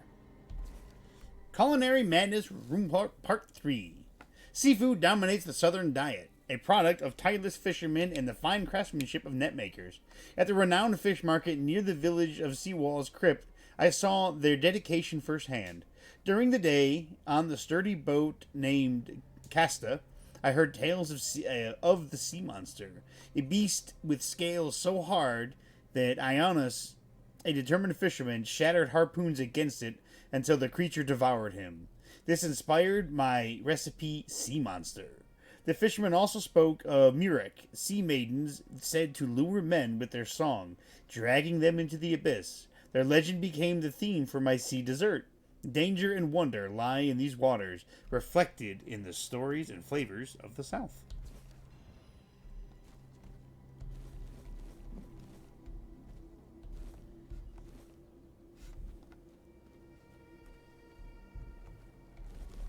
Got some cheese and lettuce. More garlic. Potato.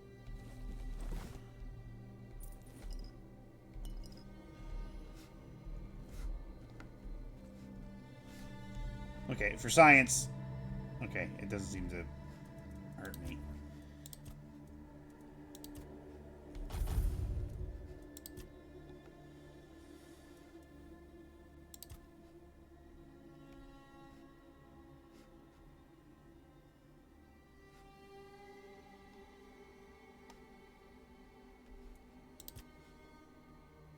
This is one-handed heavy attacks. No. Heavy attacks with one-handed weapons reduce the target stamina by 5%.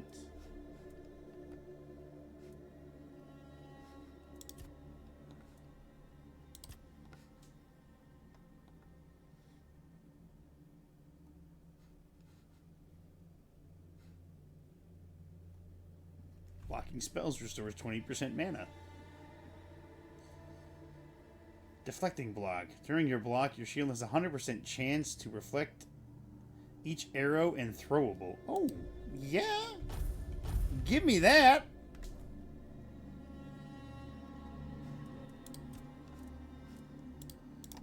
What can we cook up? We got some good stuff. We got the Kraken. We got Southern style crab. Seawall's Delight. Hunter's Stew. Damn good fish.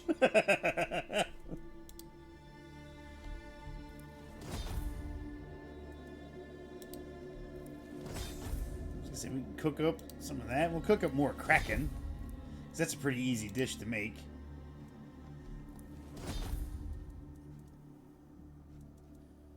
Baker's Fare, cabbage rolls. Cooked meat. Give us some more cabbage rolls.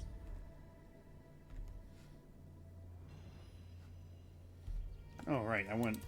We'll just rest for an hour. Okay.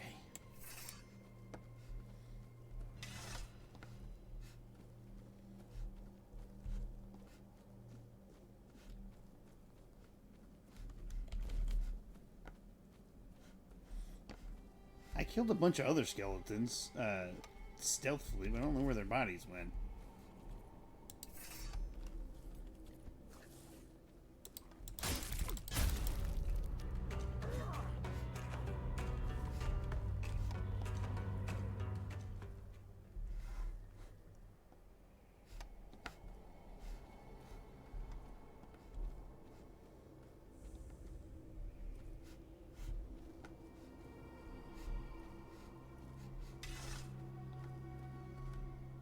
Ooh, peppermint.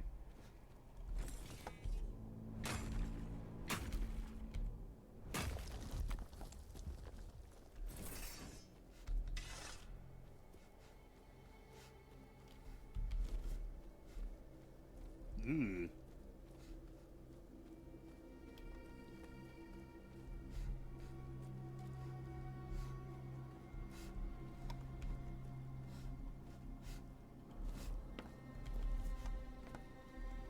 Hot diggity daffodil.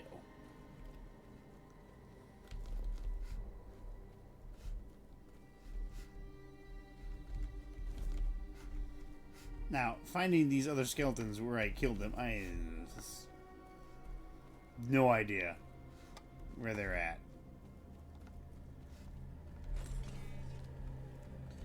What we can do is kill this motherfucker.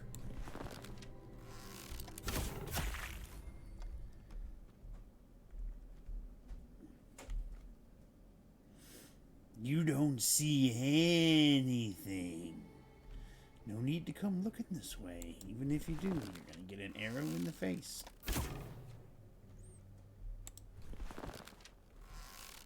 You'll fall to my sword.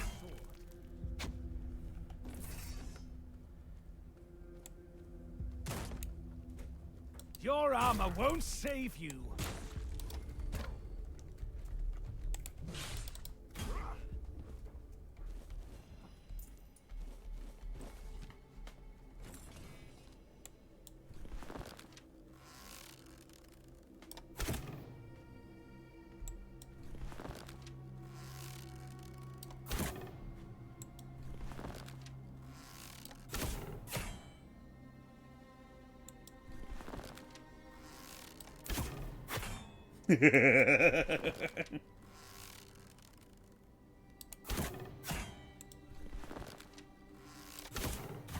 Got him.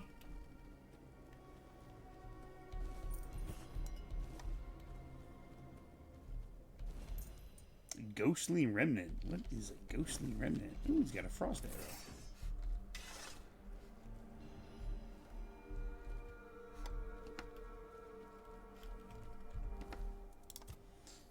Ghostly remnant increases spell power by 50% for 10 seconds. Love that I can. You can just find cookbooks and shit out in the wild.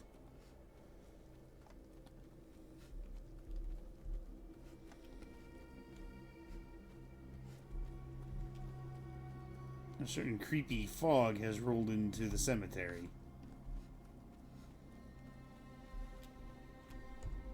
I will be right back. You know what? I need to grab some water, too.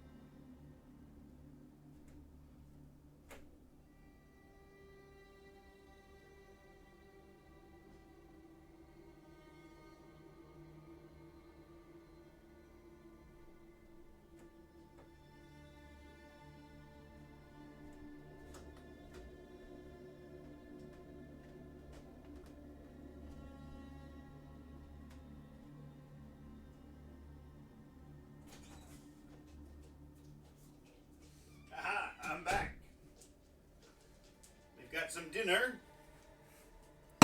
I have some wonderful ravioli and garlic bread. Oh, well, it's garlic sticks. But it is so good. God damn, it's good. What's funny is that I ate lunch, maybe, what was it? About 4 hours ago. It feels like I haven't eaten anything at all. I apologize while I'm eating and I'm going to be streaming. I'm sorry.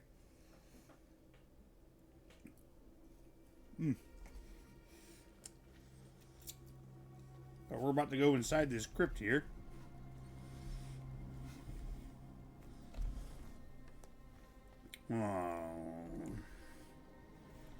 Is there a fast travel point here? Kinda.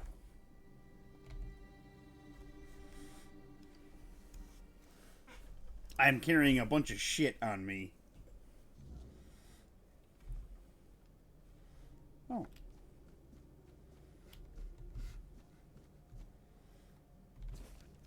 Adventures of Swan Knight. The Swan Knight stirs, consciousness returning as he surveys the grim scene. His royal steed lies lifeless nearby, its golden mane matted with blood, eyes wide and empty. Rising to his feet, the knight declares, "My steed has fallen, my shield shattered, and my armor torn. Yet, so long as my sword can be raised, I shall not falter." A blood-curdling, inhuman war cry pierces the forest. The sound chills the air, testing even the bravest of hearts. "The Picts!" thinks the Swan Knight. "They found me." From the shadows the savages charge, their spears poised to strike. The knight stands firm, unyielding, ready to face them. The first Pict lunges, spear aimed at the knight's heart. He deflects the blow with his blade, then strikes true, felling his foe instantly. The second, he impales through the chest and lung, the blade emerging crimson from the savage's back.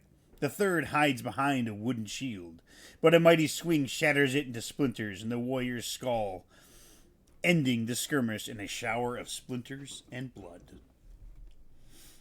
Yoink. Oh! Hey, buddy. Who goes there? Are you the one responsible for all that racket? People are trying to rest in peace, damn it. Huh. They attacked me first. You'll have to forgive them. They're a little disoriented. Waking up in this way is like coming out of a thick fog you've been wandering through for days on end. Dulls the senses, clouds the mind. Terrible for coordination.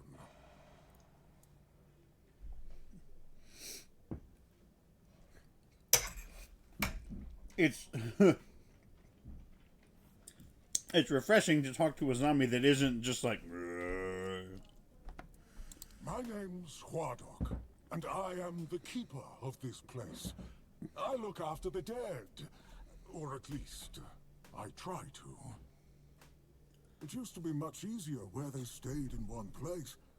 Now I need to keep making sure they don't stray too far from the cemetery. But I'm not complaining. A little exercise is good for the body. Wait, you're dead. You're not dead, are you? No. Truth be told, I'm not quite sure. Has it been a long time since the wave came and swallowed the village? That was when people stopped coming here. It's like the sea washed away the memory of this place as well. I don't remember much of what happened afterwards. I must have fallen asleep for a while.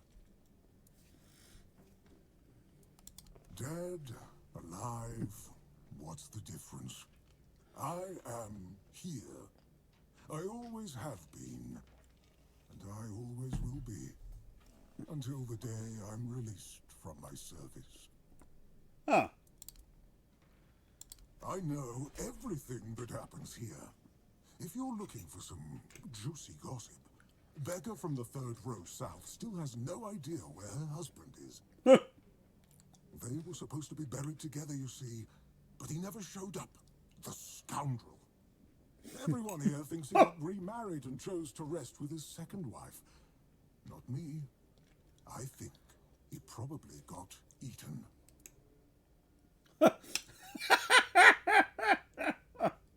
Oh, that would be Master. He's been at his experiments again, I'm afraid. Getting the folks around here all agitated. Putting them back to sleep again is going to be such a chore. Master is Master. He commands the dead. I don't know much else. I'm here to serve, not to ask questions. Dunno. Usual. Glowing chalk, candles, and dead bodies. I even saw some new faces recently, but they didn't stay long. You want me to betray his trust that easily? We barely know each other. I wouldn't tell you even if I could. Because it's my purpose. The sole reason I was brought back. That has never changed. Just as I haven't. But I'm happy where I am. The dead need company too, you know. The folks here were forsaken by the living. At least I can make sure they're not lonely. Huh. Interested in local history, are you? Good, good. The memory of those who came before us should be preserved. I can let you in. There is a small fee of 5 gold coins for the upkeep of the cemetery, of course. It's constant work, as you can clearly see, and my petitions for additional funds seem to have fallen on deaf ears.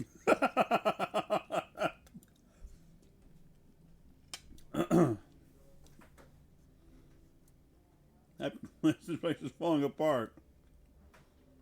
I get a 50-50 shot.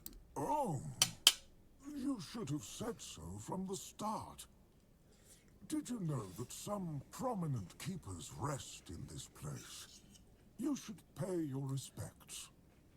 Oh, and when you're back, please remind your captain of this place.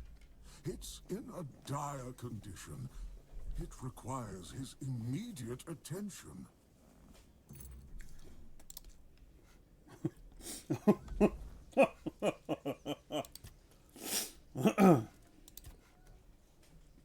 Hordak, Keeper of the Crypt, Custodian of the Dead. Hordak has watched over this place longer than he can even remember. Once his task was simple: guard the resting and ensure their peace. Now, in a world where the dead do not always stay buried, his role has become something else entirely. He does not command them, nor does he fear them. Instead, he guides them back to their rest, patient and unshaken by the chaos around him. Some would call him a relic, others a servant bound too long to his duty. Hordak himself would likely shrug and say that death is simply another kind of life, and someone has to look after it. I really hope it doesn't come to the point where I gotta kill this motherfucker, because I don't want to. He seems to be a pleasant fellow.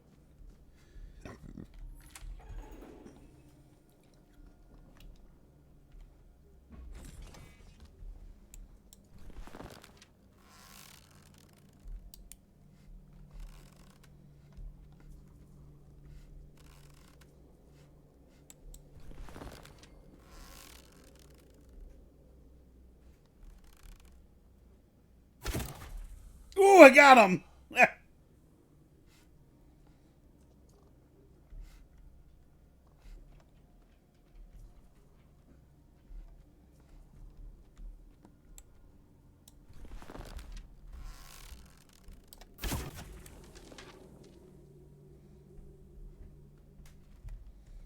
Making my way in the world today takes everything I got. Shooting motherfuckers with the arrows.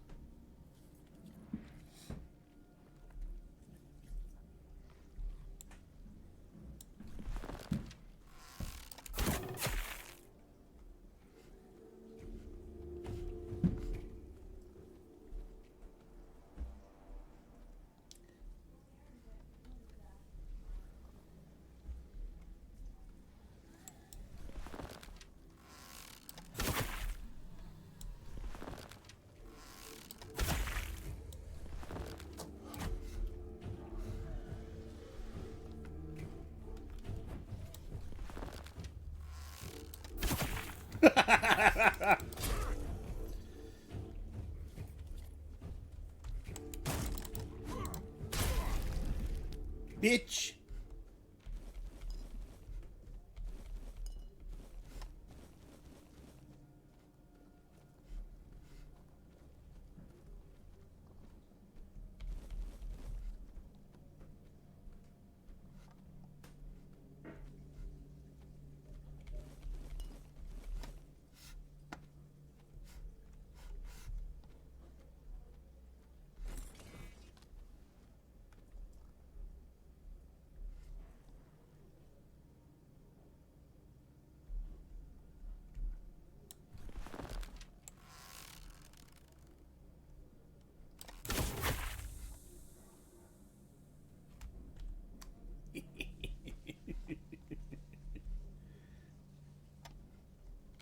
Cabbage, egg, honey, milkweed, soulstone.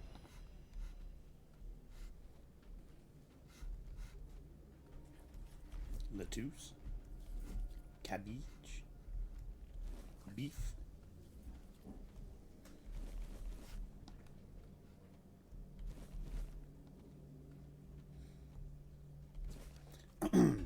The Avalon Crimes, number 26. What happened in Burrow?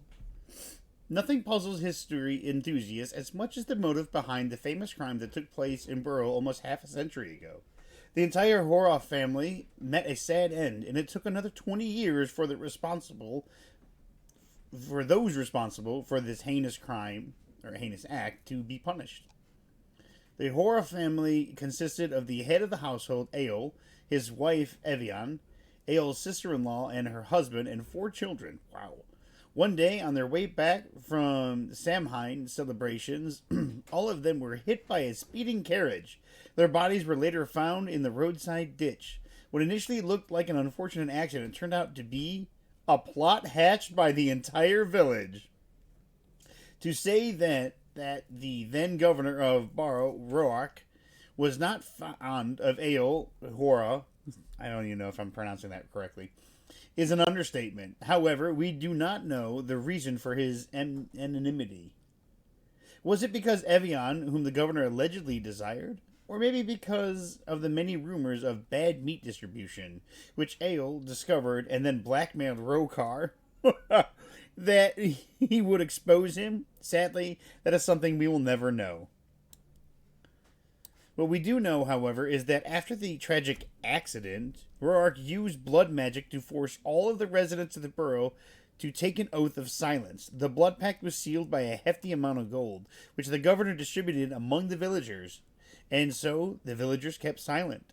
Only Lieutenant Afric from the Arcane Cold Case Division was able to end that conspiracy. In the presence of a druid, he promised the witnesses that he would remove the blood curse, so they would be able to clear their conscience by revealing the truth. With their help, Lieutenant Afric arrested Roark and the carriage driver, who was later revealed to be Roark's son-in-law, Lochrin.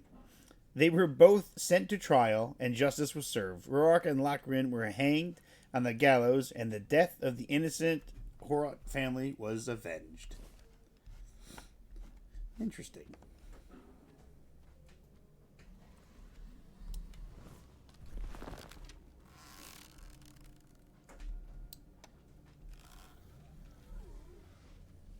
That sounds like a zombo.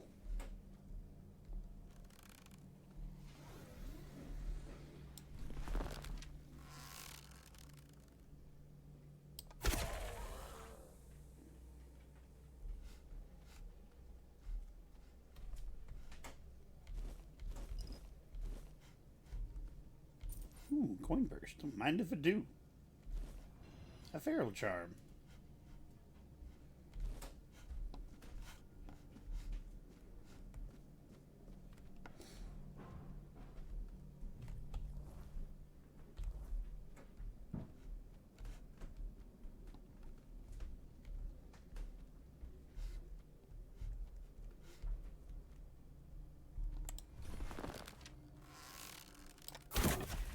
Ooh, right in his back. Oh, look at him ragdoll. All the way down the stair or the hallway, the stairs.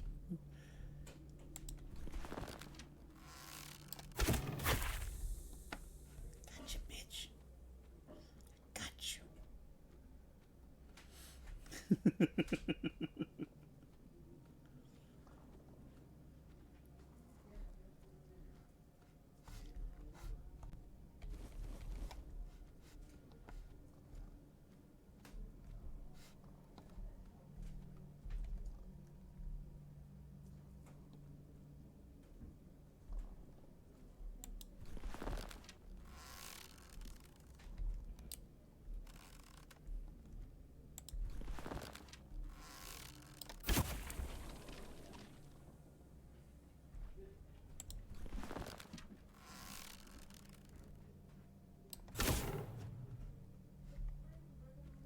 Shit. I missed. Little bony ass turned.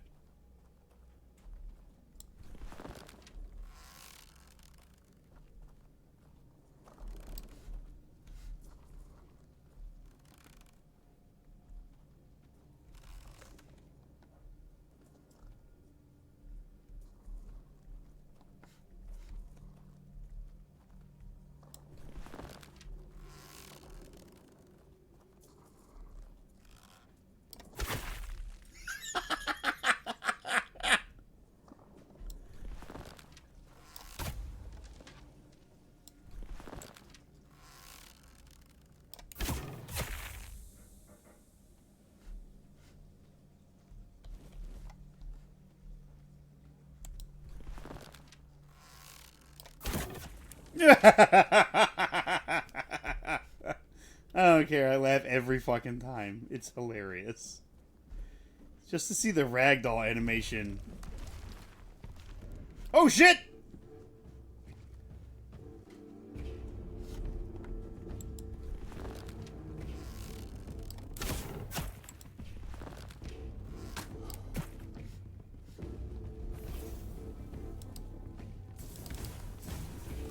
Of course he'd be immune. He's a fucking statue. Oh.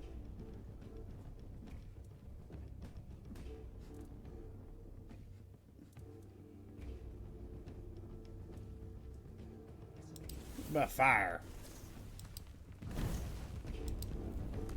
Okay, he's immune to that.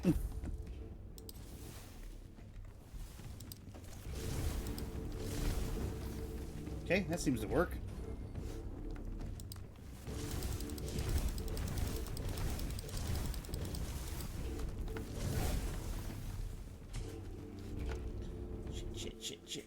Shit.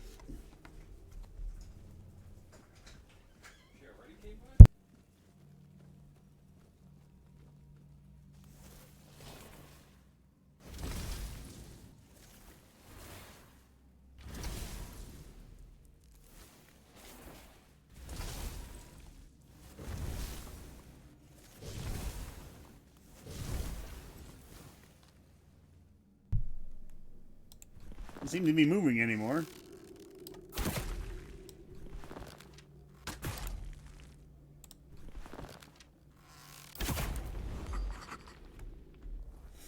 A lost knight. Lost knights are guardians of forgotten places, abandoned and stripped of the reverence they once commanded. At first glance, they appear as statues, but the moment you avert your eyes, they awaken.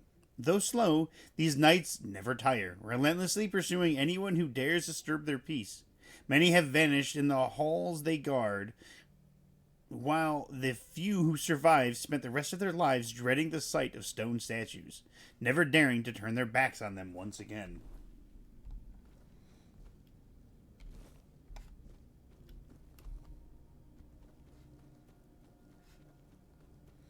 God, they're gonna be like the new mimics.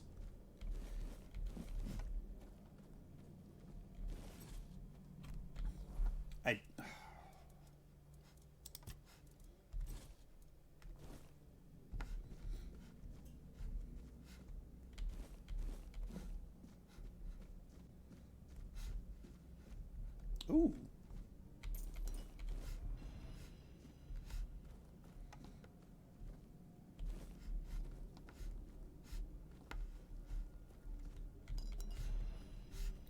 healing potions.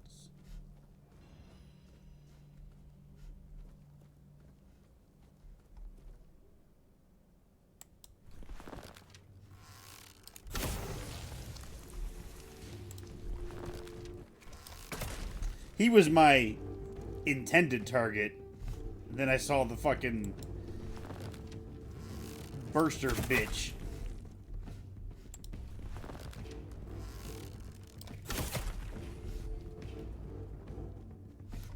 It's fine. I'll just...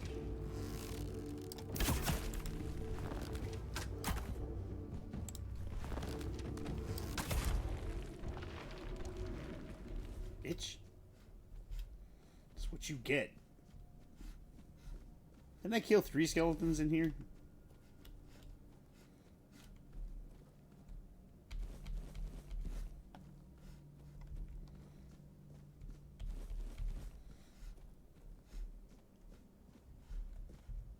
Ooh.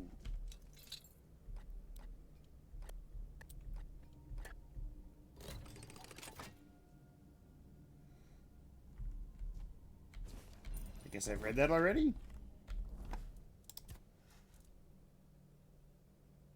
Ooh, I have not. Legends whisper of a demoness with raven hair and black eyes whose gaze killed instantly. Sir Gawain, warned by fearful villagers, polished his shield to a mirror's gleam. When the demoness sought to strike him down, she saw her own reflection and fell dead. Where her body lay, deadly bushes sprouted, their berries as dark as the shining as her cursed eyes. Belladonna, or deadly nightshade, is a small bush with oval purple-tinged leaves and golden-hued flowers. Its glossy blackberries are fatally sweet. A dozen can kill an adult. A mere 3 will end a child. Consuming belladonna brings sweating, shallow breaths, and dilated eyes before hallucinations drag the victim into waking nightmares. Some say the plant's poison pulls the soul into eternal damnation. At small doses, belladonna eases coughs, but even this aid seems to mock the living. Acorn.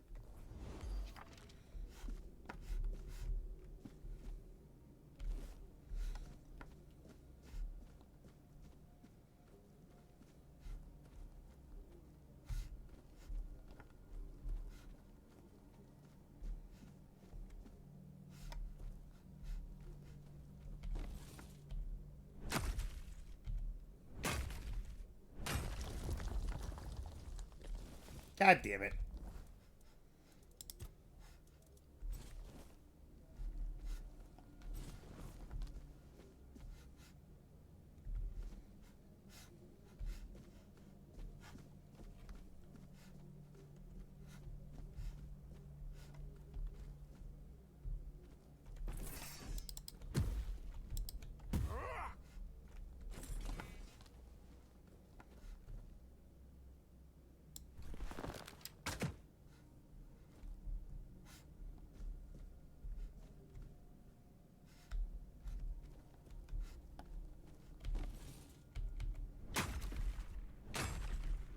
Motherfucker, you just missed all the fucking undead killing.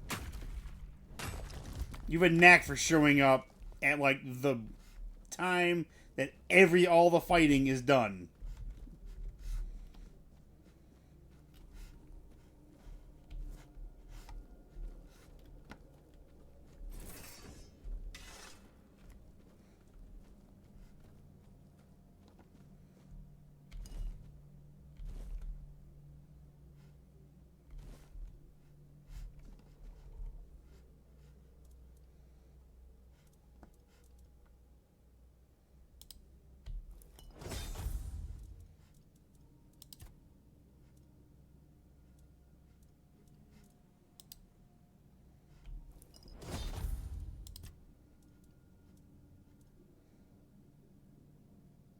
Locks mana at 100% for 10 seconds. Yeah, I'll make that. Why not?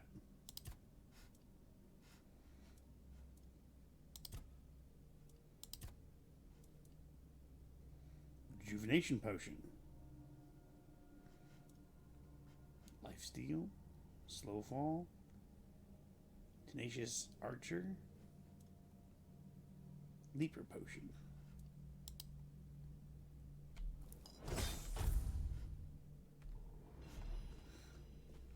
Careful there. Try not to step on the array. It's advanced magic. Very fragile. I'm here to stop you. Advanced or not, I need you to stop doing whatever it is you're doing. Stop. Well, what I am doing here is very important. Besides, I'm hardly hurting anyone. Well, anyone that matters, that is. You kill people and raise their corpses. So you're not trying to raise an undead army. Oh, please. Is that the only thing people can think of when it comes to necromancy? What use would I have with an army? My ambition isn't to command the dead, but death itself. I aim to make Avalon a place where people won't have to fear it anymore. The problem is, I keep missing something. Raising the dead is easy, but I don't want mindless minions. I want truly living undead. Yet no matter what I do, it just won't work.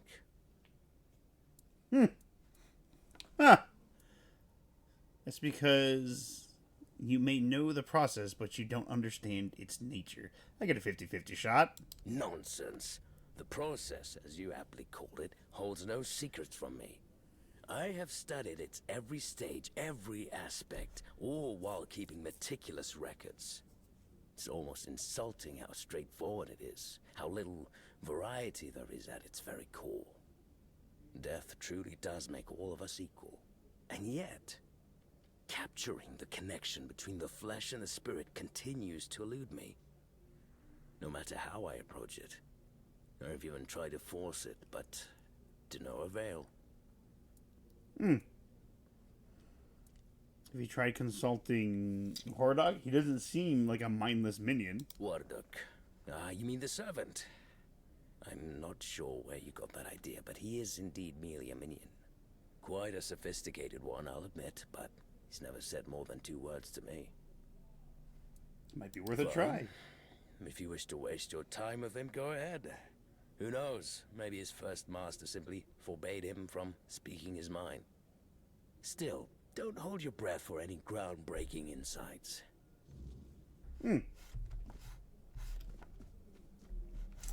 This is honestly not what I expected to find.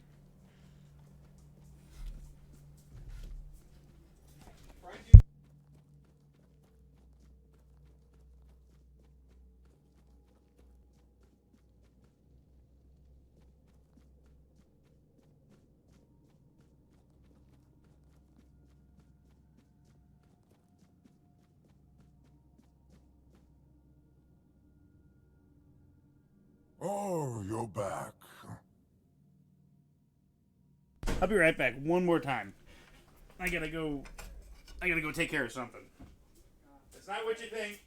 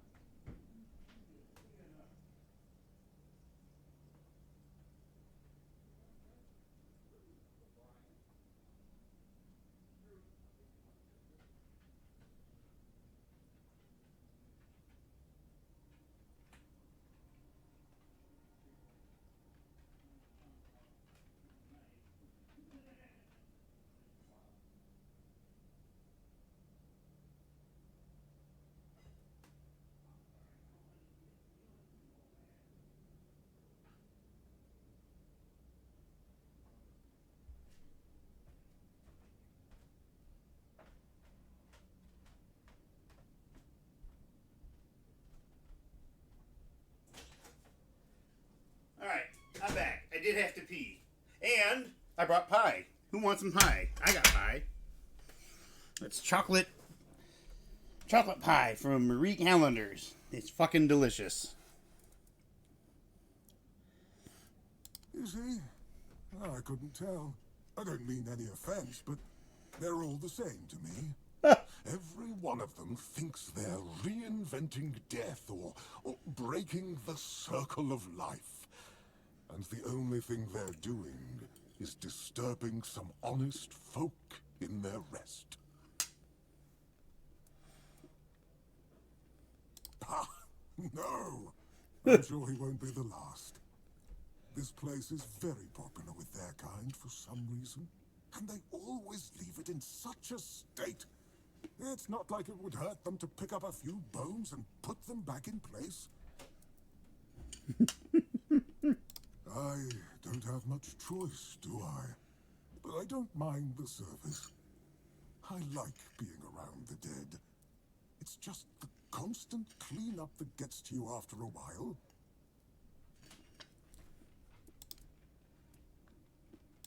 Ah, no. I just don't think we have anything to talk about. I don't mean any offense, but truth be told, they're all the same to me. Every one of them thinks they're reinventing death or breaking the circle. Oh, does he now? That's quite admirable. And rather unusual for his kind. Normally they act as though they know all there is to know, yet they always end up baffled by their failures. Oh, I'd love to help, but alas, I'm not certain I can. You see, death is intensely personal, and as such, quite indescribable. Well, whether you die alone or surrounded by loved ones, dying is the loneliest experience of our lives. It can't be shared or taken from someone. In the end, no matter how it happens, our death is the only thing that truly belongs to us. It's a potent experience, one for which there are no words, because there is simply no need for them. Nobody is meant to die and then return to tell the tale. Ah. That's not very helpful. I'm glad to have been of assistance. Though I do wonder how the Master will react when he hears about this. I just hope he doesn't do anything that will cause even more trouble here. So I wonder, like, what was it that made him come back and be so, like, lucid? What's this? I think that's connected to another crypt.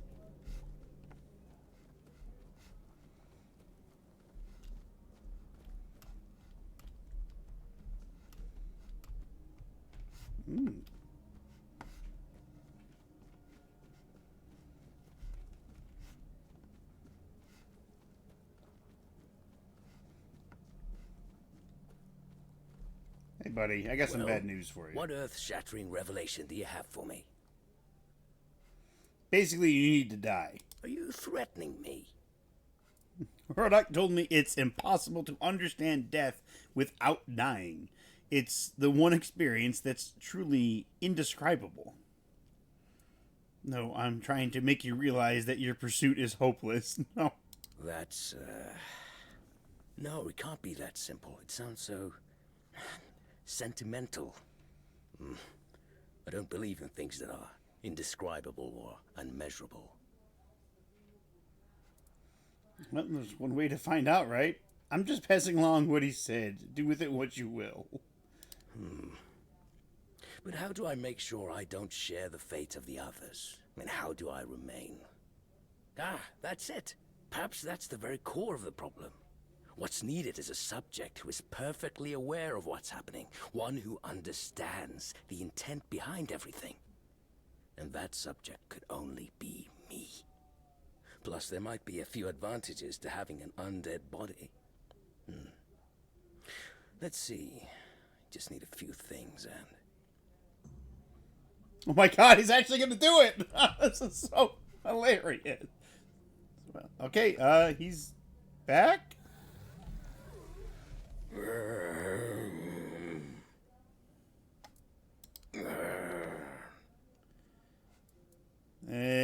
This isn't good.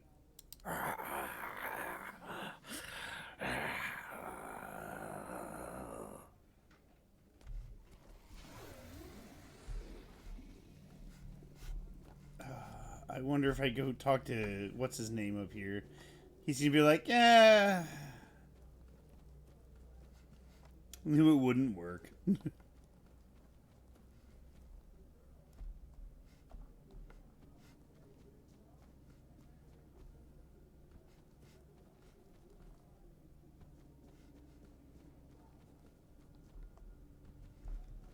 Oh, well, this is a fine kettle of fish, isn't it?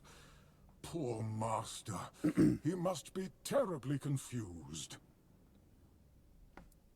I am the keeper of this cemetery. I know everything that happens around here. Master is... well, he's not really the master anymore. But he became one of us. So it is my duty to watch over him. What should we do with him? What do you think went wrong? Master's heart was in the right place. Mostly. But his head was always all over the place. The dead, you see, they have simple needs and simple regrets. When there's too much clutter, things can get tangled up. But who am I to dwell on such matters? I'm just a simple servant, after all. Things like this are far beyond my understanding. Oh, it's very kind of you, but there's no need to worry. I will take care of him, just as I care for the others. I cannot promise he will be happy, but I'll at least make sure he'll be at peace. His mind has always been so tormented. He deserves some respite. Oh, please, visit any time. I'm sure it'll make him happy. And I suppose I won't be going to sleep just yet. Not while the Master is still adjusting to his new state. It might be a good time to tidy up around here. Who knows? I might stumble upon a few useful items for your journey. So, don't be a stranger. Ah! Oh. What is that? Explodes a random nearby corpse, dealing damage and applying bleed to enemies in the area. Huh. That quest took a turn that I did not expect, and I think that is hilarious.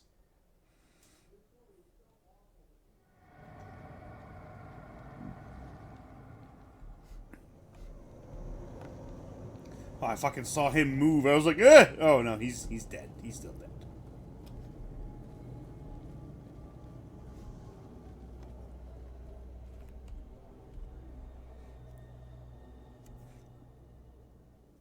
That was really cool. I will come back to this crypt a little bit later to see if anything has changed.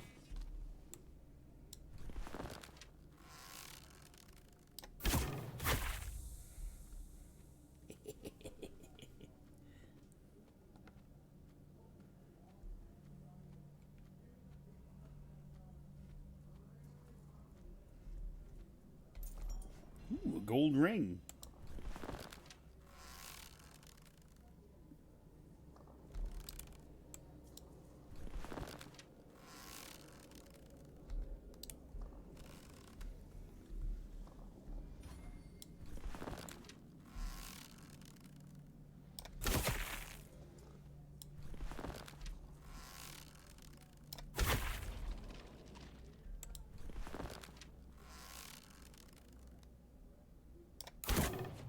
God damn it.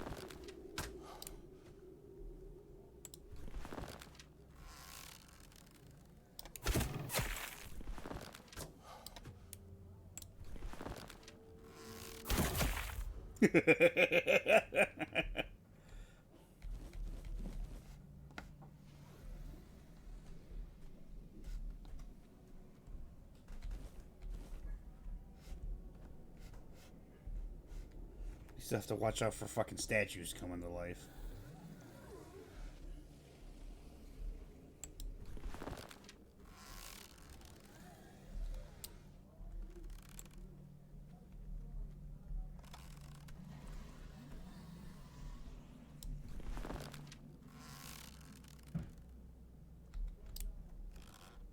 Where the fuck did he go?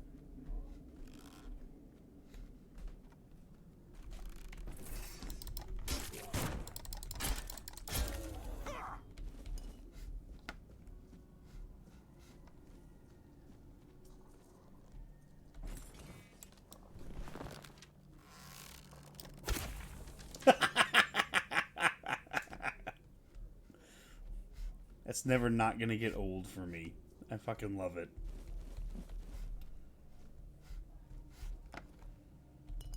Ooh.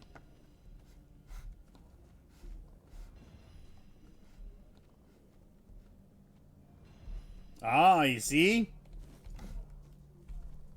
Oh no, I'm over encumbered. Ooh, coin. I have fucking 14 goddamn skulls. God, look at all the fucking potions I'm carrying. Jesus.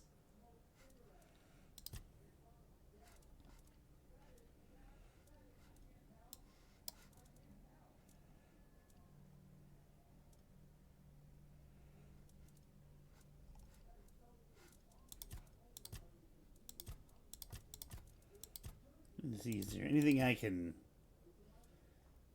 anything I can drop?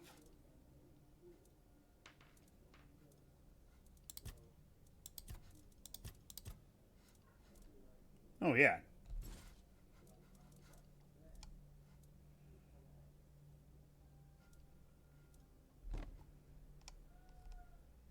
There we go.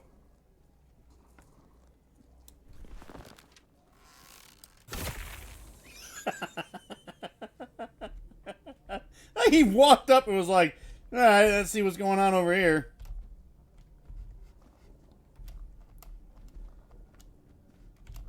Come on. Get up there.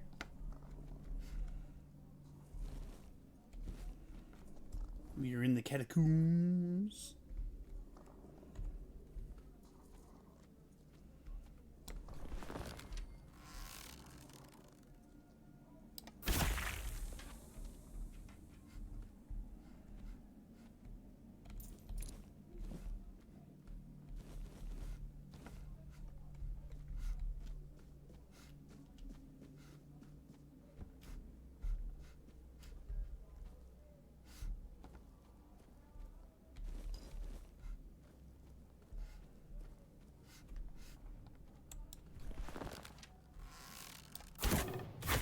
Oh, I got him! Right in his ankle.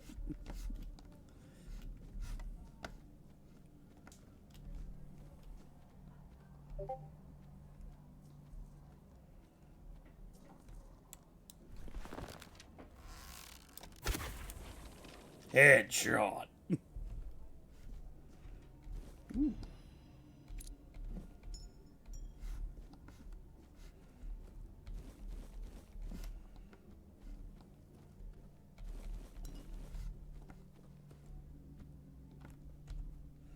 Geronimo!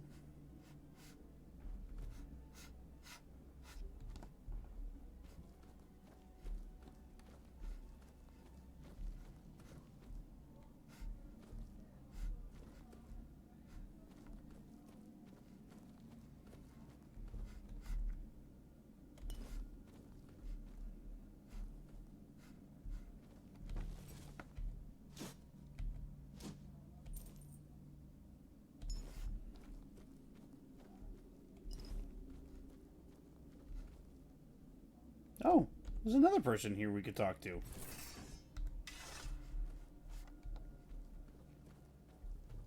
Oh, who's come to visit me here? Surely you're not here to steal my treasures, are you? Oh, they call me all sorts of things. Evil spirit, lurking fiend, imp fae, nasty little thieving pest. But really, my name is Mog. Ah.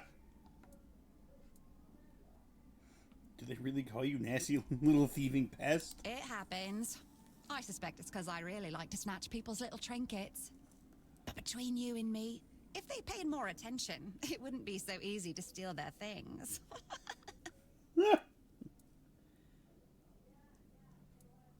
We're definitely not fae. That's something else entirely. I'm what people wanted to believe in. The one who snatched their last coin for a beer, swearing they had it just a moment ago. The reason they can't find their left sock in the morning. The cause of a missing wedding ring, oh, so on.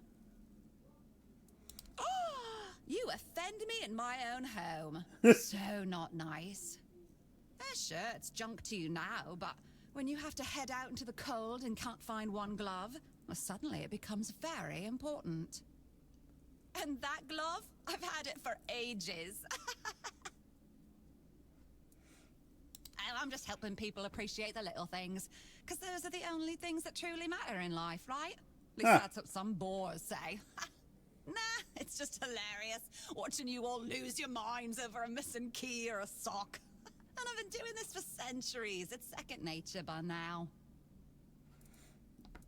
Oh, you shouldn't ask a lady such things, but you can ask me. I don't remember exactly. 9, 10 centuries at least, maybe Holy more, shit. 15, 23, I don't know.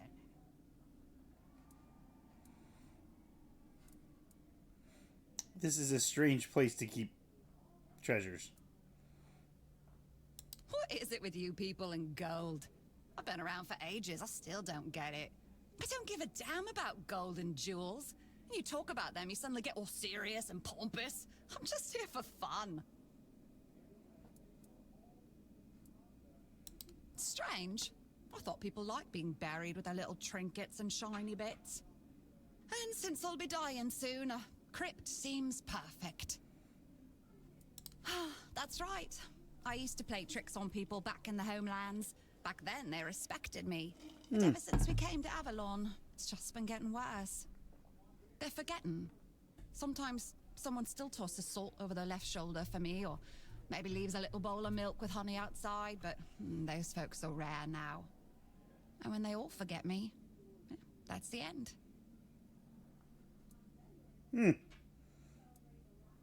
Yes. Is that so strange? You can convince yourselves that you have bad luck, illness, love. Why not an old crone who steals your pants? No, it's just the natural order of things. I've lived long enough anyway. But since I'm kicking the bucket soon, I could pass on some of my power to you. What you say? Well, before I give you some of my power, I just want something from you. Something stolen. Nothing big or expensive, just a little trinket. Just sneak into someone's house and swipe the shoes, or grab a wooden mug from the tavern. Will you do that for me?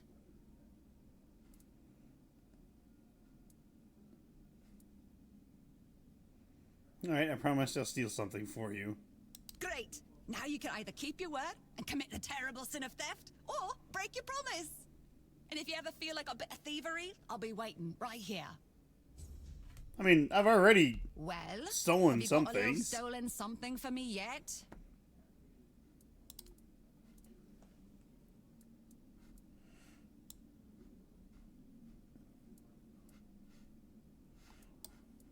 Yes, this is exactly what I was looking for. A human doing my work. I can't take it. You've been just a great source of fun.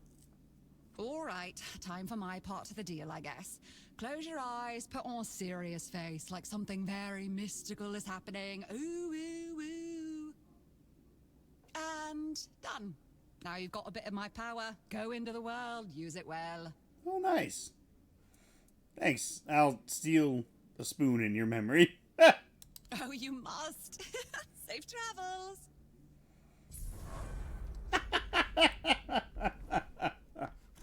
Ah, Mog. Smaug. Some spirits demand worship, while others hunger for sacrifice. Smaug, however, only ever wanted a good joke at someone else's expense. A trickster from the homeland, she once thrived in mischief, hiding keys, stealing single socks, slipping away with whatever trinkets people took for granted. But Avalon is different. Here, belief fades like breath in the cold, and without belief, spirits like Smaug slip into nothing. She hoards her stolen treasures in the dark, clinging to the last scraps of her existence, laughing even as the world forgets her. Yet, even in fading, she remains true to herself. One last game, one last trick, and that is all she'll ask before the end.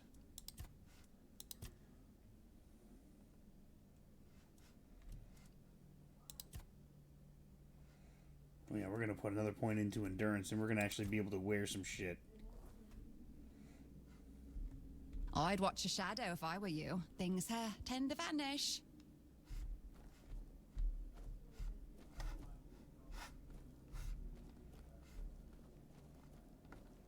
Oh.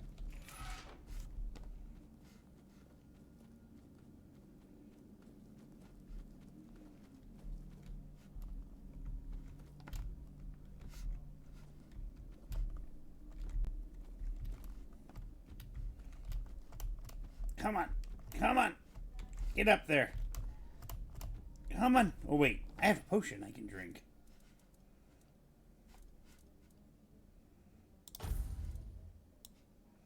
Just have to find it. And a potion. Druid's friend.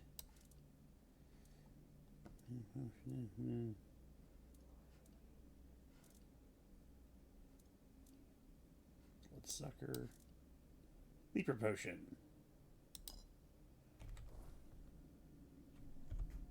It should work.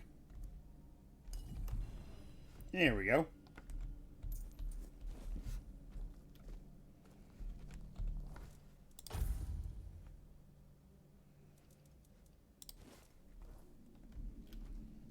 I'm over encumbered.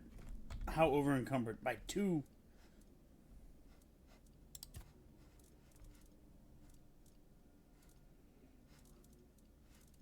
I have 50 fucking bones.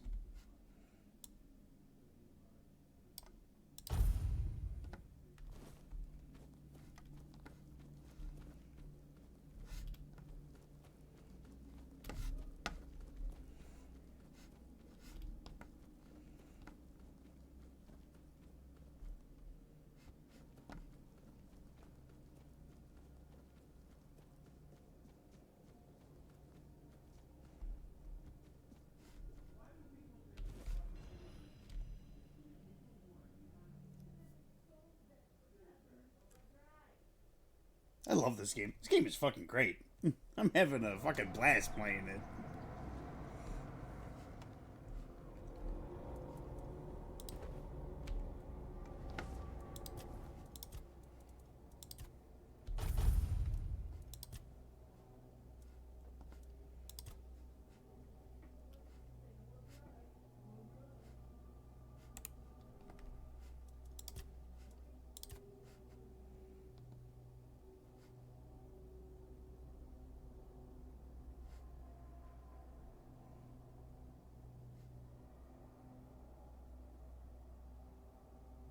Triple the damage dealt by shields.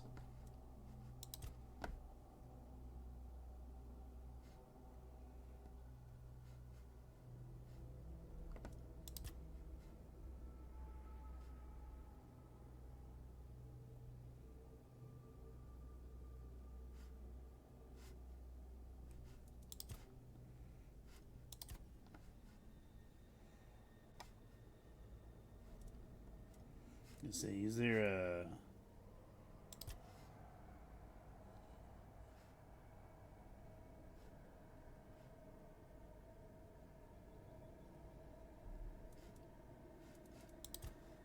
Attack speed increase. That's just straight up increased by 2%. Change weapons. Attack speed to 10%. Consecutive hits.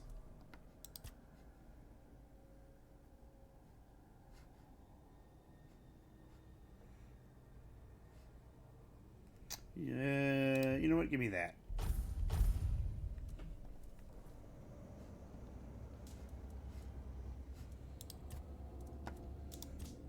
anything I can cook? I can cook some damn good fish. Onion bun or mom's pie.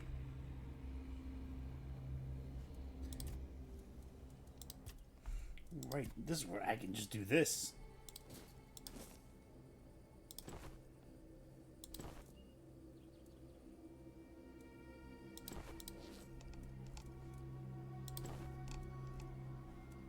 I can now use the cape. I'm happy. Daggers away. Put that away. Put that away. Put that away. Because you can sell shit from the stash too, so that's cool.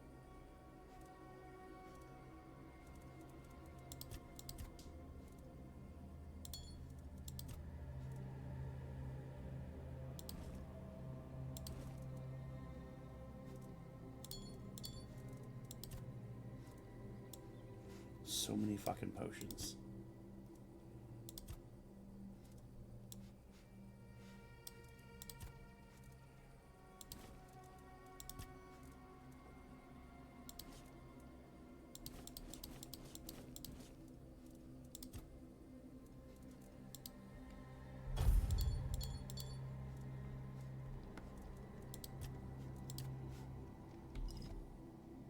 Ooh, a hunting bow +2. Another hunting bow +2.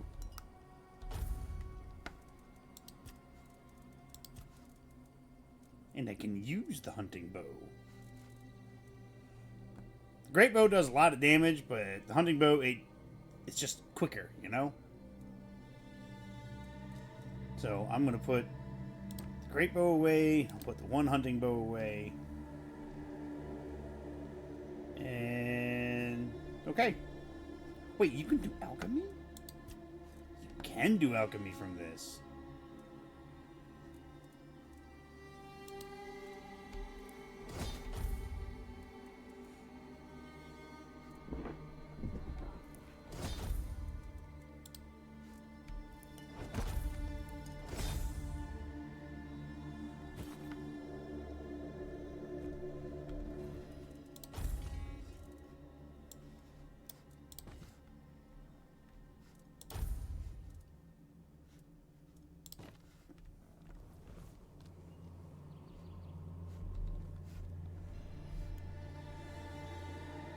And the hunting bow, it weighs less, so...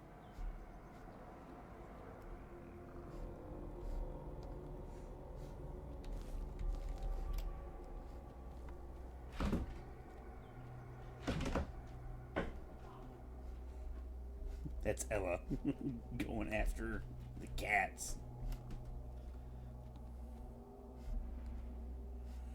I can't see anything down there.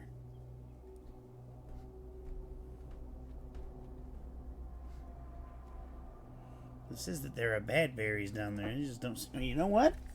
I gotta do this. This is what I gotta do so I can see.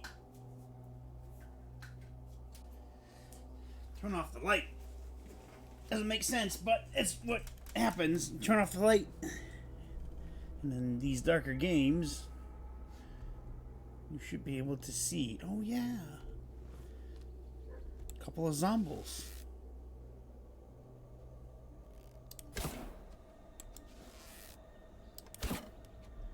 God damn it.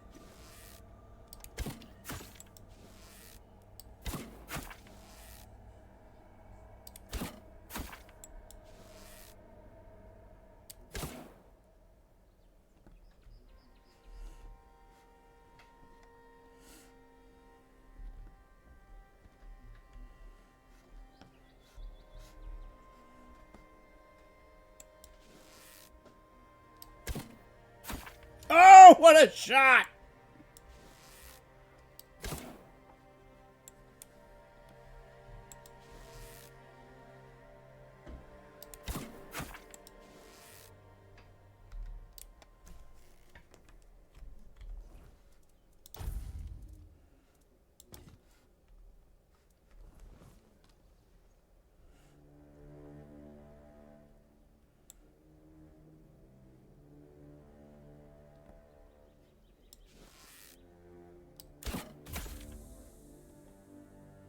Like I said, we upgrade the arrow that we use.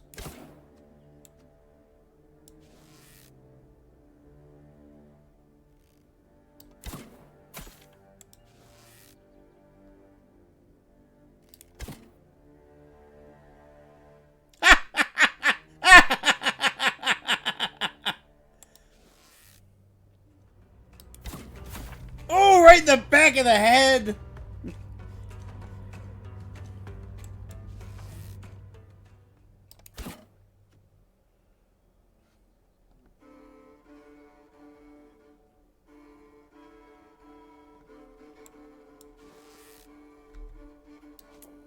Oops.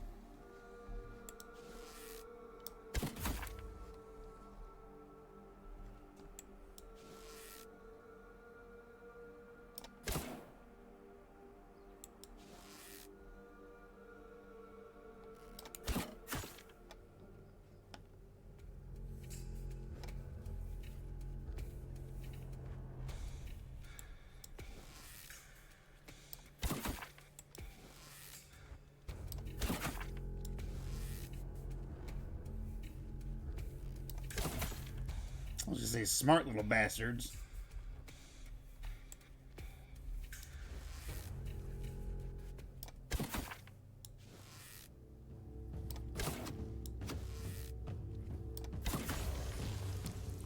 Well, one less thing I had to worry about. Well, what do you say we jump down here and take the fight to them? Ooh, the Sunken Village. Once a thriving settlement, the Sunken Village now lies in ruins. Partially claimed by water and time, those who lived here are long gone, leaving only remnants of their past behind. Though abandoned, the village has not been entirely forgotten. Travelers still pass through, and scavengers pick at what little remains.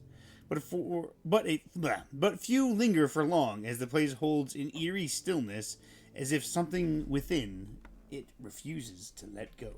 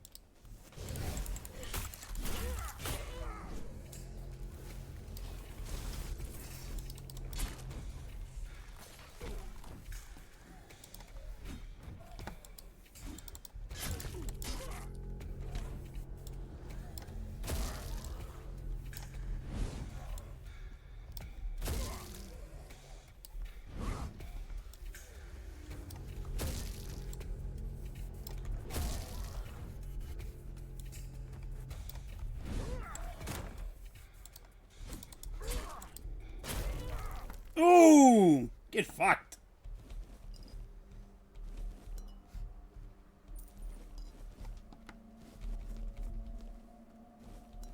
Take that hot goo.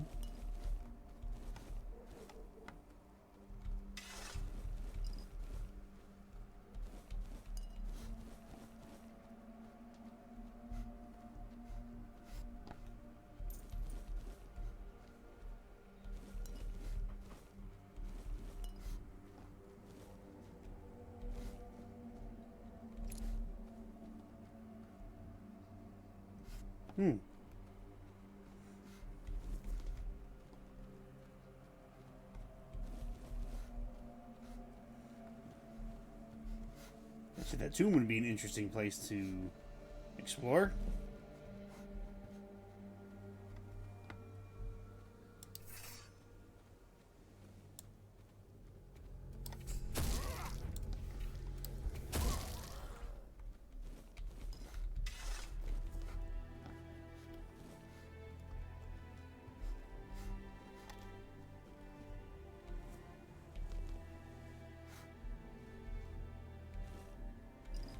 You think that milk is still good since the village got flooded and whatnot?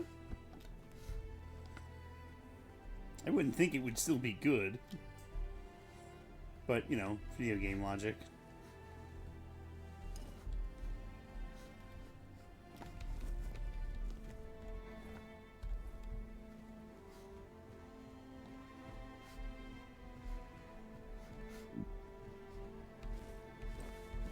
God damn it. I need a ceramic pitcher.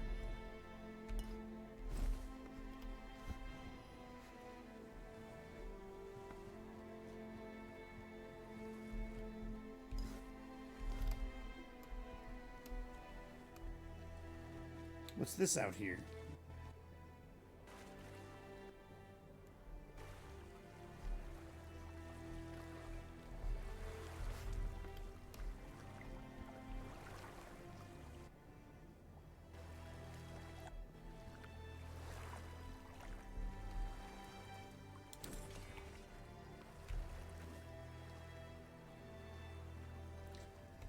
That's really cool. Hey, buddy. Hob. Oh, a wanderer in the sunken village. You must be lost. Back in the day, You had a lot of internet issues. Is there a storm going on or something? Now even they are misplaced. I have everything I need. The entire world in one place. Monsters? I think you misunderstand. I don't see any monsters here. Only lost villagers, still clinging to their home. It's sad, but as you can see, not much depends on us. The world just keeps on happening, and you happen along with it. They were given some time, which they've tried to use as much as they could. That's all. I'm glad they allow me to stay here despite what happened. I like this place. It's the cycle of life. There's nothing to be afraid of. This game is weird, alright? If I you're talked afraid, it means you're to struggling a zombie. with something too much, my friend. Sometimes you just need to sit and look. Watch everything turn. I guess I'm just an old man listening to the sound of the sea. Every wave carries a story, you know.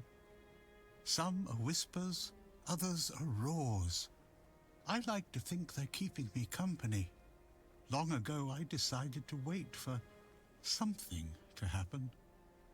So I'm waiting for what's ahead of me. But I can feel that it's closer than ever. Everything that's around us, it's not yet the end. Like, I talked to a ghost earlier, really did a mission for him, gave him a letter, and then he was like, oh yeah, well, I guess I'll disappear now. Island Asylum? I don't remember being there, not clearly. But when I look at your face, something stirs. Yes, I'm sure we've crossed paths before. And look at you now, out in the world, breathing the fresh air. That's something to treasure, my friend. Freedom is a gift, even when it feels heavy. Enjoy it. The sunken village was not always sunken, but one day someone, undoubtedly important, made a decision, undoubtedly necessary, that it would be better to make it so. So the wave This guy's came whole and made the disposition on village life into is the just kind of sunken like, village. hey. And its inhabitants, well, you can see for yourself.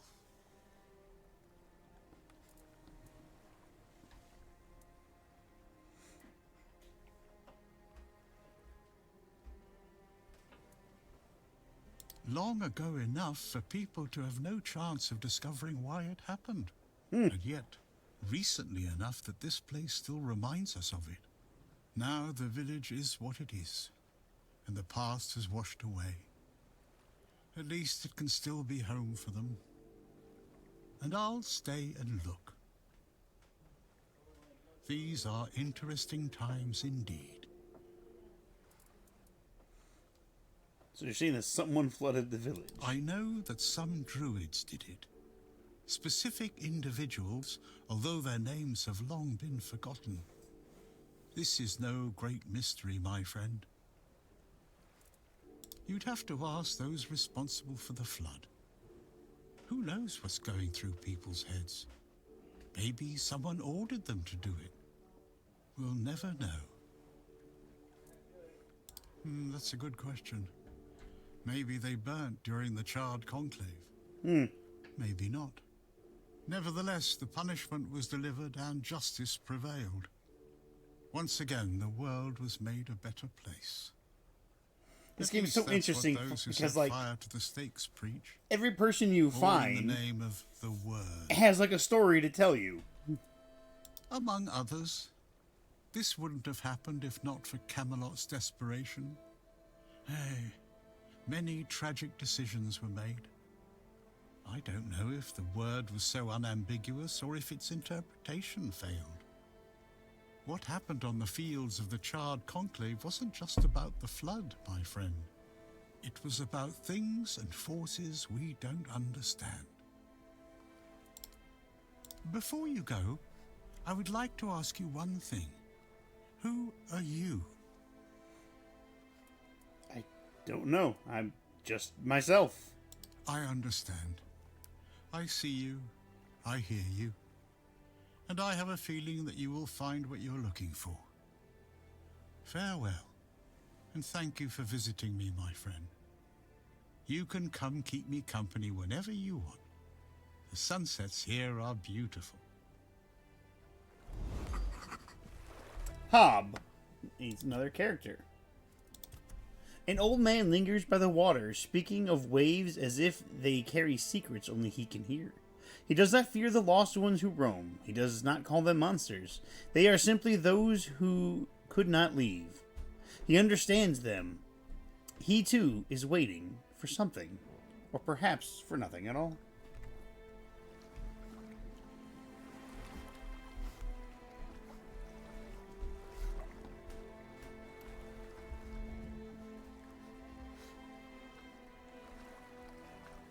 I mean, if we cleared out all the zombies, this town could be useful again.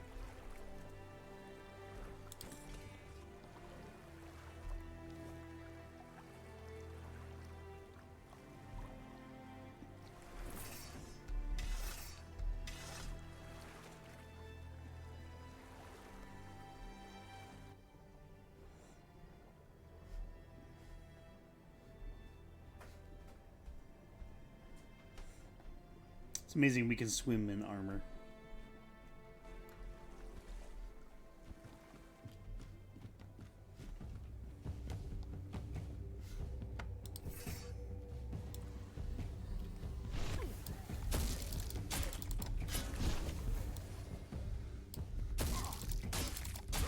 Don't spit things at me.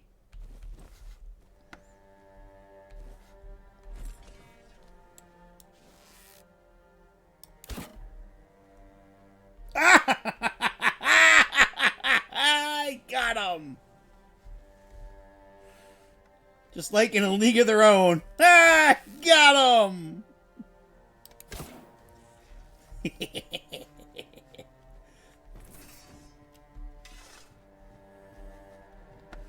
I don't have a blunt weapon. Ooh. So I can't test to see if this game follows the logic of other RPGs.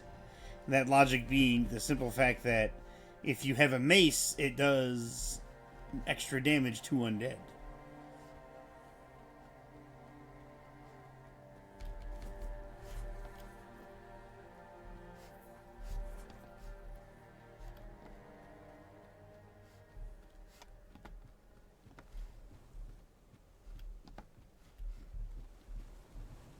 Potato.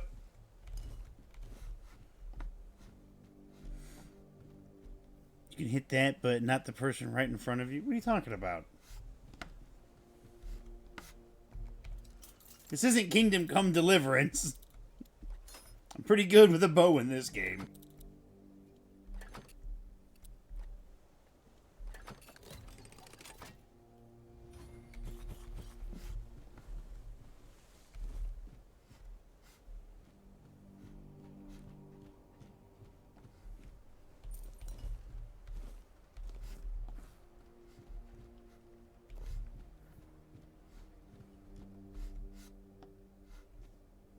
Butter.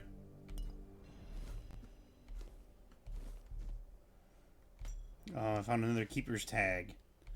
That will be good, though, because it'll give me a bunch of money.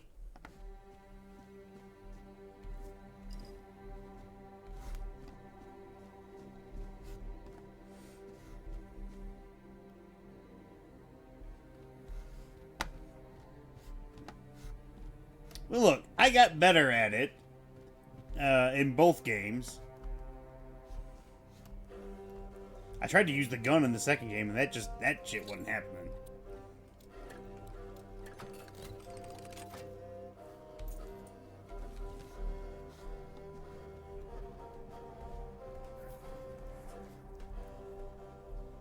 There's a Grindylow nearby.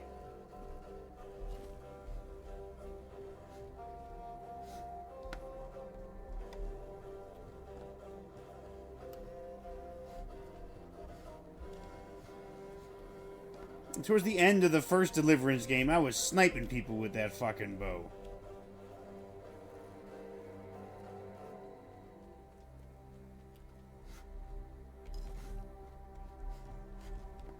But yeah, I mean, it was still difficult.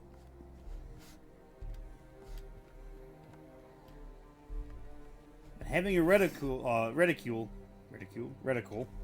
is, oh, it makes things so much better.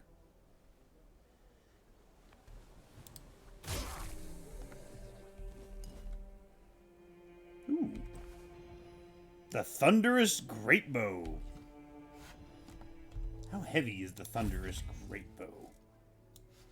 Alright, so this bow weighs 2.8 pounds. This weighs 5.3 pounds. Fully drawn arrows cost 15 mana when hitting enemies, dealing an additional 30 damage in the area. Wow. I wonder, let me see. Skill trees. Dexterity, archery. Zooming in the arrow. Slows time. Critical hits. The aim. Arrows and throwables pierce through one enemy. Ooh. Shooting an enemy below 35% maximum health applies bleed. Aim for the eyes. Shooting a weak spot has a 10% chance to blind the target. Generates 10 stamina. The farther you are from an enemy, the more damage you inflict. Ooh. On kill, increases bow draw speed by 20% for the next arrow.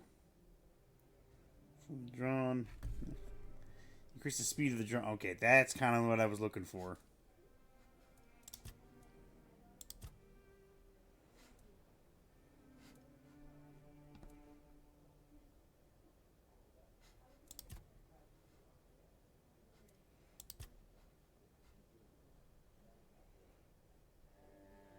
Weight thresholds by 5. Ooh, I should get that next level.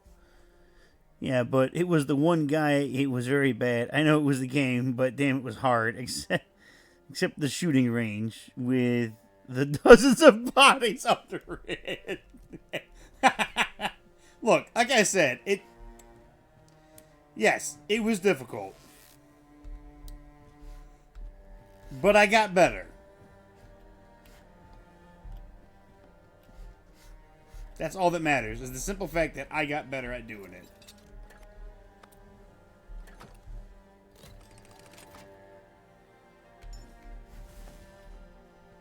And let's not forget that I won the archery contest against, fuck, what's his name?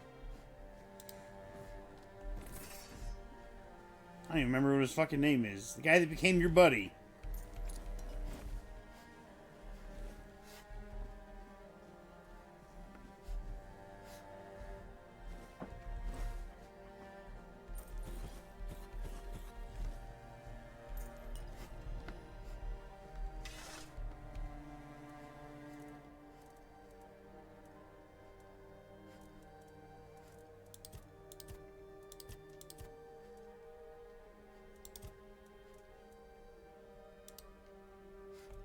It takes sheep's head. Fuck. Okay, I don't have any sheep's head.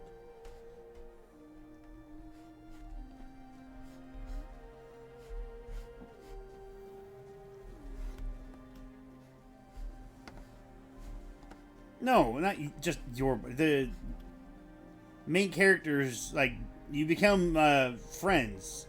God, I can't remember his fucking name now. Capon. In the very beginning,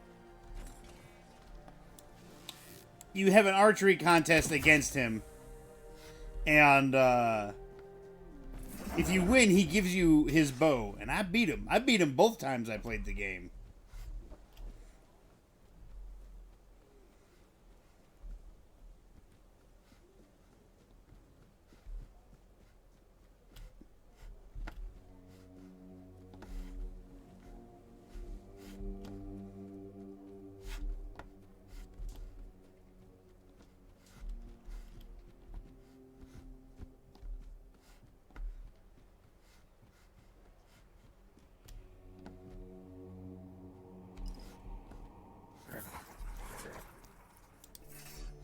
The fuck was that? That scared the shit out of me.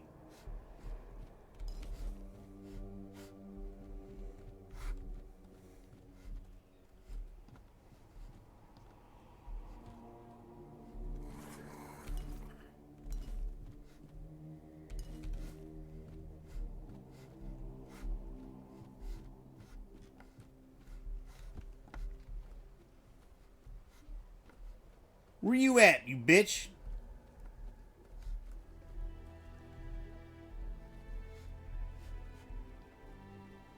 Oh, there he is. Get parried. The fuck down.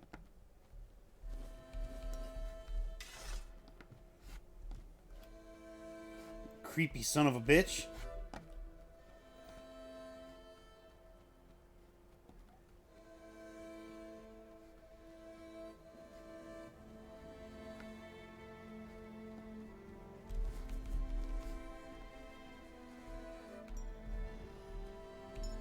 Look, these motherfuckers don't need the gold ring anymore.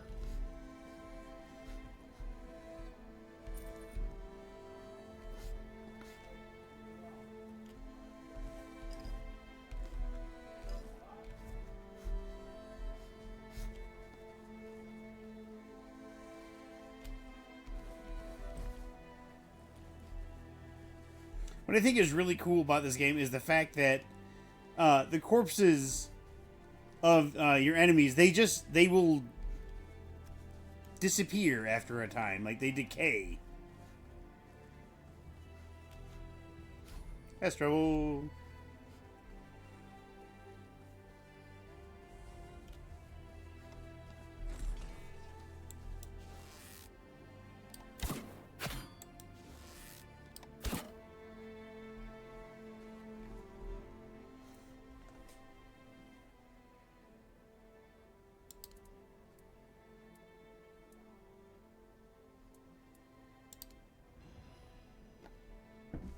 I got 1,000 experience for that?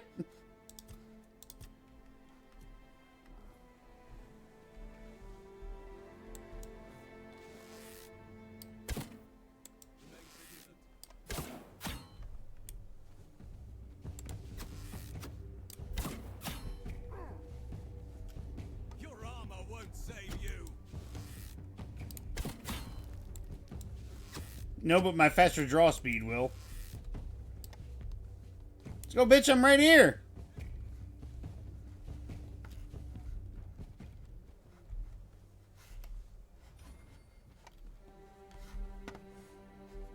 You missed it earlier. I took out a mini boss. She had dual daggers, and I fucked her up. 7 ways from Sunday. And then I took her head. And then I took all her armor. Because it was pretty good armor.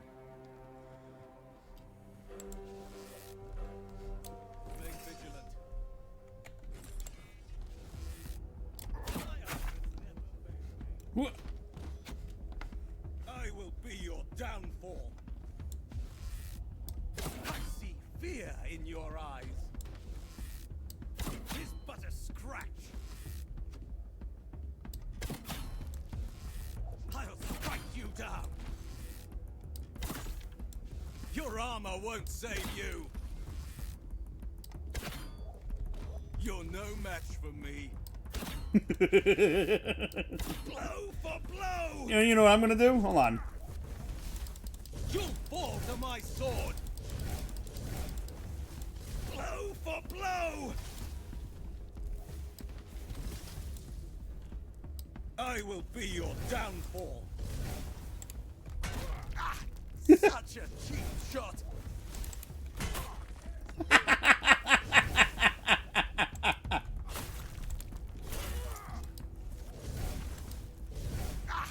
Such a cheap shot.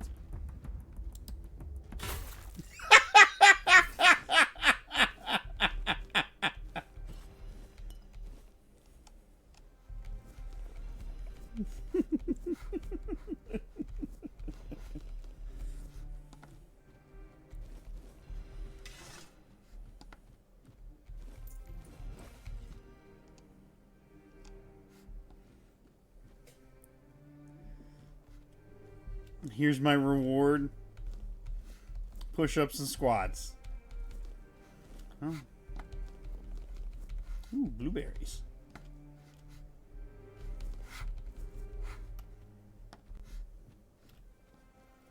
And I'll do that in a second.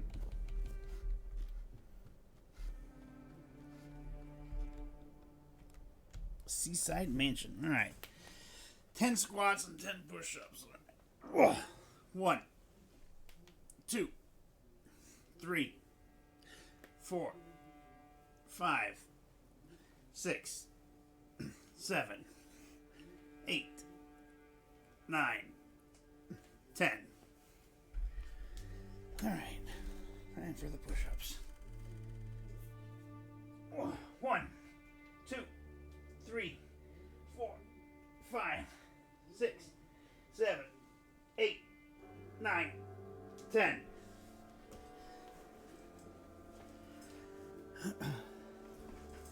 There. Let's see what's inside the mansion, shall we?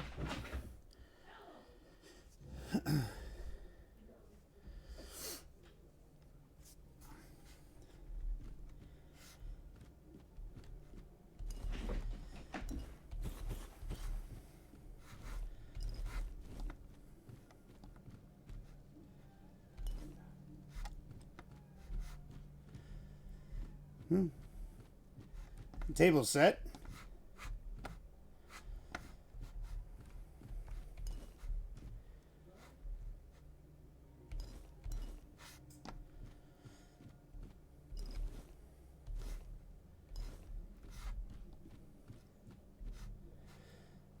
Is this all that was in here? It's supposed to be a mansion.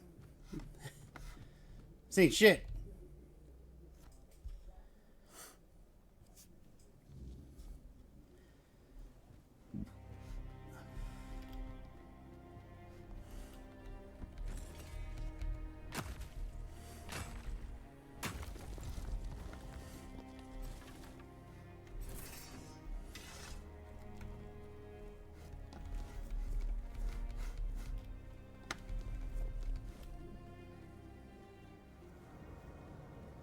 Night has fallen.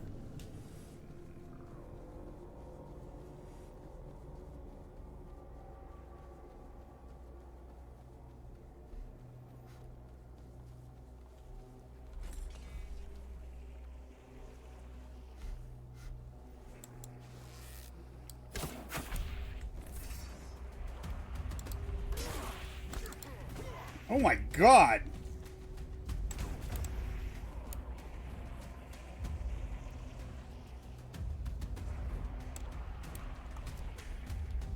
That thing. Jesus Christ.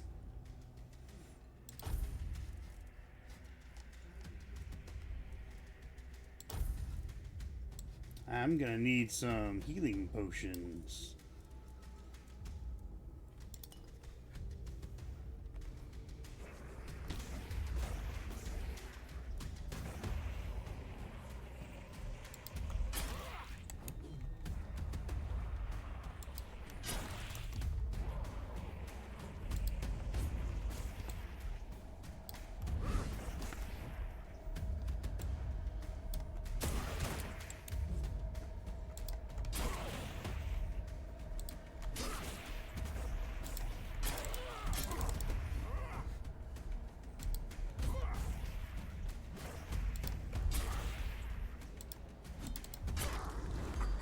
What the fuck? We found a new enemy. The Weird Spawn. Weird spawns are both from the weirdness itself, or are born from the weirdness itself. Chaotic beings that emerge only at night, while the weirdness is at its thickest. Though they take vaguely humanoid forms, they were never human.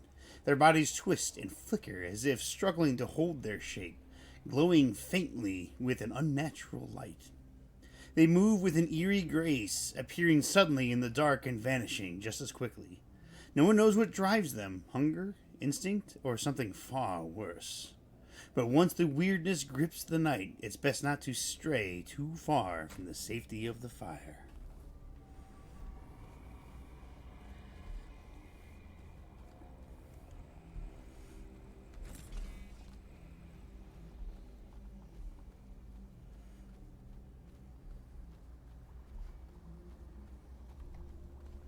Oh, fuck, there's a bunch of them down here.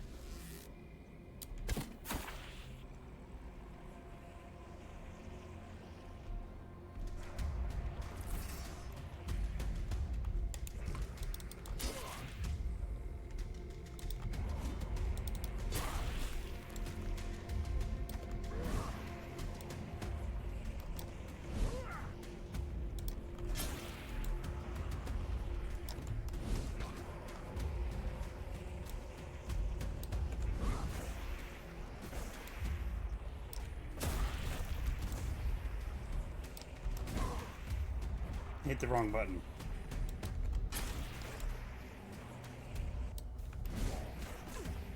I have constantly hit the wrong button there.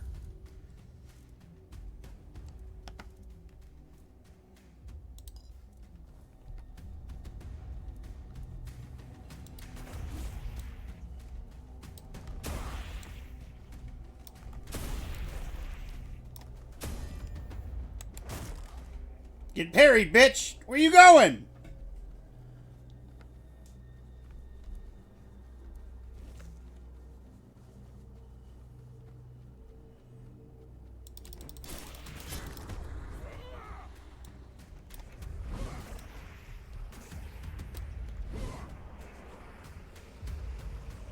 Holy shit, that's a lot of them.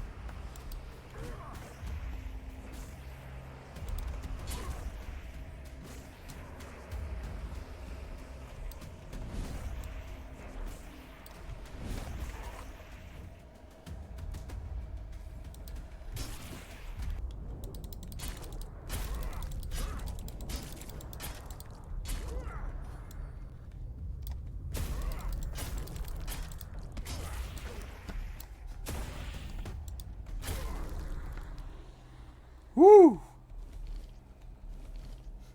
He had to use my King Arthur power.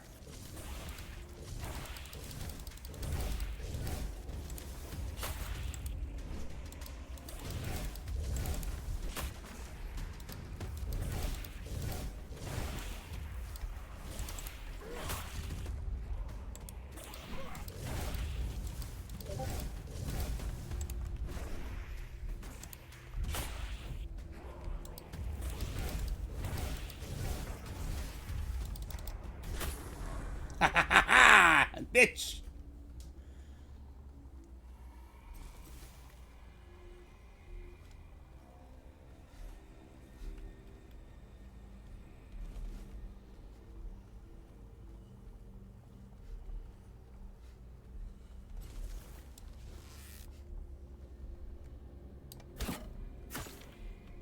What a shot. What a fucking shot.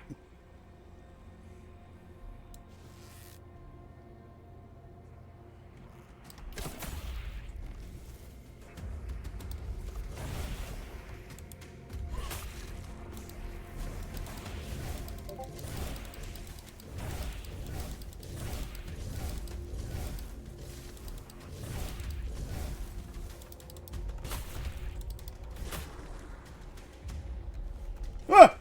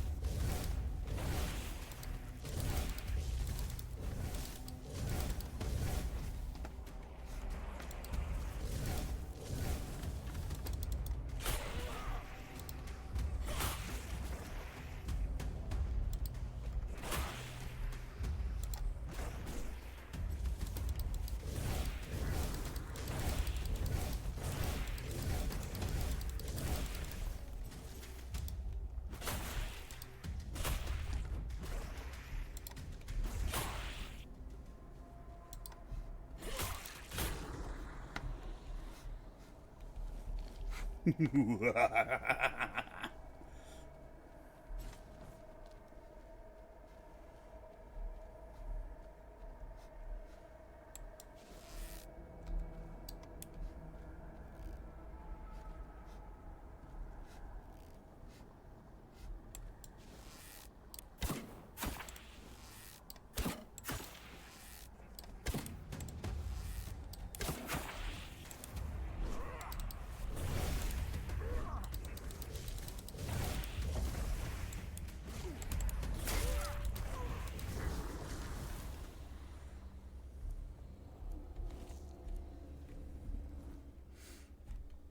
think you were the bad guy here. I'm not the bad guy. These things are created from the weirdness.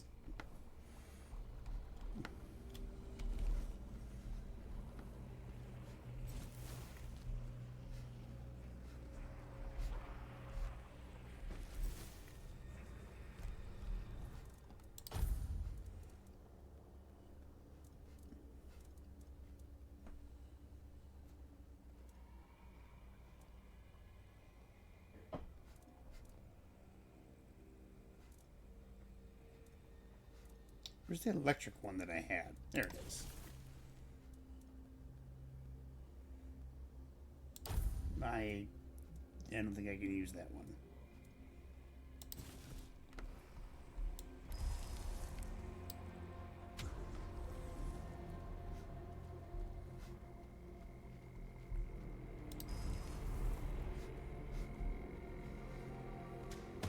Attack him, my minion!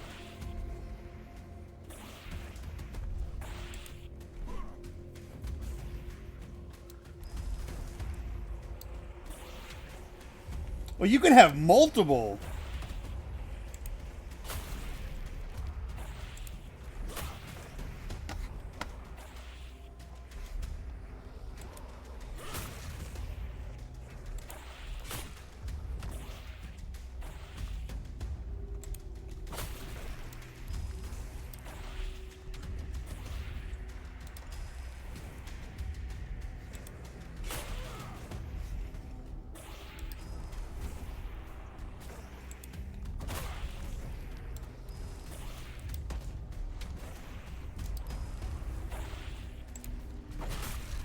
Fuck him up, boys! Fuck him up!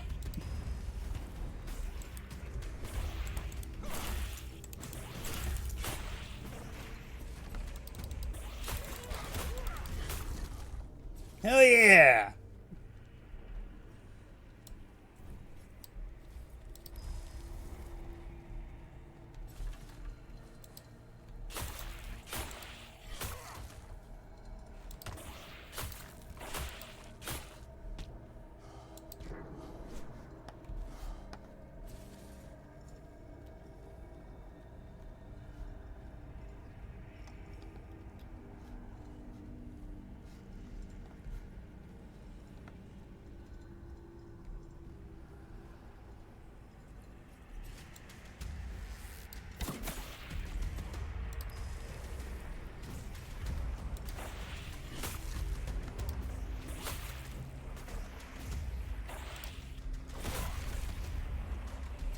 They killed one of my boys!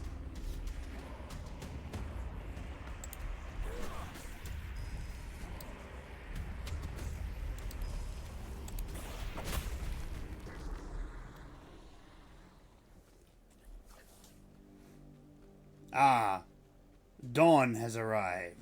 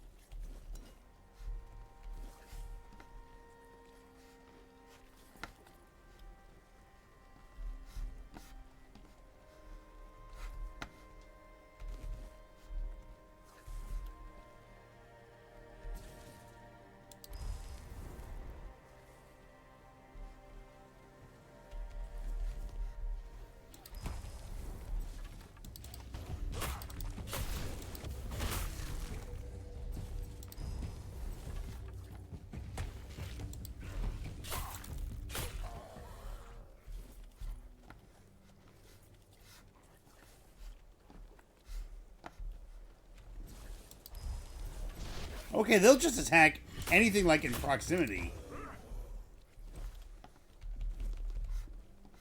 Now, what's really cool about this is the fact that I think because my mana is so low maintaining these guys, that I get the effect or the benefit from this spear, which means, you know, when my mana is low, I do like 100% more damage.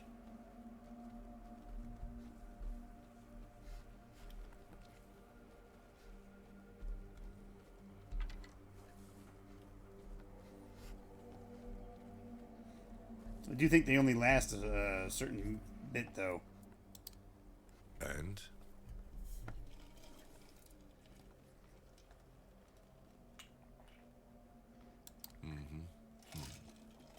Your secrecy doesn't exactly inspire trust, you know. But I have no choice but to take your word for it. You can report back to the quartermaster that the job's done. But if the necromancer ever shows up to stir trouble again, it'll be your head.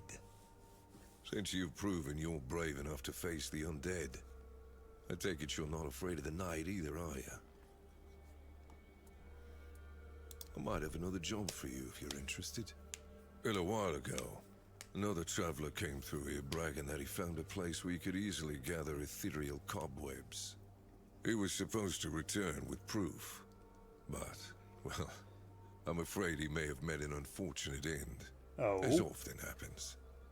But I'm still curious about the place he mentioned.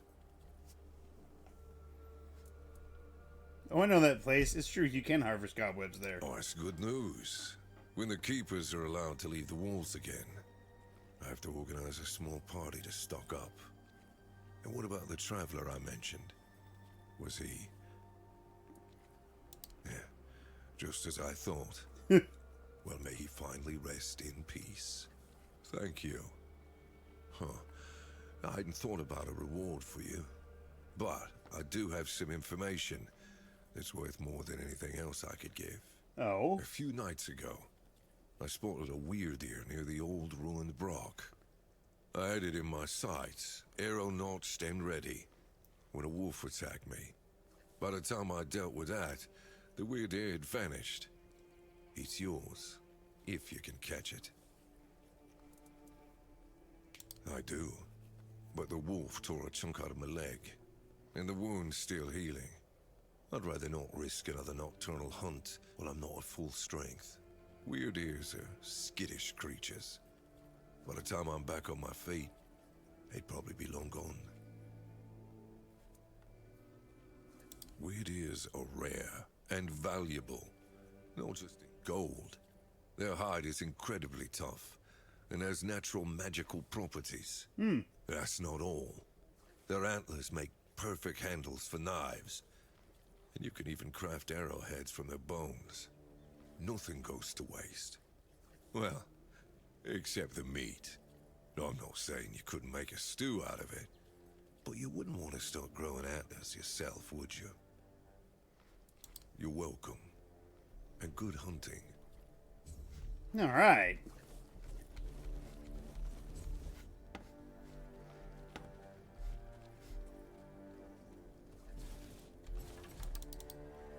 Yeah, you better run away.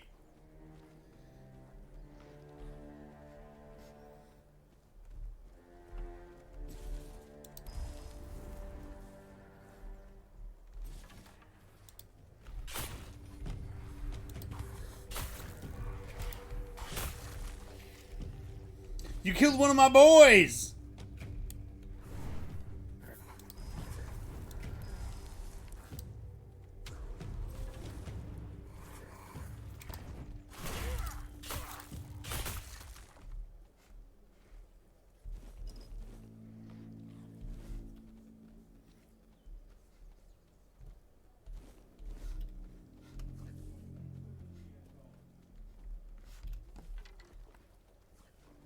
Magical properties. So, could use them to make a better place to stay? Probably not.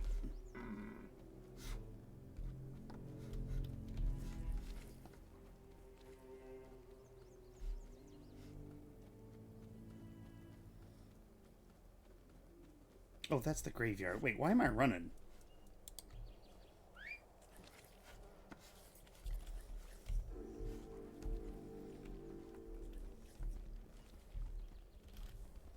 What I love is that, like, I found this horse just randomly, and it was like, yeah, it's yours.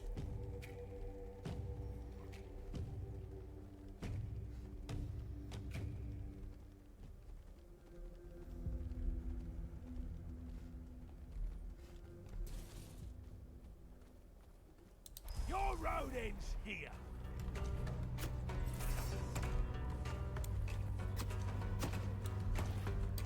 You're only making me angrier.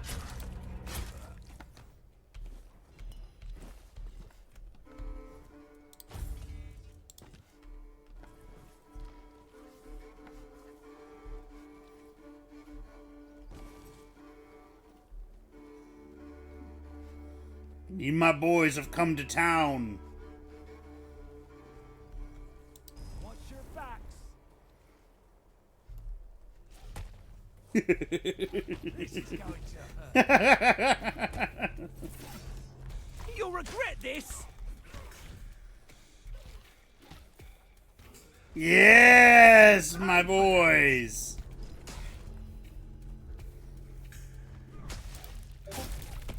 We'll make short work of you.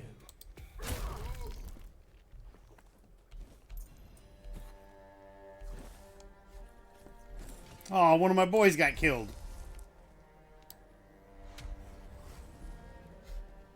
We're being watched.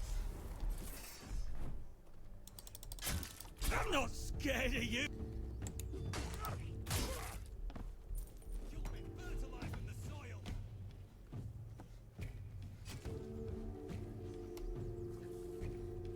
I will bleed you.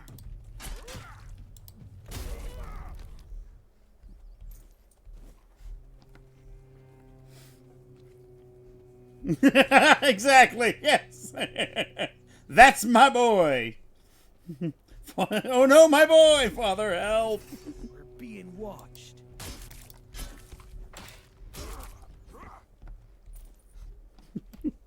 We're being watched as I hit him in the back of the head with a sword.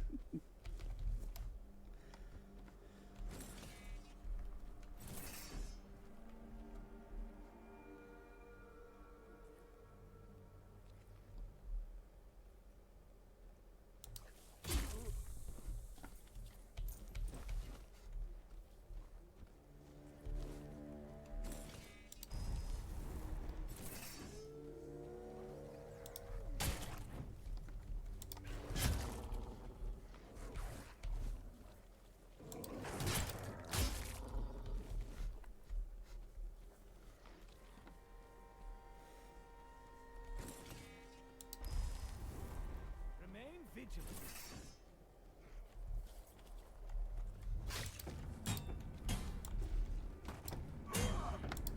Tis just a flesh wound.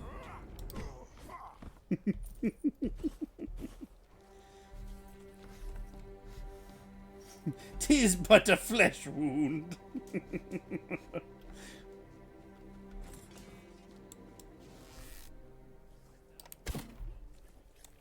I shot way above his head.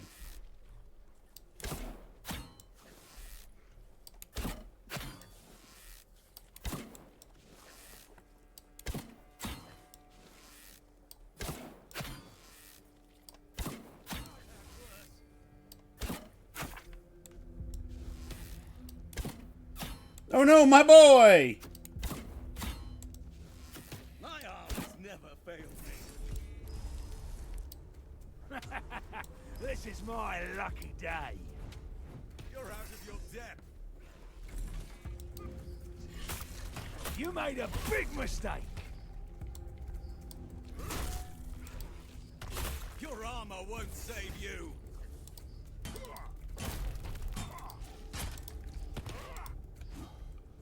You know what's good about just killing all these things is I get that branded skin. So I take that and I can turn that in for money. It's like an infinite money glitch.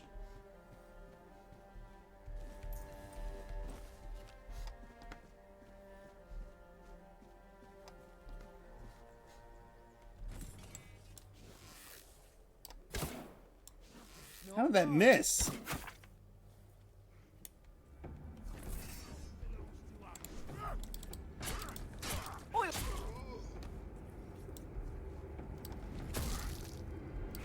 made a big mistake.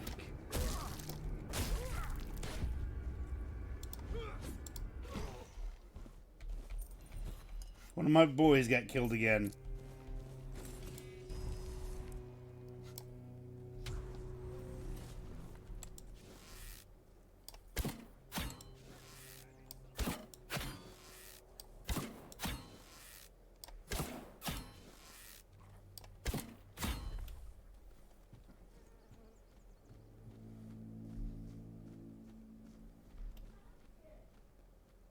Look at that. Look at that grouping.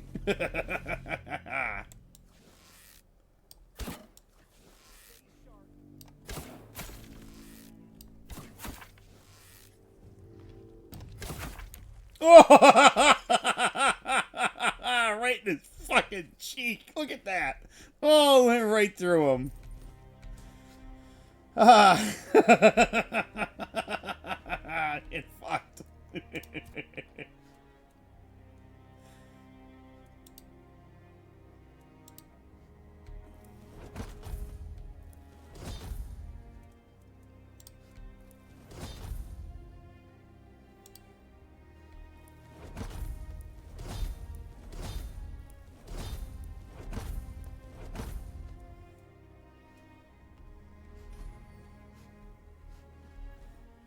See, does the loot come back? I don't think the loot comes back.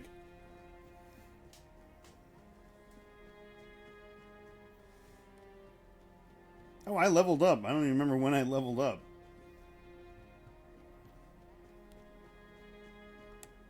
Am I hurt at all? I'm not. Okay, let's teleport.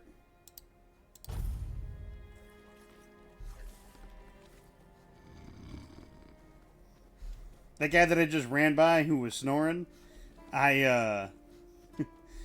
let me in, and I told the quartermaster, yeah, that motherfucker's drunk. I see that Silent Cilia has finally been shut up for good. She earned that moniker because she liked to silence travelers by slitting her throats. Well, I hope she met the same fate. I wonder what it sounds like when a blade pierces the trachea. Anyway, the reward is yours. $400. And its fingers as trophies? I would. A fight to the death. It must be so exciting. Go chop off some heads. Another 1600 XP. Hope nothing bad happens today. Alright, handcraft. What do I need for this? Oh, I just need a fish.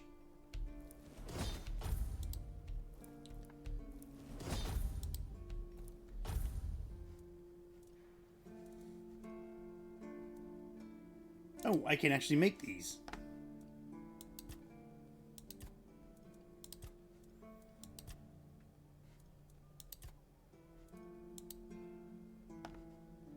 Adjusting the ingredients, thereby increasing the percentage of the outcome.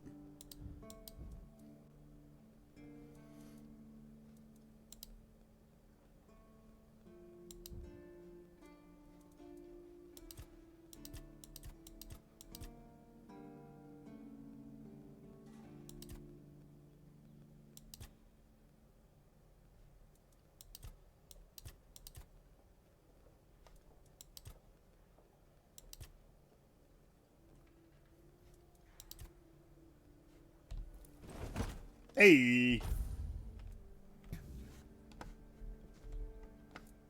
Well, now, that's not half bad. Not half bad at all. Solid work, and you didn't skimp on the details. You've nailed the basics. So how about we try something a bit fancier, huh? Ooh. Wait, I've already read that. I have not read that. Or that.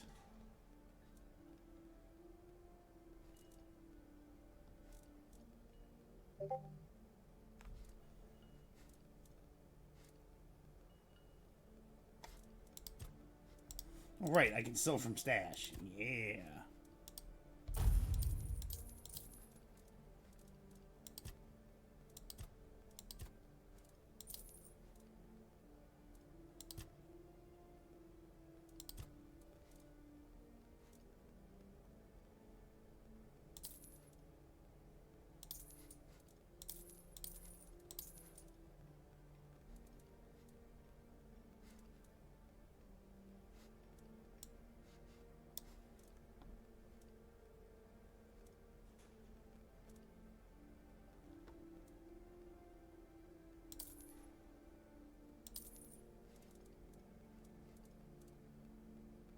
This counts as a light bow. Ooh. Interesting.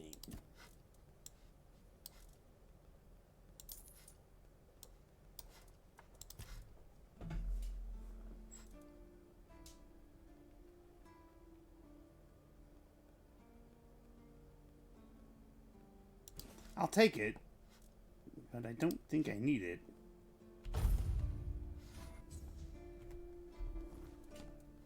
Okay, bag.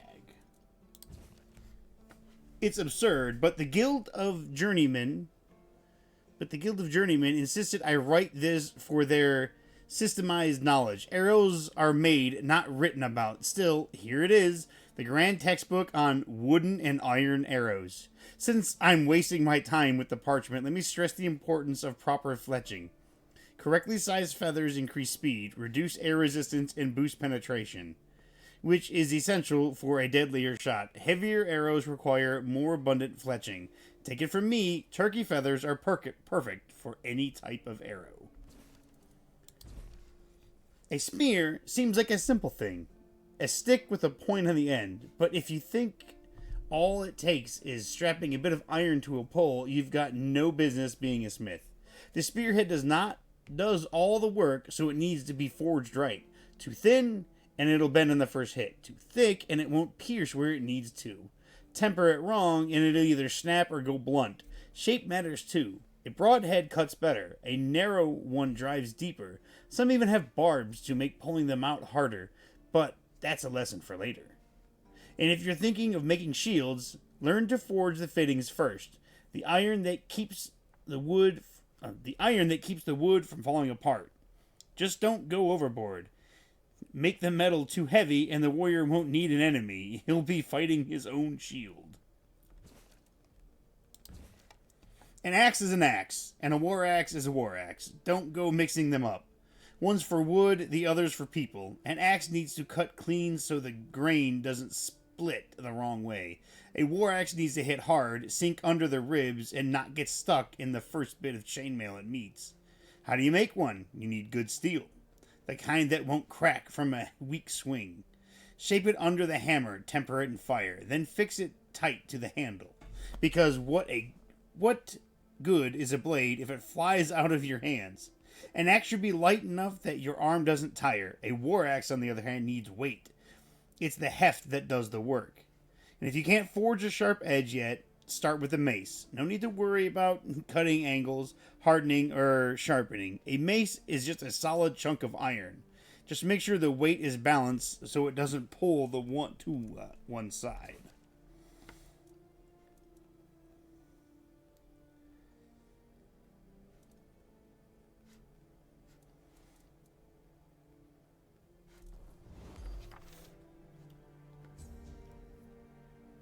Ooh, now I have to make some festering armor. I can make kite shields. Axes and maces.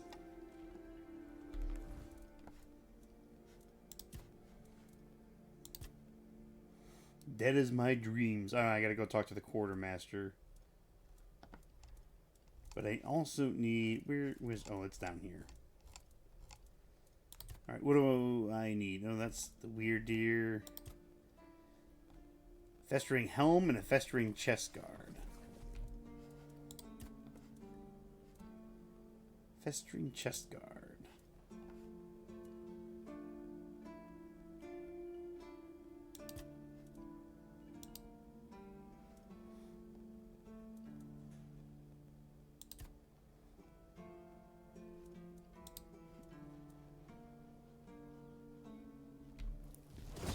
Hey!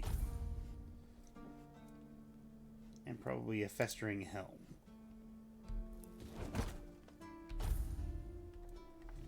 Sweet!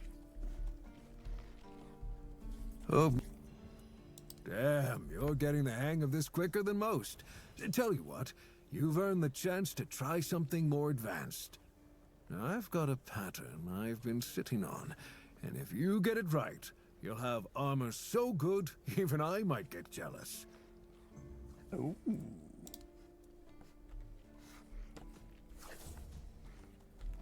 We get 600 XP for that.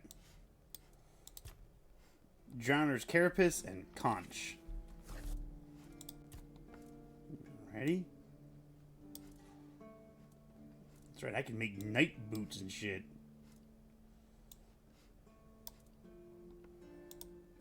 Oh, I need more iron. Wait, does he have iron for sale? You got iron for sale? He does.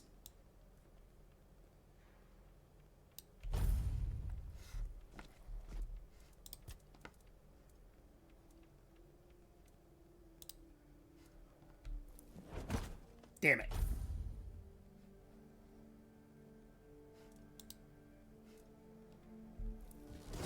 Hey!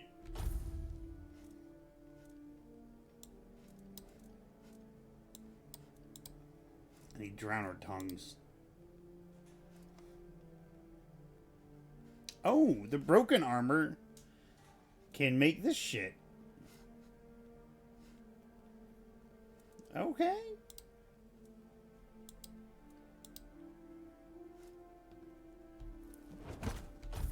Ah, it broke again.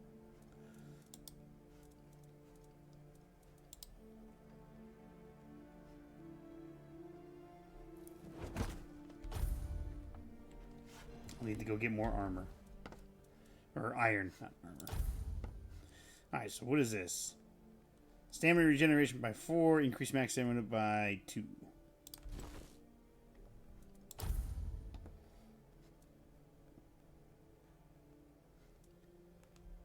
I need 3 practicality. And I can wear this. Increase maximum health by 14. That's not bad. That's not bad at all.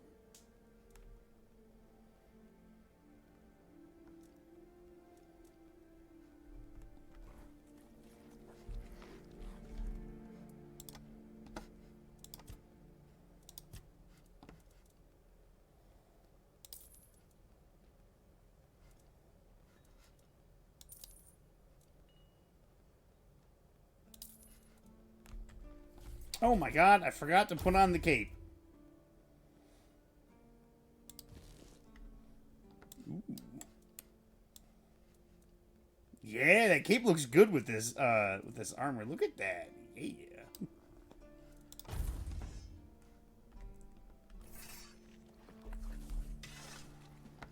Alright, let's go talk to the quartermaster. Tell him I took care of that necromancer.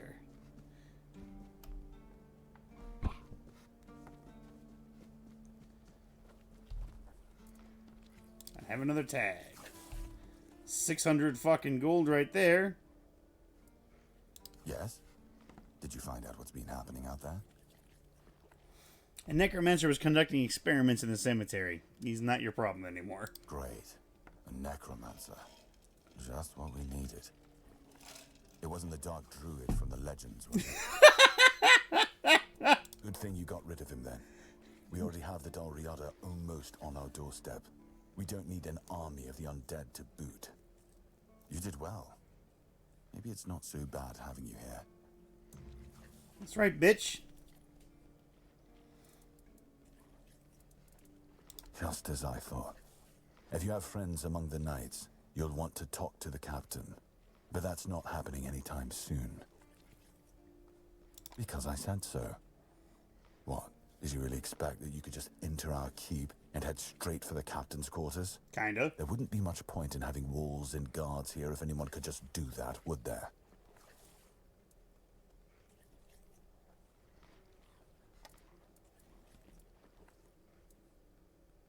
You've done your part in proving your worth. All right. You deserve the truth. That's right, bitch. You won't find the captain at the Horns of the South. He ordered us to lock down the keep, and then he disappeared. I have my love that he suspicions keeps about where popping he up. might be, but I can't say for sure. And frankly, I hope I'm wrong.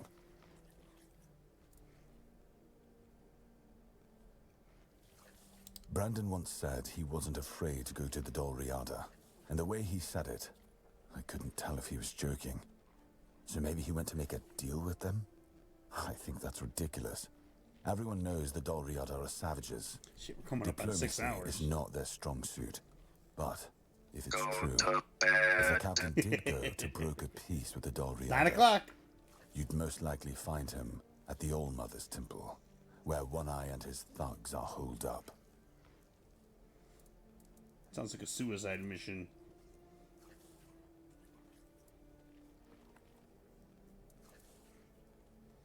Getting into the temple won't be easy, that's for sure. And frankly, I prefer not to hear about your demise. Something Try about him sneaking you in don't trust? quietly, He's the or quartermaster. see if you can convince the tribe's representatives to let you through. He's okay. That's the best advice I can give you. And if you do find the captain, tell him to return to the Horns of the South as soon as possible. Step out Galahad, of the cure, line, kill is him. already on his way. And he won't be pleased to find a bunch of keepers hiding behind the walls without their commander. We'll all face consequences if that happens.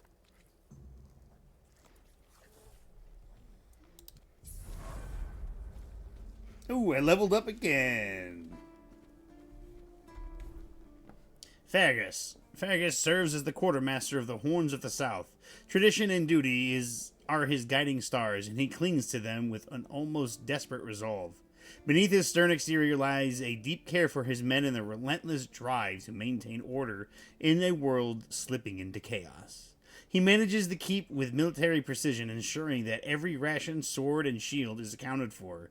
Yet there's tension in his every word, a sense that he's standing at the edge of something far larger than himself.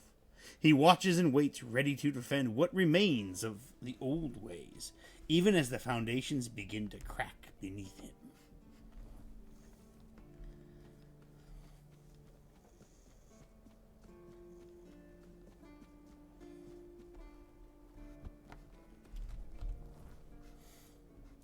Alright, what do I need for this? 3 to practicality.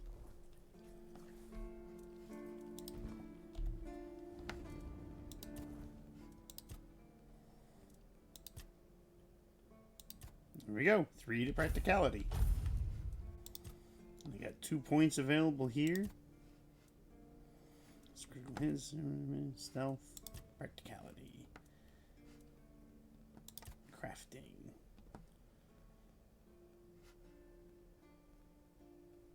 You have 50% chance to recycle a single item or a single resource when crafting. Fishing rods are 30% more durable.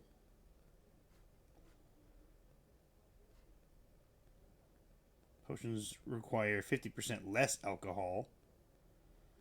Fueling your campfire with it is 50% cheaper. Potions last twice as long.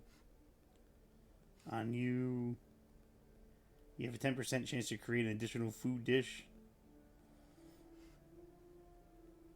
You craft arrows at the campfire. Crafting is a nice way to go.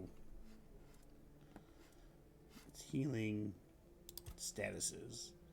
If anybody has active status on them, they take 10% more damage. This is armor. Gives 1 extra armor. Endurance increases your melee damage by 1%. Usually melee damage returns 25% of it back to the attacker. Your dash invincibility window is increased by 0.05 seconds. I'll tell you what, let's put 1 point there.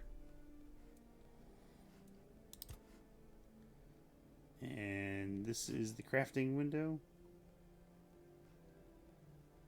Craft weapons and armor at the campfire. Crafted items have reduced weight by 1. We'll put 1 point into crafting.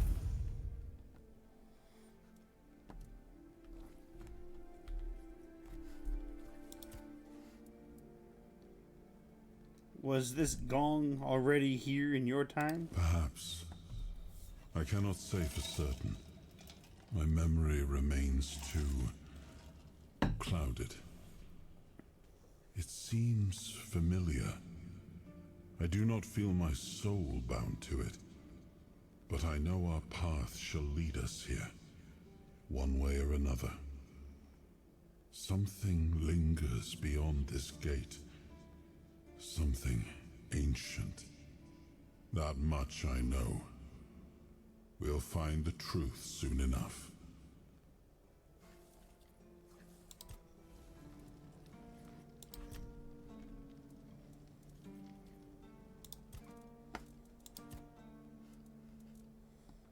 I can wear that now, so I'm just going to put you away. And I'll put you away. Put you away. I still can't wear those pants.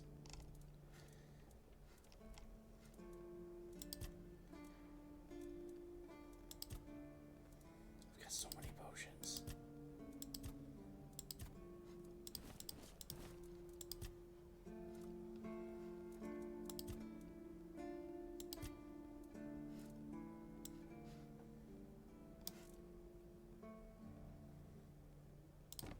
You away.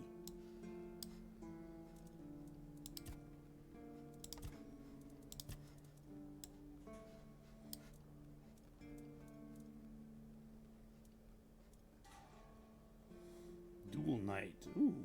Critical hits restore 10 stamina. Increase melee damage by 20%. I can actually wear those.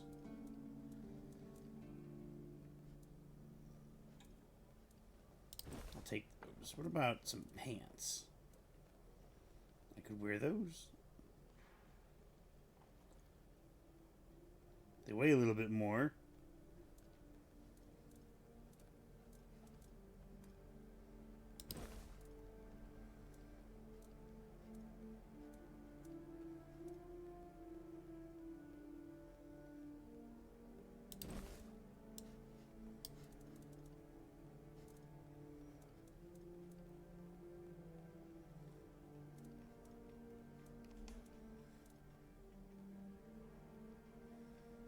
Decrease stamina.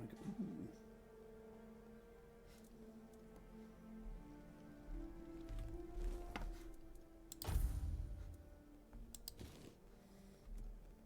That is a creepy looking fucking piece of armor.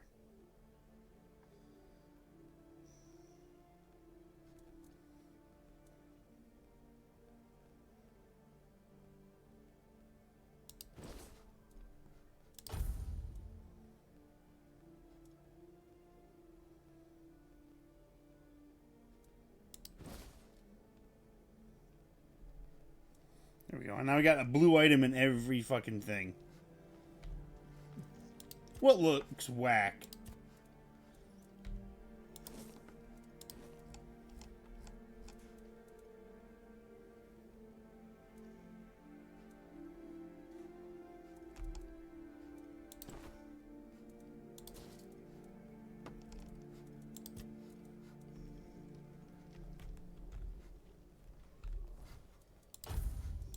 Need to put some boots on.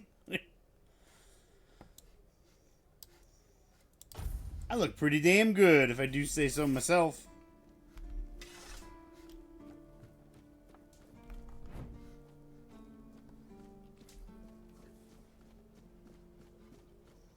It's nice to have a break.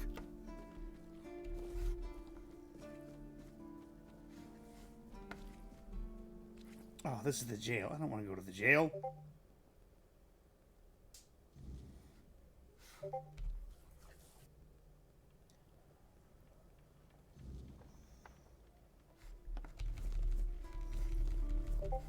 I do think it's funny that that guy... Oh, yeah, hey, this is the ghost that I talked to. Don't ask me why he's able to drink anything, but there he is. That's the ghost.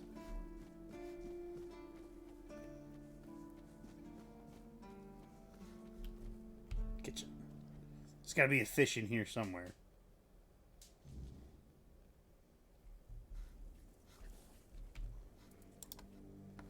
Oh, here we go.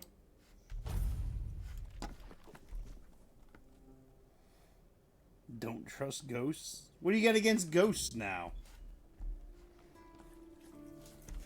You know, Seth, you're not a very trusting person. Not all ghosts are bad ghosts. Sometimes it's nice to just sit and think.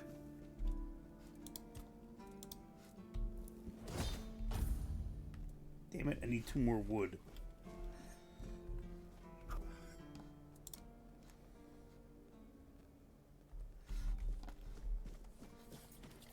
Alright, so there's a quest I'm going to do right now. This guy, he's up on the ramparts over here. He's like, these fucking seagulls, man. He's like, they fucking shit on me, and then I yelled at them, and they came back, and they shit on me again. It's like, I need something that can scare them away. So I went and I found out, I was like, oh, I can make a mask. So I made a mask, and I gave it to him, and he was like, all right, now the next step to get rid of these fucking seagulls. Hey, here he is.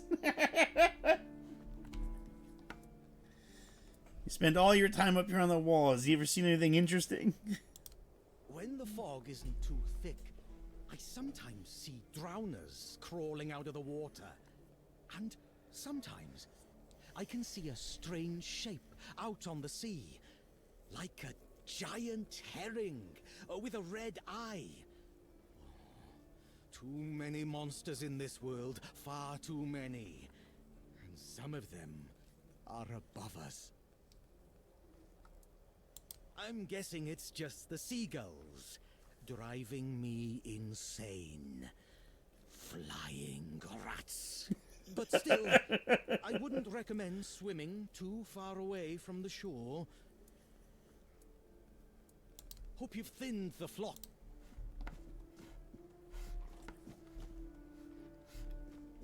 Alright, I have to place these traps.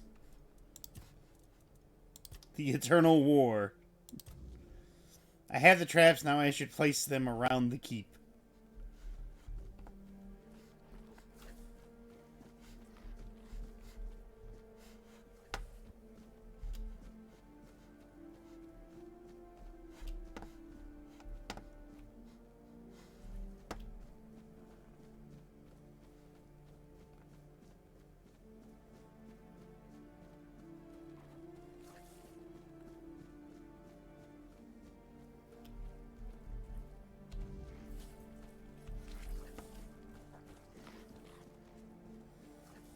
I kind of want to see if there's going to be another step in his quest.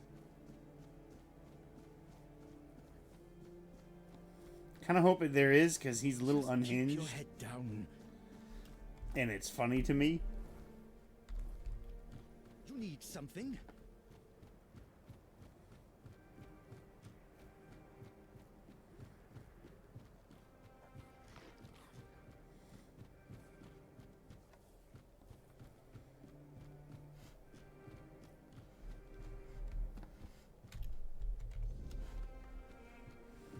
Oh, cool. My sneak is increased. Fuck, my sneak is 46 out of 100.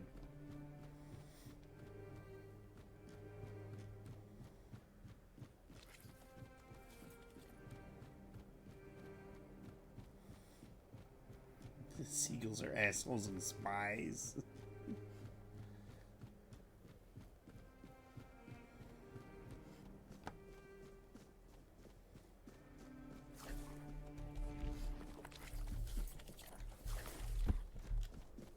Always good to have a little rest.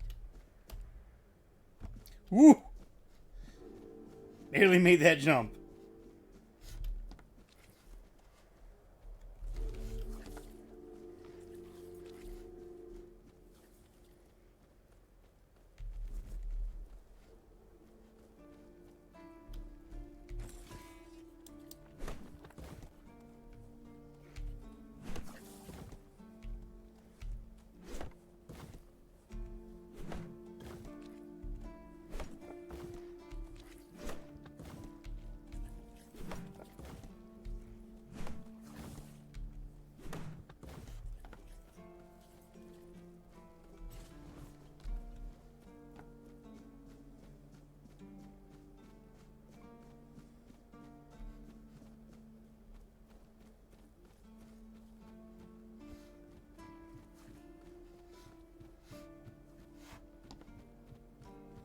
I haven't been up on this side of the ramparts yet.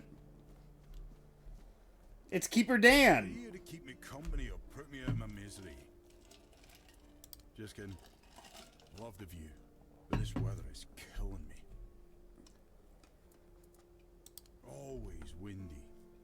Always moist. You don't say. I didn't choose to be here. Our beloved quartermaster sent me to freeze my arse off. He said as punishment for spitting on the good name of the keepers. whatever the hell that means. I just got drunk in the tavern and lost half my pay, and maybe some of my clothes. But I mean, why would he even care? It was my gold. I can spend it how I please. Oh, I need a warm coat, and I mean the absolute warmest coat you can get. Huh? Osprey might have something in stock or know how to make one. I'd ask myself, but he's not exactly speaking with me these days. What's in it for me? Oh, come on. Can't you see I'm freezing? Who in their right mind orders someone with bad joints to patrol the walls in this kind of weather, eh? Thanks. I'll be right here, freezing my arse off. I love that there's so much shit to do in this game. I mean, it's like Oblivion and Skyrim, so of course there's going to be a fuck ton of things to do.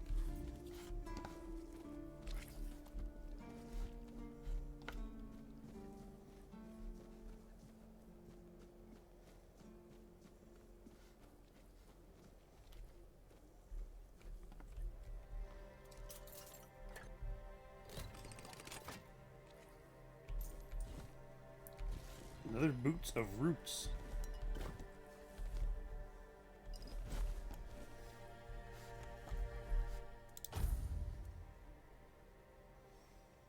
Hitting an enemy immobilizes them for 5 seconds. Nice. What's my armor rating at now? 20%.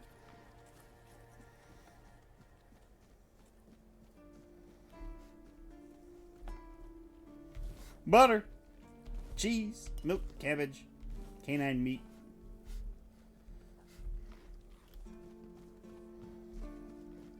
Alright, now we're gonna go talk to Crazy Seagull guy. Ooh.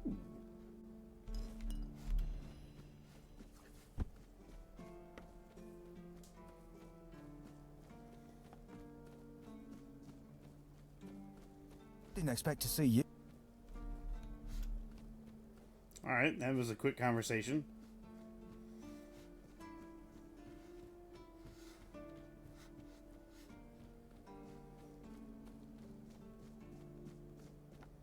Just keep your head down. You startled me. And how did my... I wouldn't know, but I set them up in the places you showed me. Those traps are very impressive, so any reward for me? That's what I like to hear. You are an invaluable first officer. But our work isn't done yet. It's another quest. We need to solve the seagull problem on Avalon once and for all. You'll search for their nests and destroy them without mercy. Burn the nests, shoot the parents. It's the only way to eradicate the evil for good. It sounds extreme. Serious times call for serious measures and decisive people. I see no other way. The nests will keep coming back, but don't even think about giving up.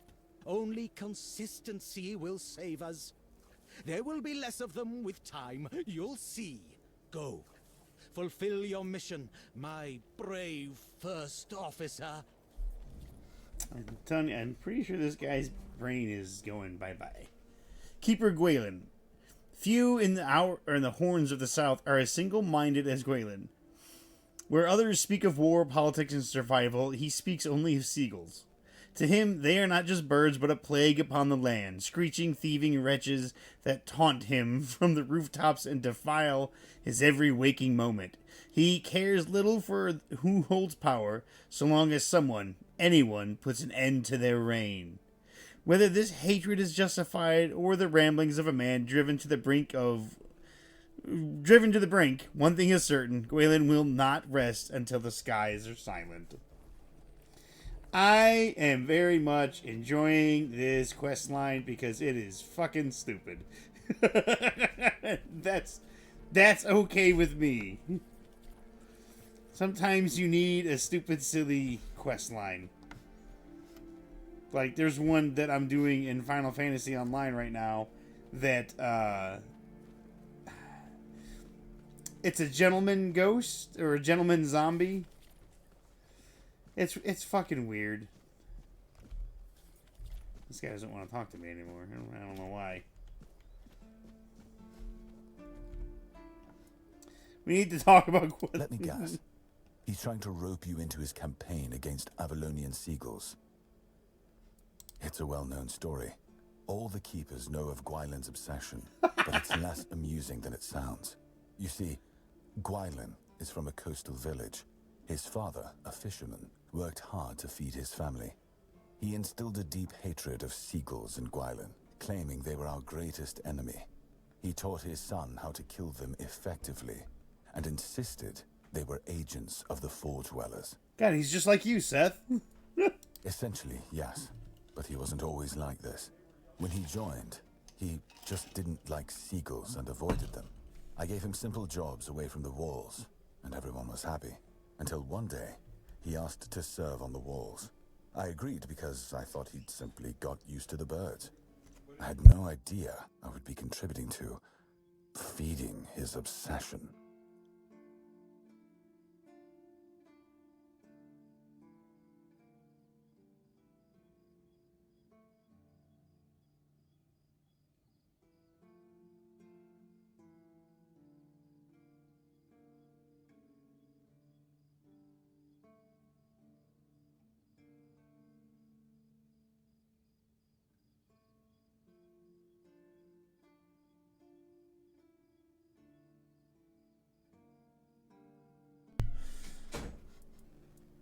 I spoke to him.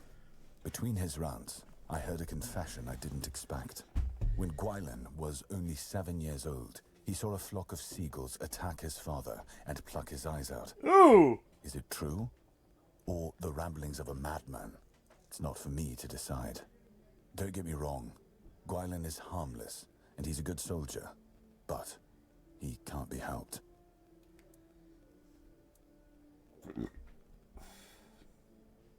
Whatever he's asked you to do, just ignore it. Don't argue with him. It's not your responsibility. If he brings up seagulls, just pretend you didn't hear him. That's what we all do.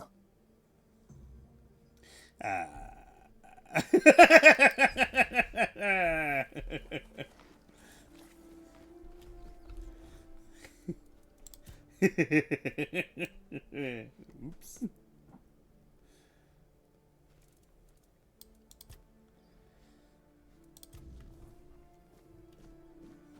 Yeah, I'm gonna go talk to the blacksmith.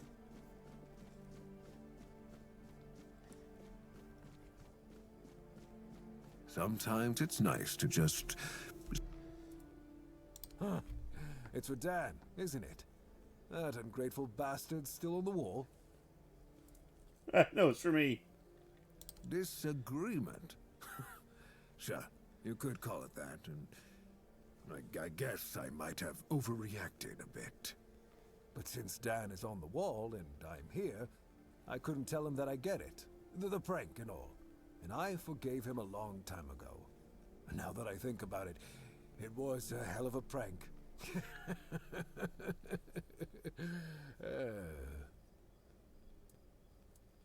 So you're not mad at all? Well, he was right. I am old, but inefficient, stung a little bit.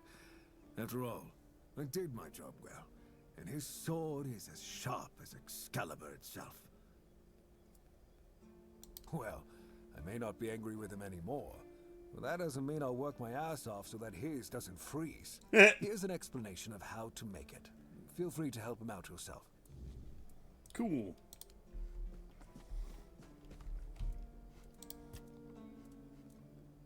A warm coat.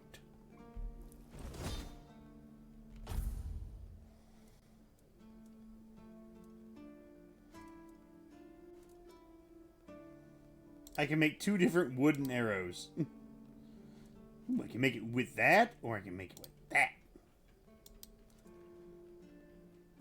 Sharpened arrow. Poison arrow.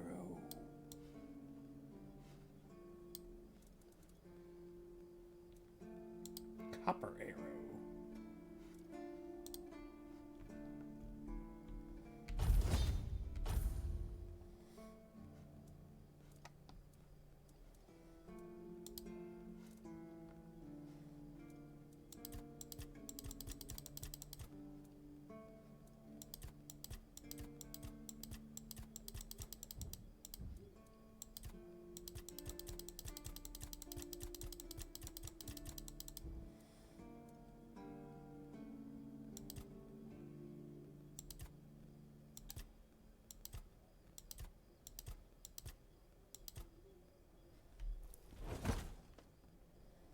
Ah, I made a weak mace.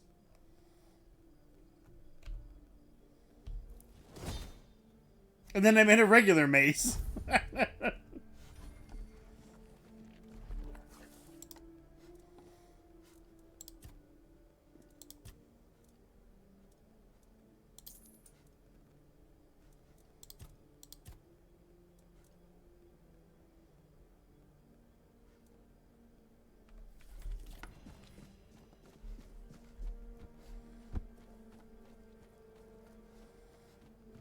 Go up here and give this guy the coat that I just made.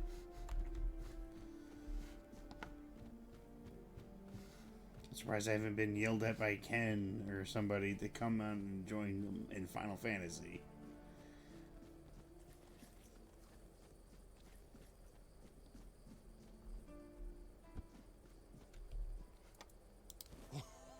Oh, thank you, friend.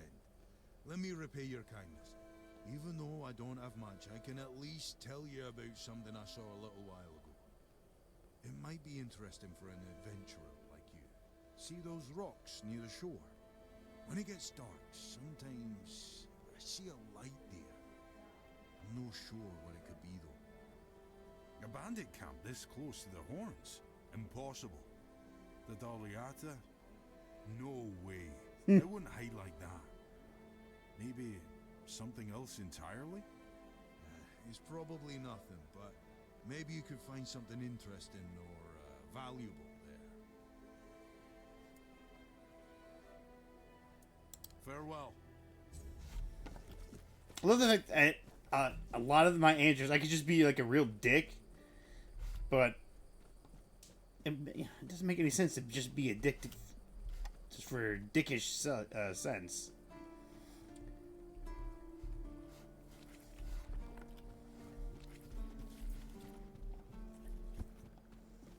I like it when things are quiet.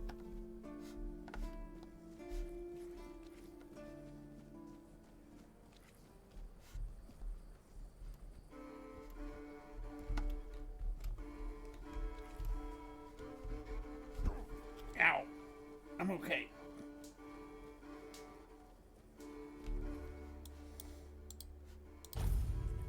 We got a dock to build.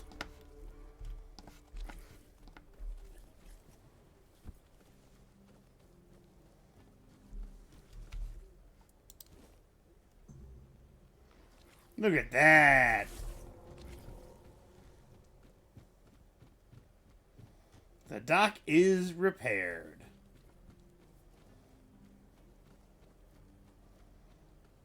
We can go up here and talk to this guy.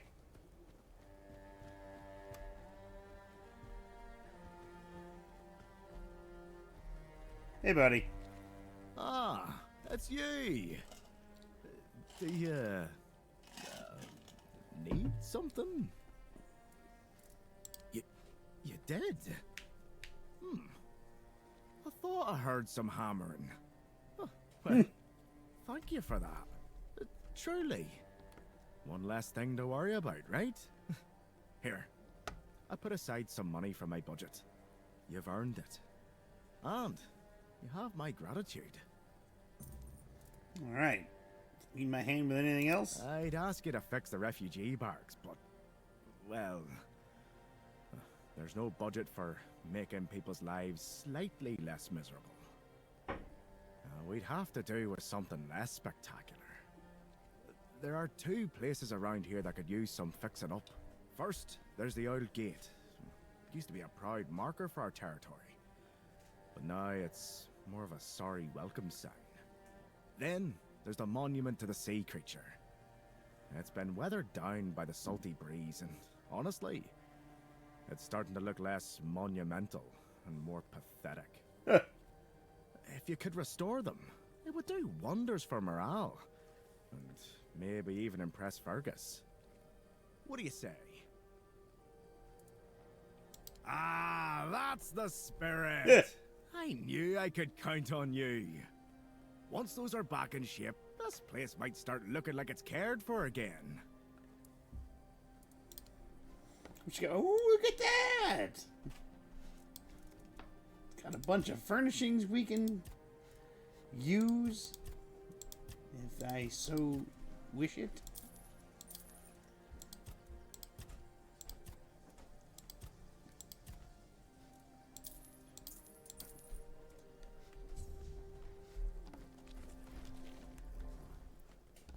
Tyrion thought he was taking an easy spot, or easy post, looking after a quiet village, surrounded by familiar faces. Instead, he found himself buried under endless demands, complaints, and problems he never asked for. The deck is rotting, the refugees are biting people, and the so-called peace and quiet is anything but. He grumbles, but he does his job, caught between duty and the realization that this is not the life he wanted. If there is one lesson he's learned, it's this: be careful what you wish for. For all his grumbling, Tyrion has a knack for making a place feel like home. When a house stands empty, he sees its potential, not just what is broken, but what could be restored. He offers his help without fanfare, suggesting repairs, small improvements, and little details that turn bare walls into something lived in. If nothing else, dreaming of a well-furnished home is easier than fixing everything else falling apart around him.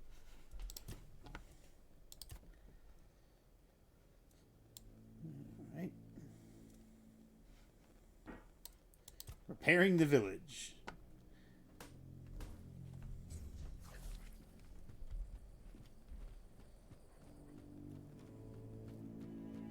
The weirdness has crept in, but it is kept at bay here. Oh.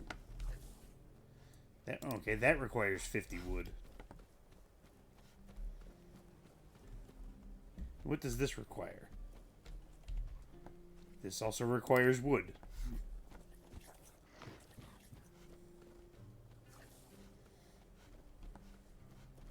There's one thing that I've been meaning to do, and it's this, the last voyage. I haven't even been on this side of the map yet, so let's get over there.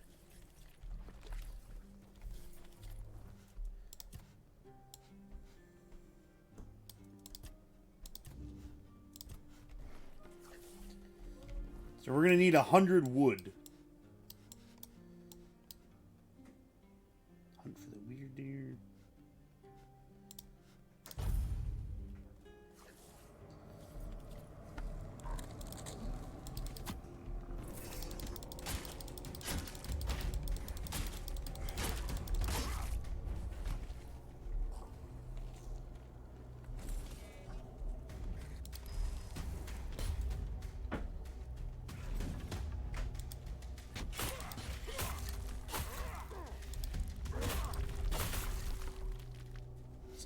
What fucking hit me?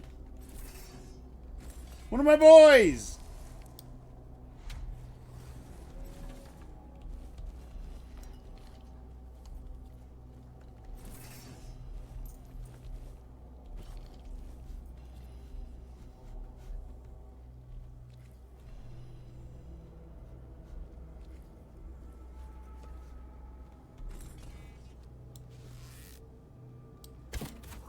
Oh! Right in the back! Get fucked!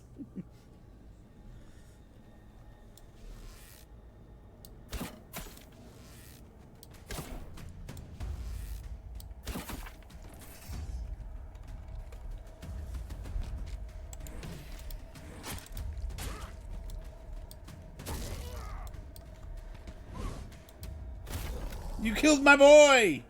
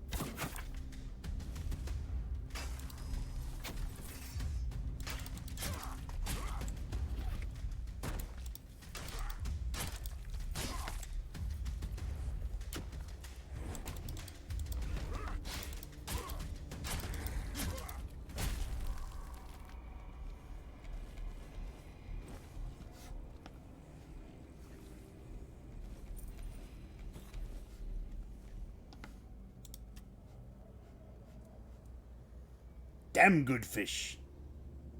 Fish soup.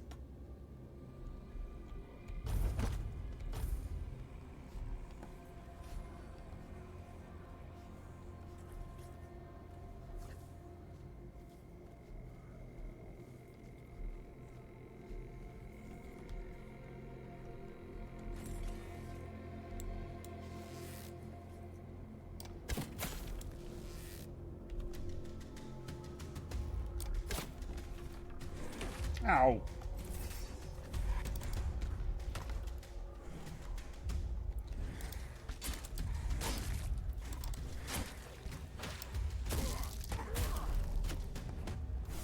I went flying.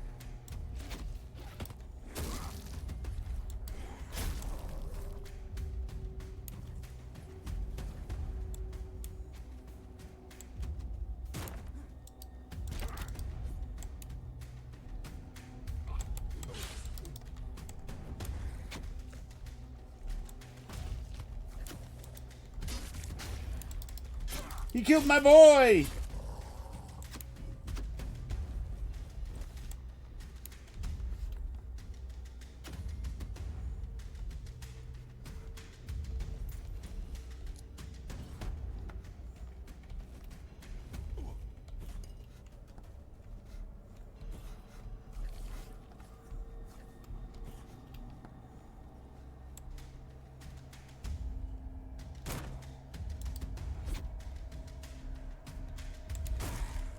Harry!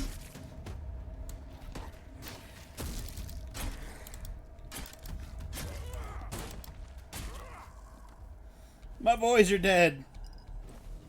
They killed my boys.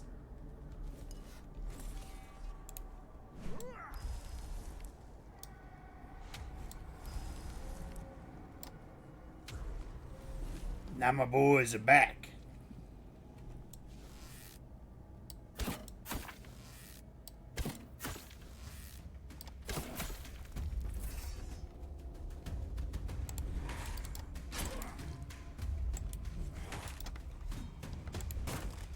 Harry!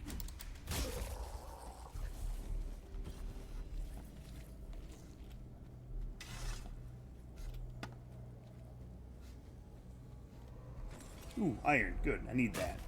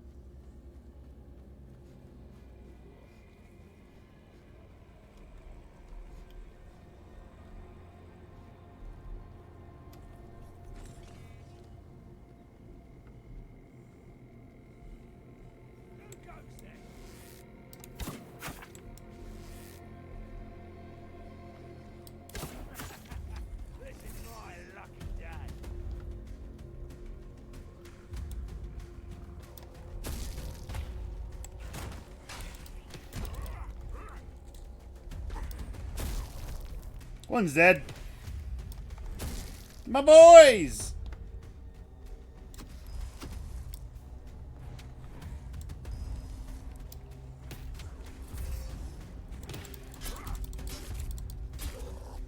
I think it is true.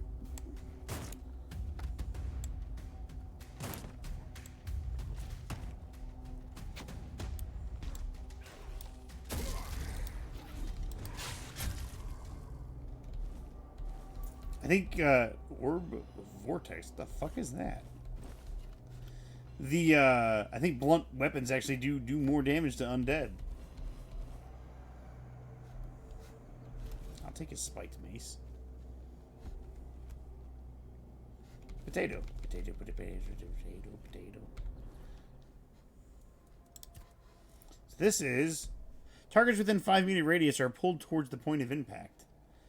That does... 26 to 31 damage. This does 24. Okay, I mean, it's not that huge of a difference.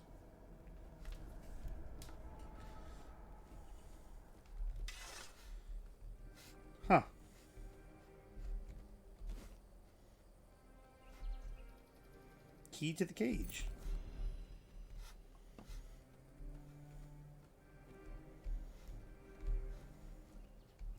Hey, buddy. Help! Help! I'm here! Help!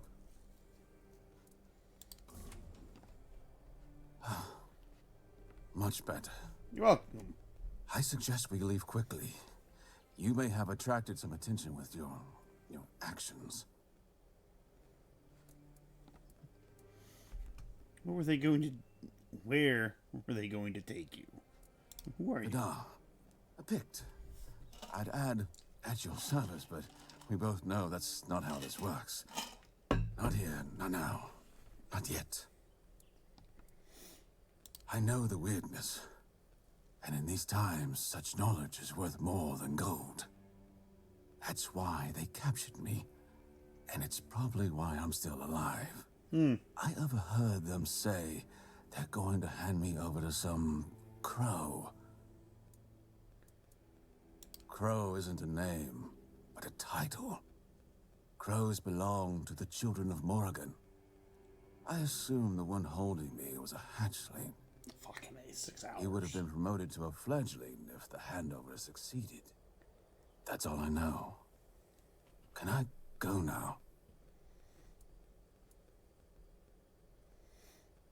He already told me what they were going to do. I overheard them mention the ruins of Roscree. It's a tiny village, long abandoned. I suspect its people fled to the horns of the south. But if you're thinking of ambushing the crow, I beg you, don't. These are dangerous people, and I doubt a crow would come alone. However, if we pretend you're the bandit supposed to deliver me, they didn't keep me in prison for nothing. I can defend myself. I just need my hands freed. I propose we meet near Roscree and deal with the crow together. Thanks to you, I'm no longer their prisoner. But I fear for my brothers and sisters. If they don't get me, they'll just find 3 others like me, and the horror will continue. I cannot allow that. You're free. And you're on your own. Excellent. I'm not gonna leave them. We must remain vigilant. The children of Morrigan are formidable foes. Thanks to our union, Avalon will be a safer Man, place. I swear to God, if you say it, I will time your ass out.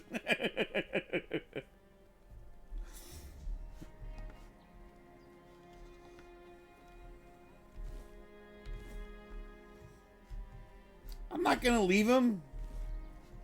He was a prisoner. He needed help, so I helped.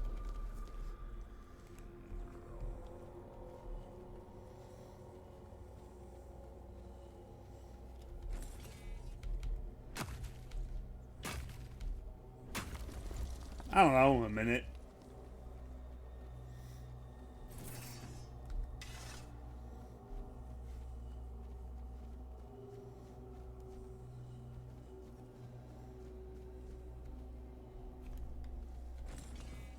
My boys!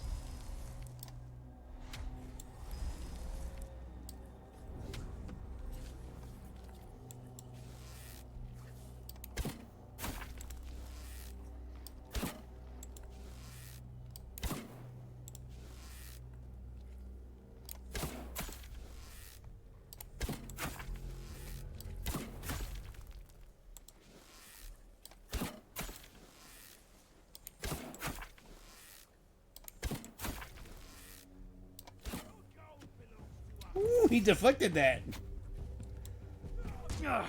I'm not beaten yet. Your money or your life?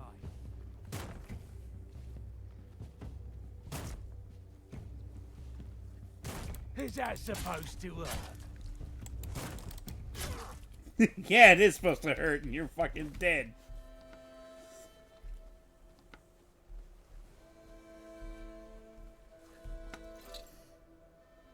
Wish you can watch some Death Stranding. Well, I'll still time your ass out. Oh, it's 600 seconds. I forgot it's preset.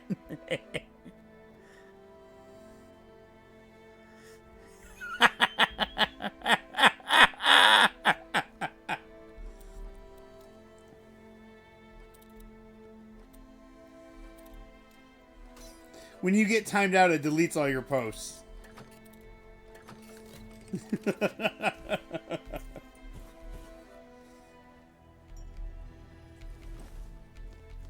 Ambergris fragment.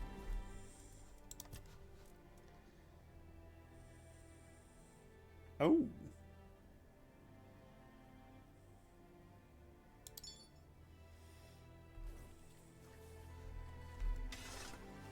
And didn't you ever notice, like, whenever we timed your ass out?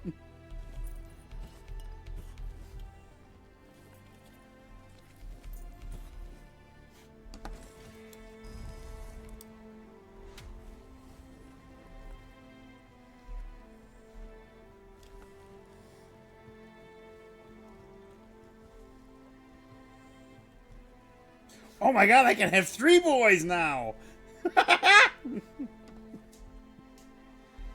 Alright, I guess it's time to go for a swim. Do I have any potions that let me swim faster?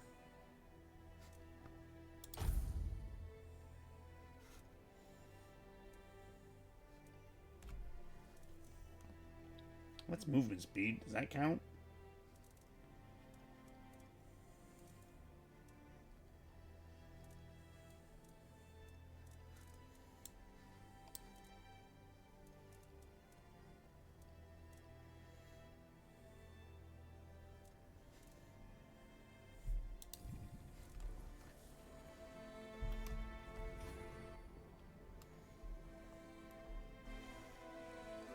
You just get up and walk away.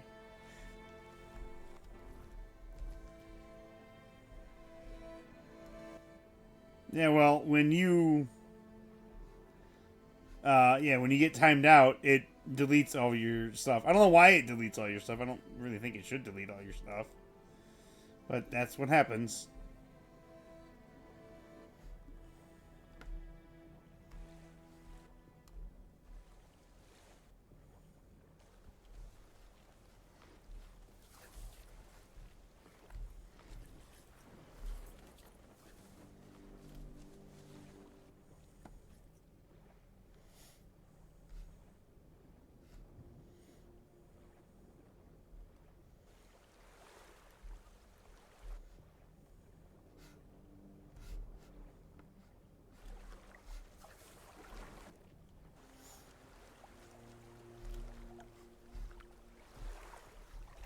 There's a bunch of... Oh, shit!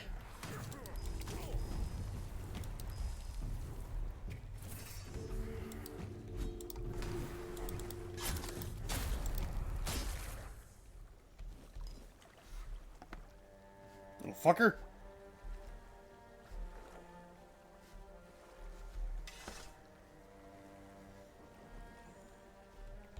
Meteorite.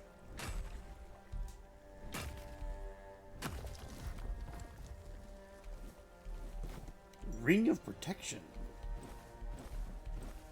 Cloak of Retribution. What is the Cloak of Retribution? Taking damage increases lifesteal by 2% for 3 seconds. Oh, I can't get rid of that. Increases armor by 1. Hey, I found the wreck of the Andraste. Personal diary of Captain Lex. $100 in the Aegis of Retribution. I am overburdened. Barely overburdened. Let us read. 12th of Hawthorn Moon, 518. Waters are strange. Although we don't make long journeys, our recent sailings were unbearably prolonged. As if the sea currents did not favor us and our dear Andraste. I thought I knew these waters like the back of my hand, and yet even an old sea wolf can be surprised. Or something's in the air. 13th of Hawthorn Moon, 518. As the wind howled and roared, dark clouds gathered over us. The storm has knocked us off course. We'll hit the rocks. If we are where I suspect we are, then we are lucky in all this misery. There should be a few caves not too far away. With the rest of the surviving crew, we should be able to drag the cargo there. Pity about the Andrastate, though. The Aegis. 30% of parry damage is dealt to the attacker.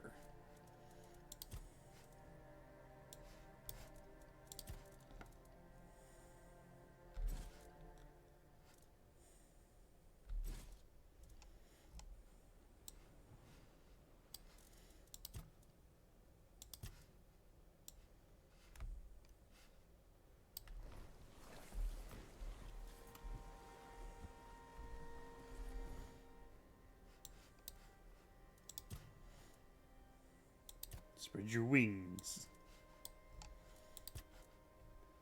The Andrastate is in a cave nearby.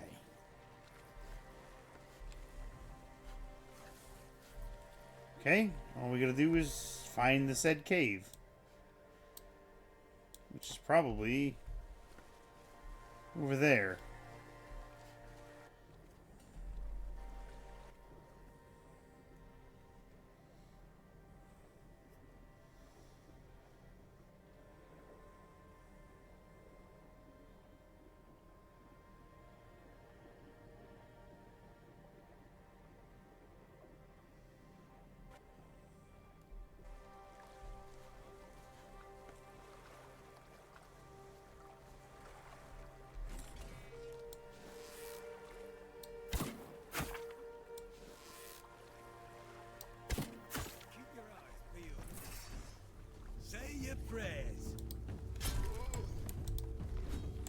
But a scratch. I'm tougher than I look. You're no match for me and my boys.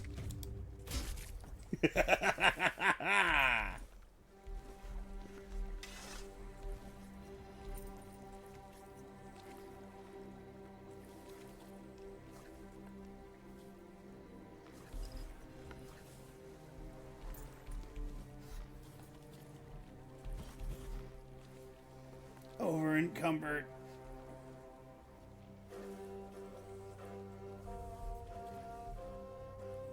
Guide to hunting monsters on this blasted land. Author Two Fingers Pega. It's not worth it. This could be the end of the guide, but I know you won't listen, so here's some more. Maybe someone will wise up, who knows. One day an alchemist might offer you anything, even a kidney, for grindy low teeth. Say no. Their bites hurt like hell, and I swear their spit's poisonous. Your friends might say that the caps of red caps will fetch a good price. They'll tell you that you just need to hunt a few to make a fortune. Tell them to get stuffed. Red caps will cut you to ribbons before you draw your blade. Ask yourself, is gold worth more than your arms, your legs, and your life?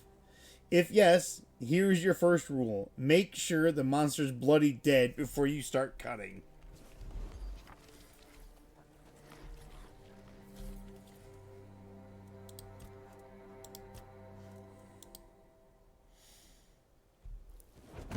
We made the Kraken.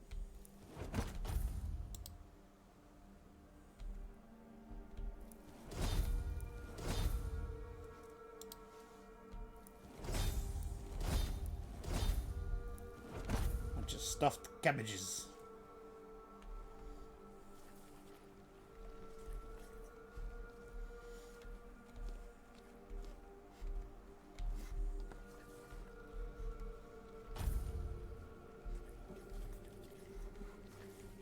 Wanted the leather.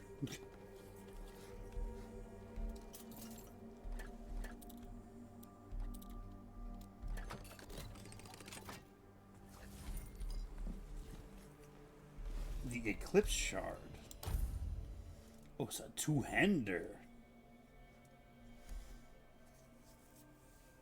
For each parry, your next attack is applied one extra time. Wow.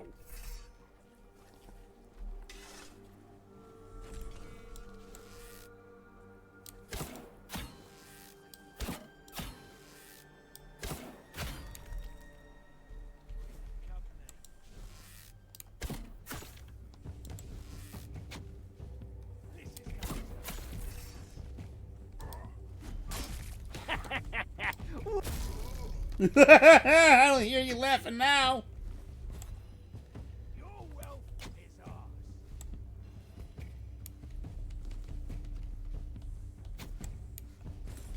Your money. Get him, my boys.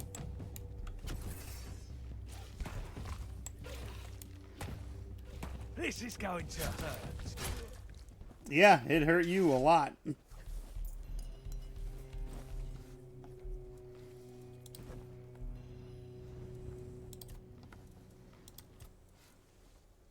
If I remove all my crafting materials, we're at 192 weight. If I remove all my crafting materials... Holy shit. God damn, that was a lot of shit I was carrying. God damn.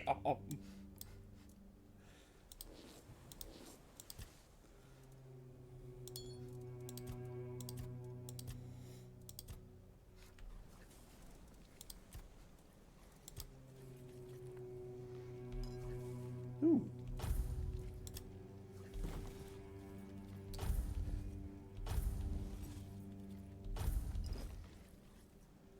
Ooh.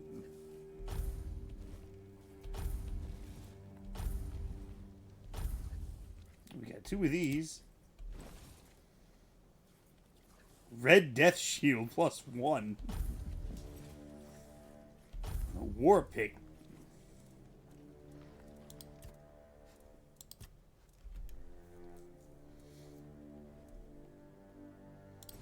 Put you away. What do we got here? The Duelist Sword. Successful parry causes the next hit to deal double damage. Damn.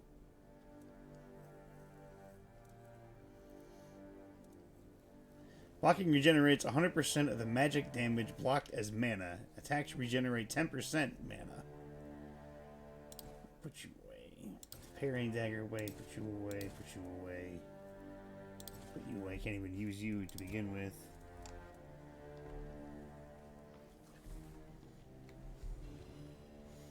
Alright, now we can move.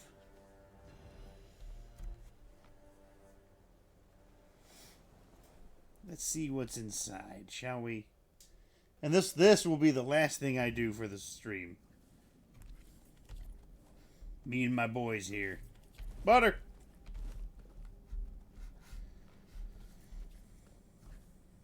Tomato, tomato. Potato, potato. Stop! Where are you rushing off to, you maniac? I'm here to make sure nobody comes in. I just got pushed. I'm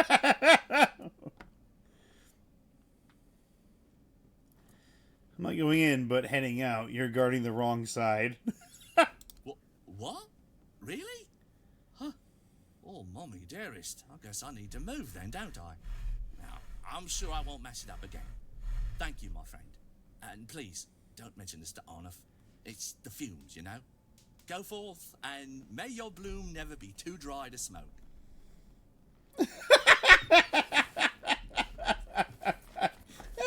I just fucking bluffed my way past him.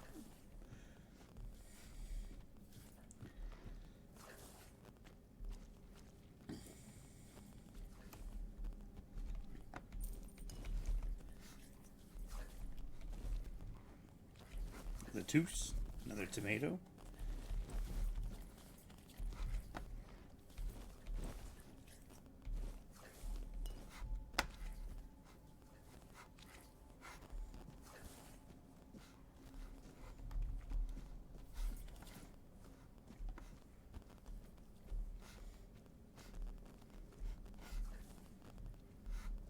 Acquires the smuggler's key.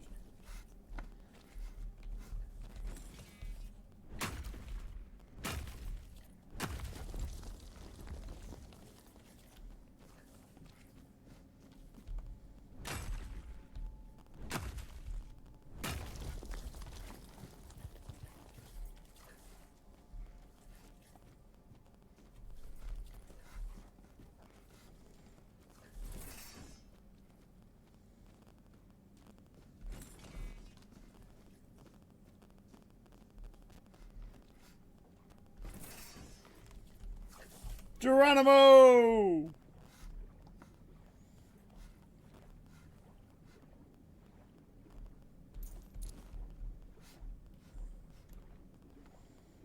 Every body of water I have swam in this game so far has had a corpse in the bottom. Sometimes multiple corpses.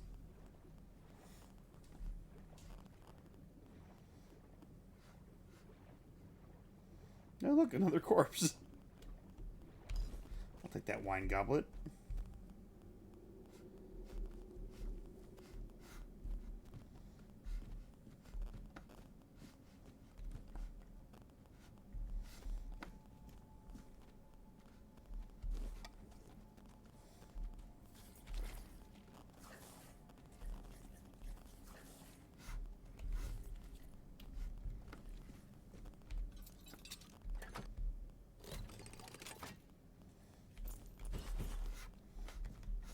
The lockpicking in this game is so easy.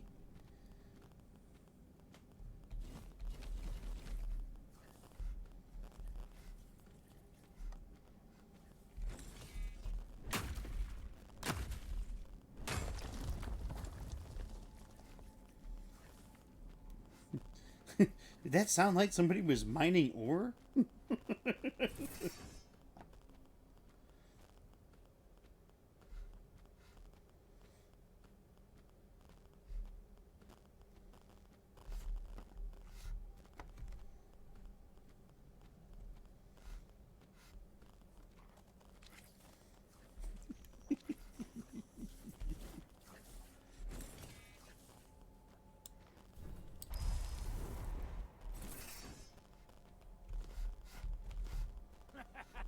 This is my lucky day.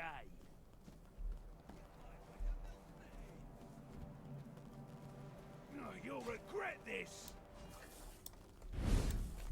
Your wealth is ours. Give up You hit your now. friend. We'll make short work of you.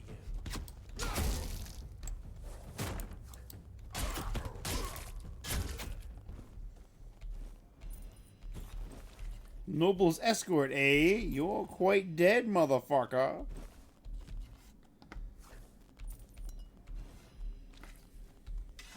But two of my boys are dead.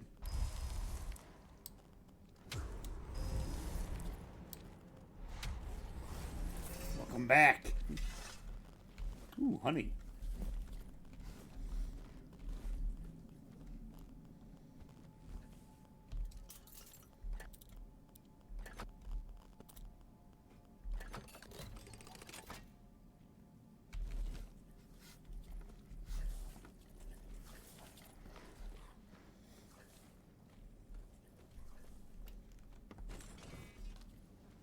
I have 315 fucking wooden arrows.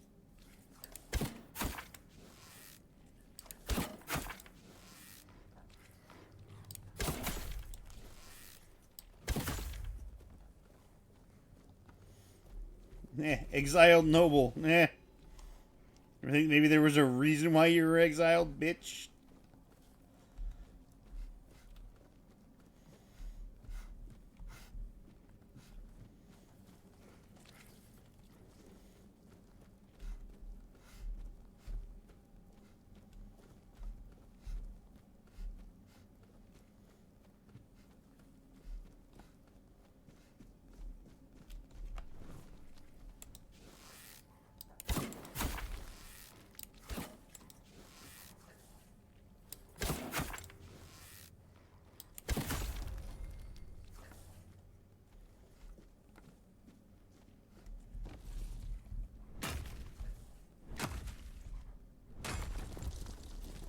Plenty of ore.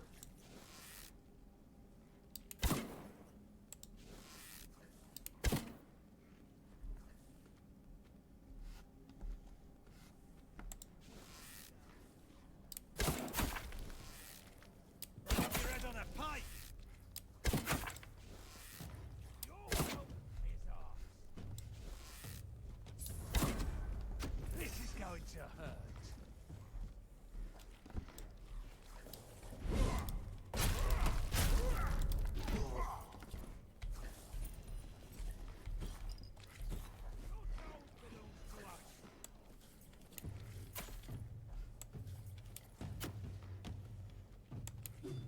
I'll make short work of you.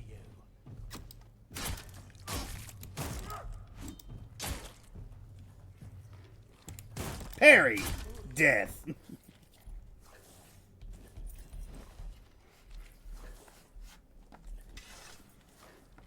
Where's the... Oh, he's right there. I already looted him. So this is the wrong cave to find all the cargo from the Andrastate.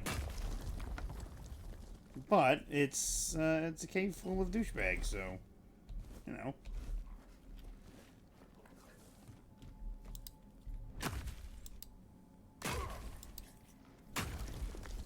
Well, you can actually just attack it and it'll work the same way. I kind of want to kill somebody with a pickaxe.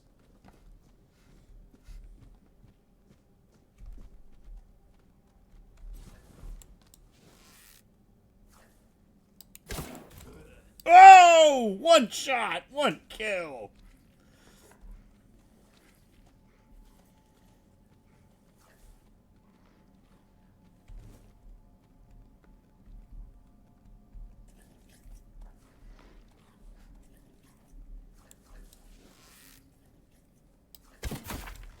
His ass.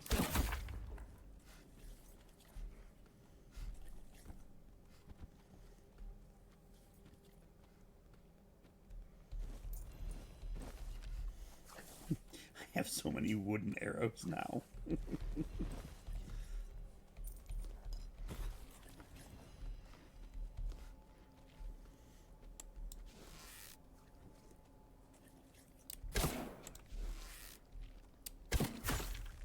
You'll be fertilized in the soil.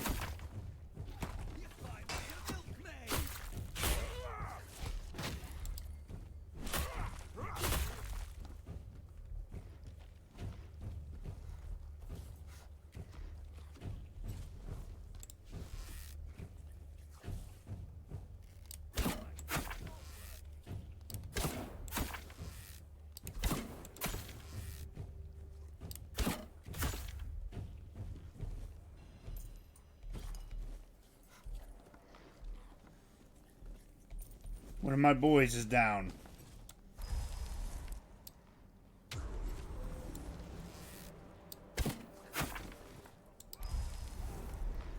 Go get him, boys!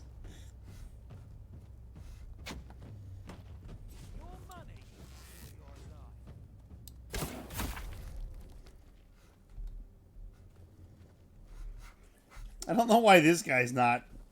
I think that's the guard from the entrance. Oh, he had a potato.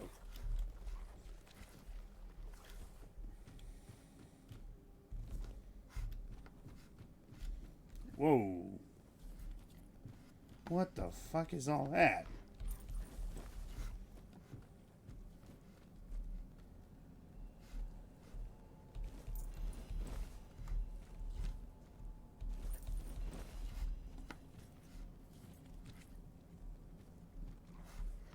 What is this?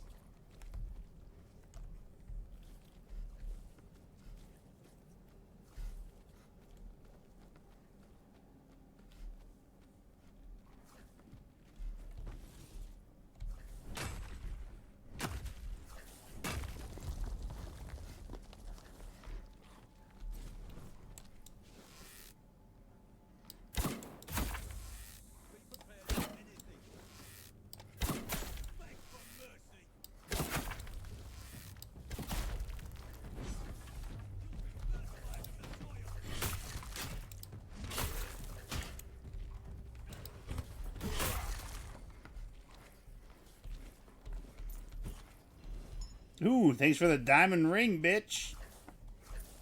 Butter. Beg for mercy.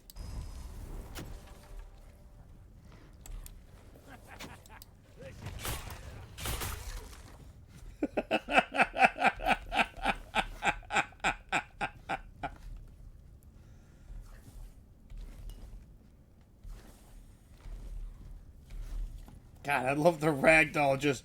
For your life.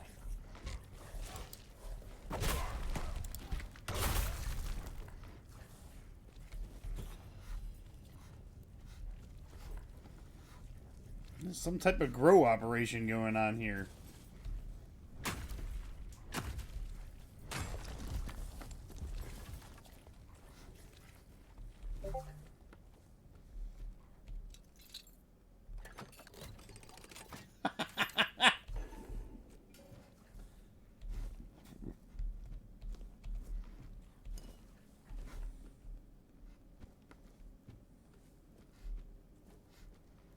You're not one of my suppliers. That means the guard is dead already, or he soon will be for letting strangers in. Hold on. So, explain yourself, because I can either introduce you to Vitya, or make you an offer you can't refuse. Isn't that right, Vitya? It's time for supper, isn't it? I'll gladly kill your rat and then you. Suit yourself. Vitya, supper!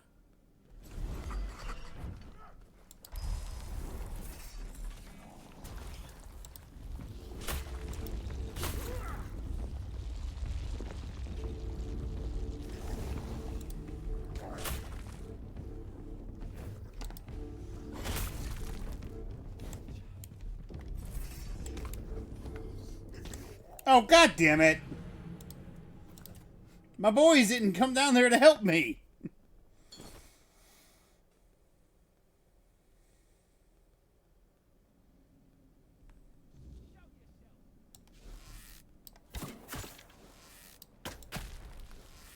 Say your prayers. You'll be fertilizing the soil. Need you to respect me.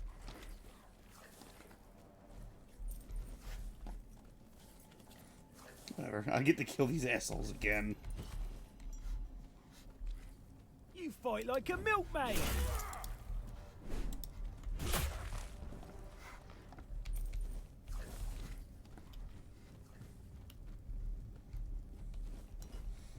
It's one powerful fucking milkmaid.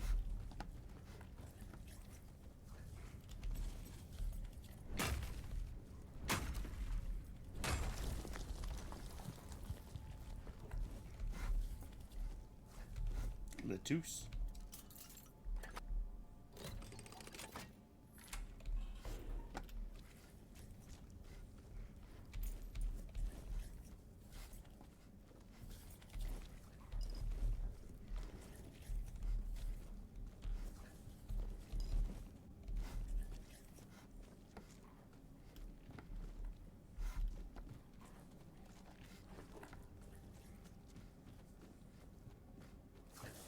Jesus, he scared the shit out of me.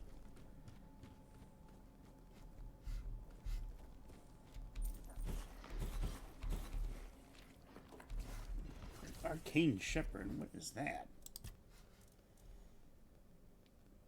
Charged by summoning for 0 out of 4. Fully heal your summons and increase their damage by 50%.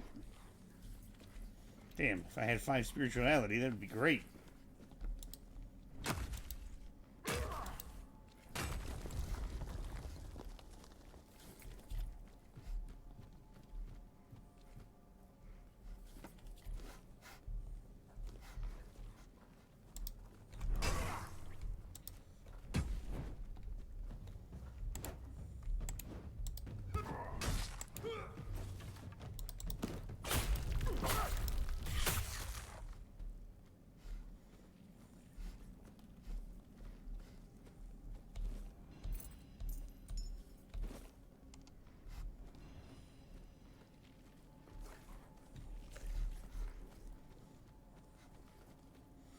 I don't know where that nobleman came, but he came at me. He was like, I'm gonna kill you. Nah. It's not how that works, buddy.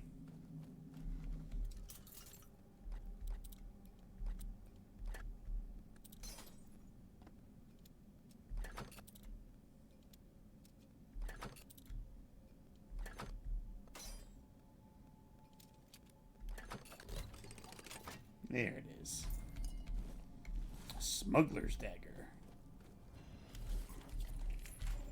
Here we go. Got a shortcut.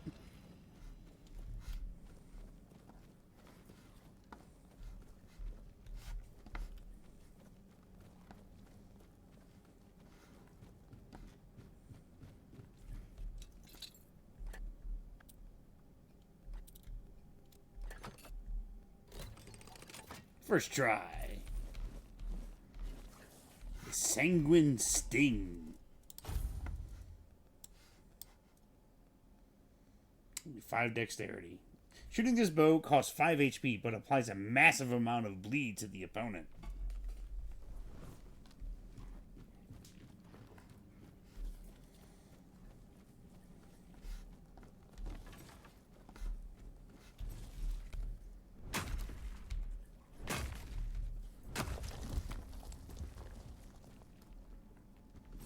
Alright, come on, boys. Let's go kill this asshole.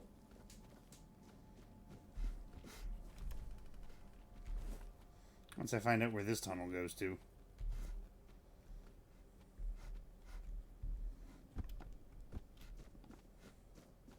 Someone's out there. Hello.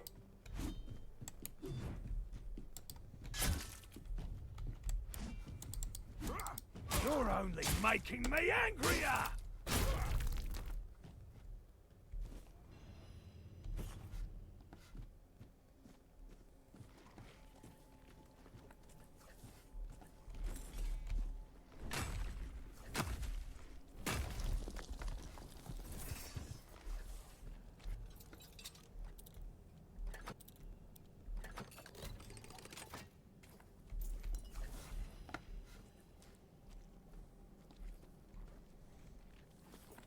Ether Bloom.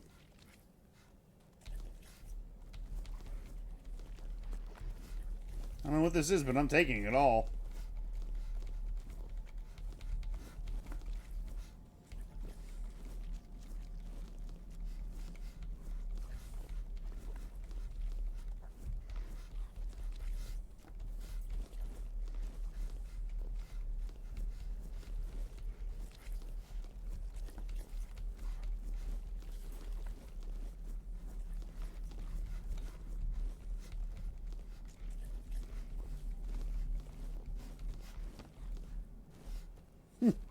Thanks, fellas.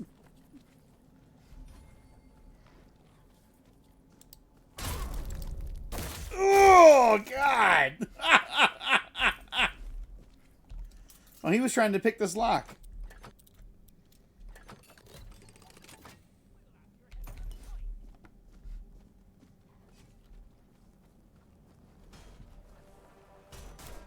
I will... You will what? You're fucking dead.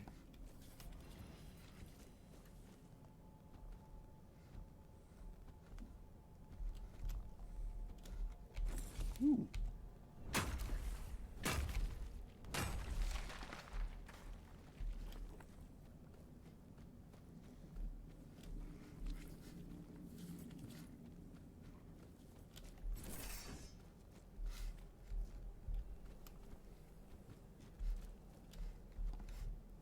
We ain't safe here.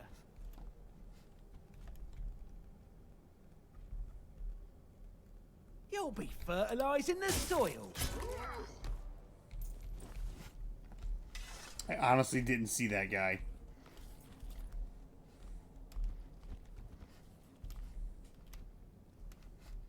Oh, I tried to parkour my way up. This game doesn't like letting you parkour.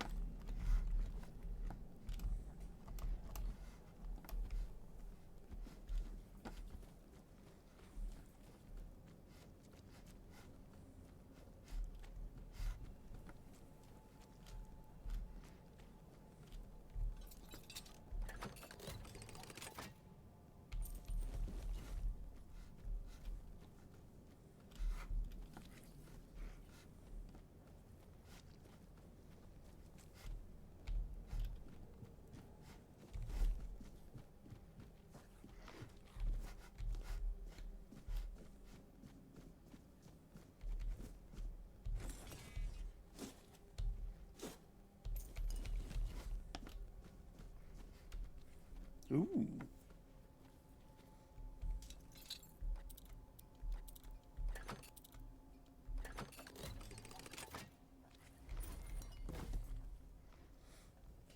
To the blacksmith's eye. All right.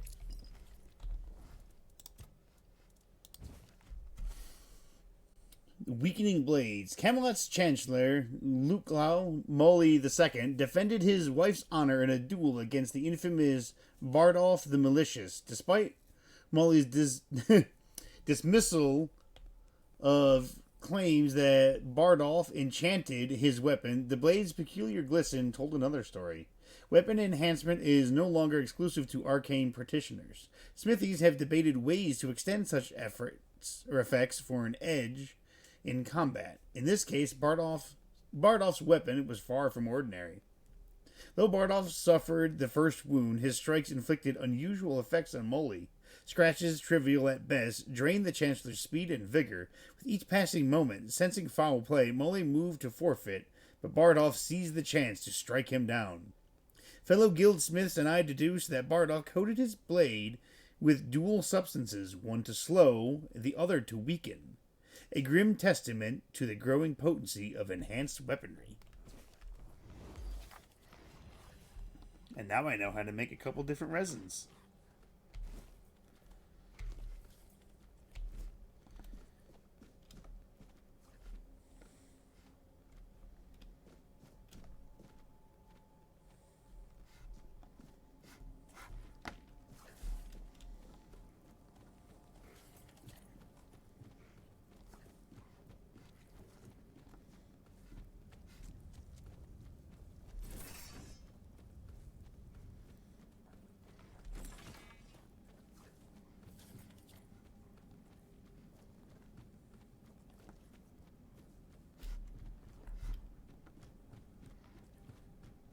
This is not where I wanted to be.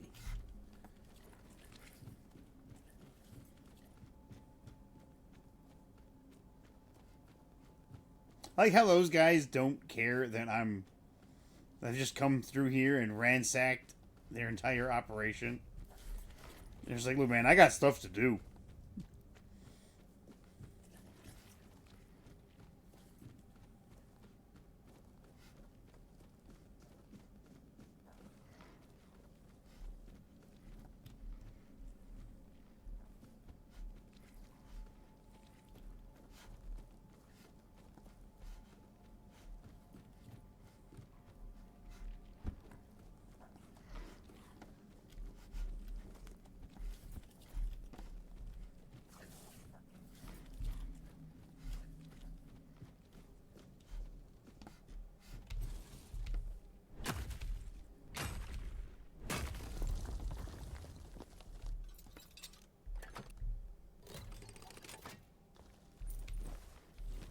The Everfrost. What is the Everfrost? It's a shield. 75 block. Successful parries create a small ice explosion, chilling nearby enemies. Is it better than the shield I'm using now?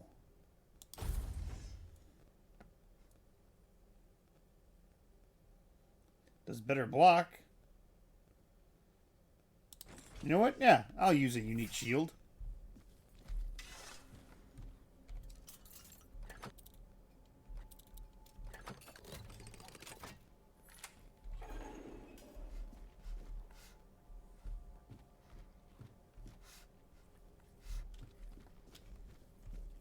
Now we just have to find that asshole again and kill him.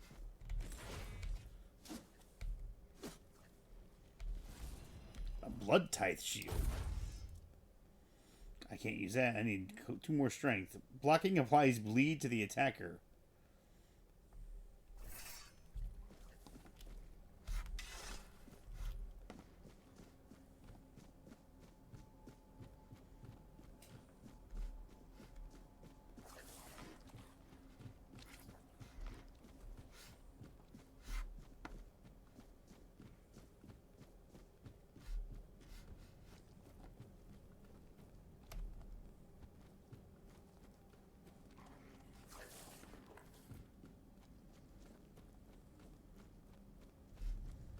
I keep going in circles, don't I?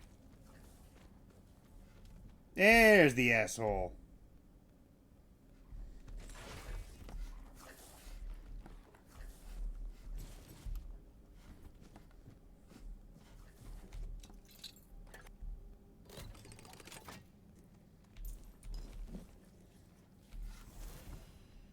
What is that?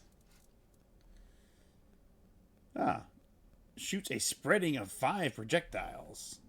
The shotgun of ice.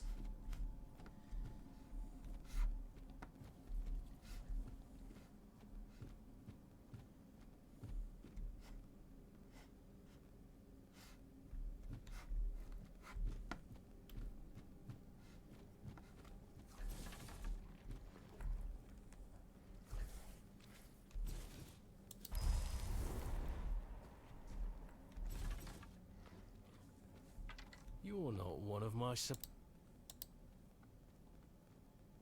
So, isn't that right, Vitya? Suit.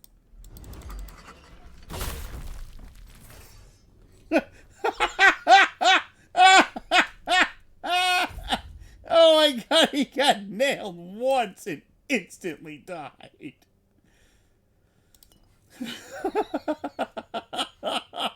Oh my lord, that was hilarious. Ooh. Suit yourself, I'm gonna take you down.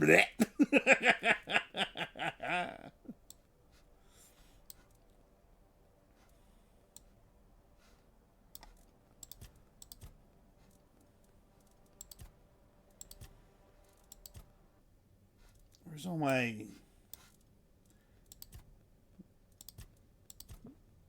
Where's my greases and shit?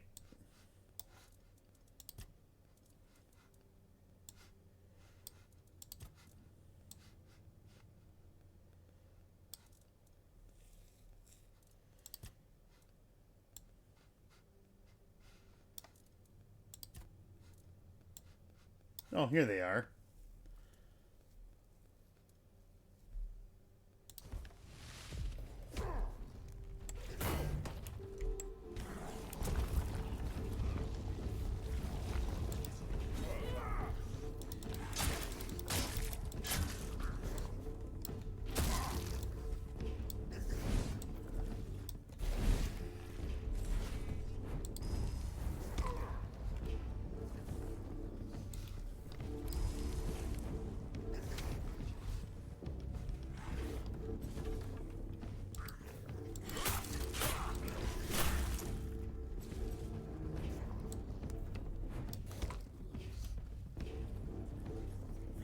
What is with my boys? They will not...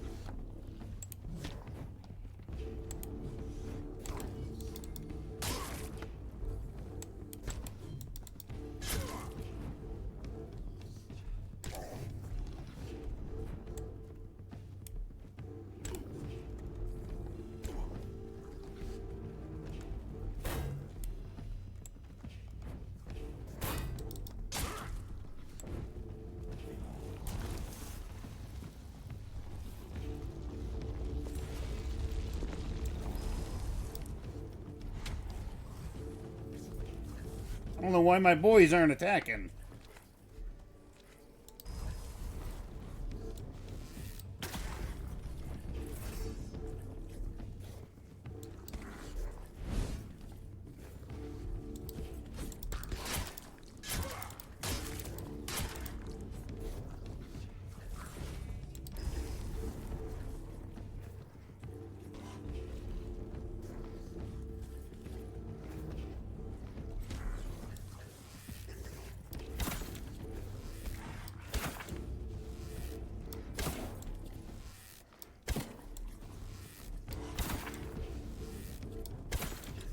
For whatever reason, he can't hit that one.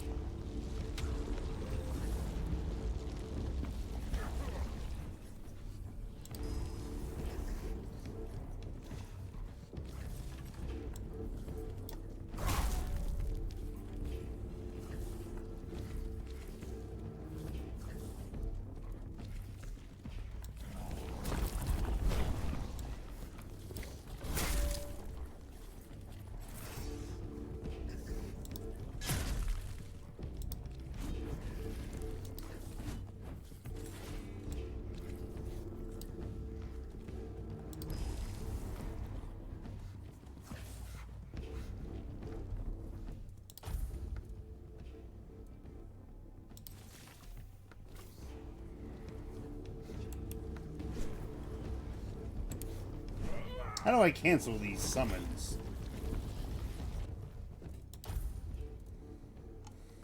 Is there a way to cancel them?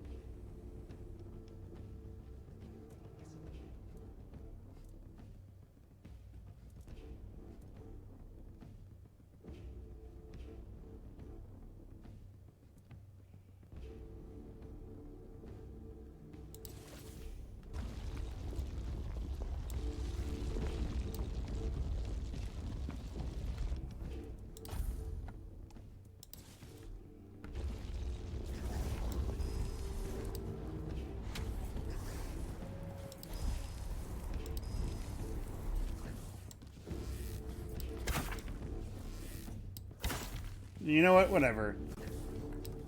It bugged out, so...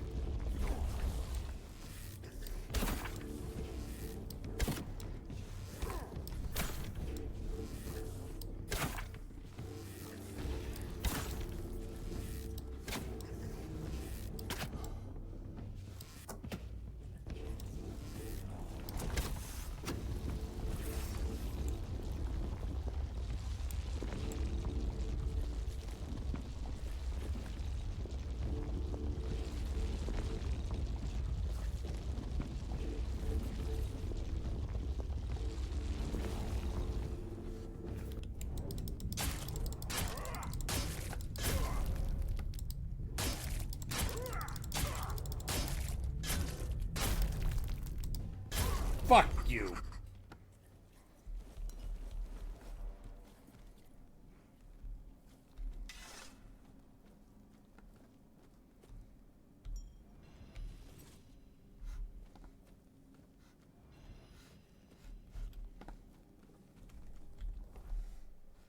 Alright.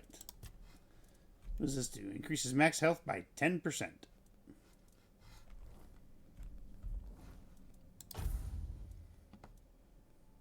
Or just by 10. Alright, fuck it. I get more health. We have a new beast, a Bugan. Born from Druidic folly, the Bugan were meant to dig, carving tunnels where their masters could hide. However, magic only bends for so long. Those that broke free became feral, their hunger untamed. Nearly blind, they hunt by sound, lurking beneath the earth. The moment prey stirs, they strike, tearing through dirt and flesh alike. Solitary by nature, they meet only to breed. Even then, their survival is not certain. Mothers devour their weakest offspring, ensuring only the strongest live to stalk the depths. My boys failed me, though. For whatever reason, they got stuck on this little ledge. Except for one. They let me down.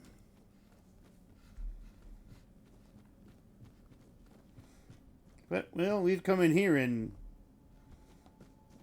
stopped them, I guess.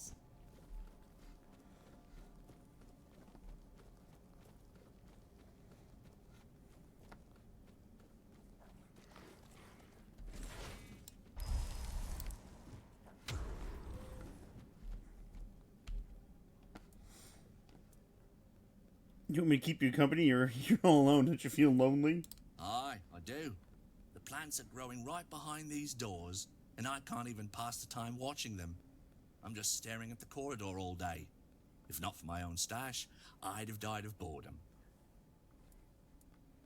Let's smoke then. Great idea. I'll wait for you by the fire. We're gonna smoke with the fucking guard. Oh, it feels so good here with you. But to be completely happy, I wouldn't mind something to eat. Oh, Mommy herself must have sent you here. This is so good. Do you have anything else?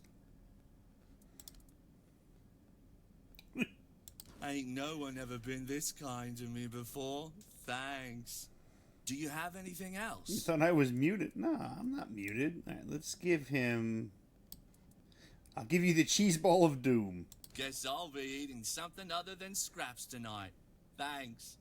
Do you have anything else? God damn, dude, how much food do you want? Here, have some fish Guess soup. I'll be eating something other than scraps tonight. Thanks. Do you have anything else? Food like this doesn't come easy. I owe ya. Do you have anything else? I won't forget this. Thanks a ton. Do you have anything else?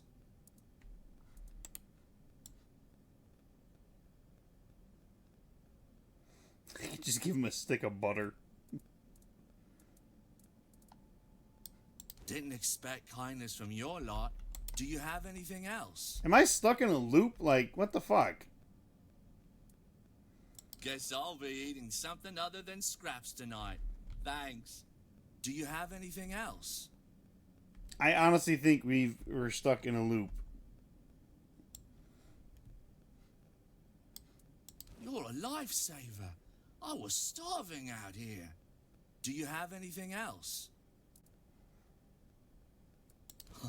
This will keep me going for days. Much obliged. Do you have anything else? Okay, I need to look this up because I think this is a bug.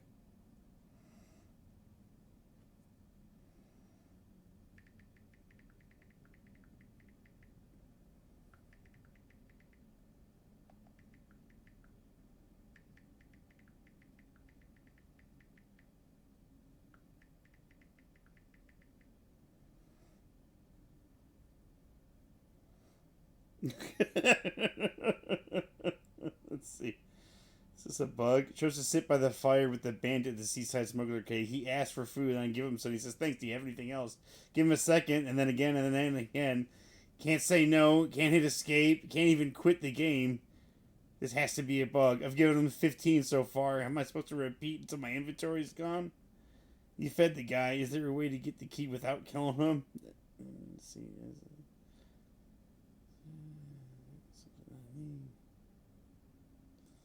Okay, well, Reddit, as usual, is dumb.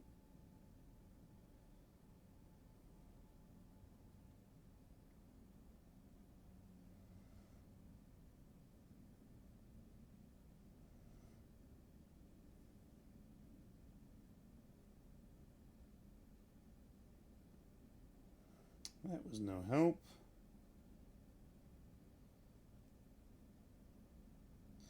Cool. Quick Google search turned up absolutely dick all.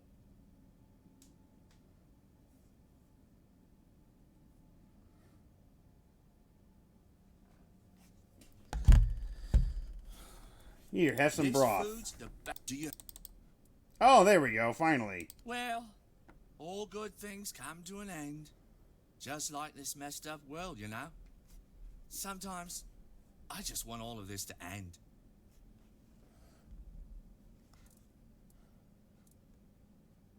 Do you mean you want it all to end? You know, like the world, man. The weirdness. It's like creeping in, right? It comes at night, changes people. Fucking A. Turns them into 7.5 hours. Monsters. Or furniture. Yeah, like tables or chairs. It's freaky, man. Really freaky. We're sitting here, right? Under the noses of the keepers of the horns of the south. Like, any moment now, they could just show up. Boom. And then there's, the Dalriada. You've heard, right? They took the Temple of the All-Mother. Yeah. That's a big deal, man. Like, the biggest. That place is sacred, dude. Right under the horns. We're treading on thin ice here. Real thin.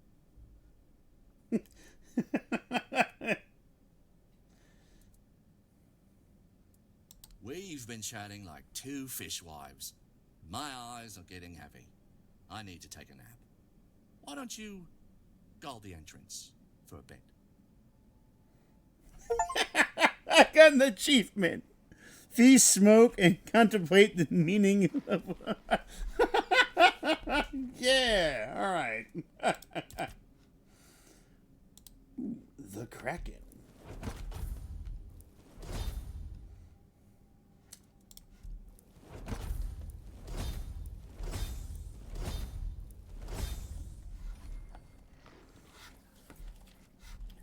Alright, buddy. Actually, hold on.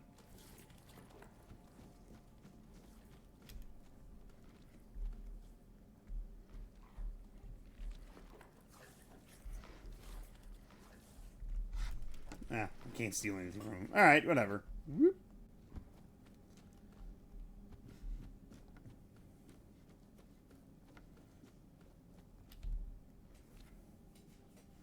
Gave that guy so much fucking food. I even gave him good food. Of course, I gave him some shit food, too. And in the end, all it took was an onion.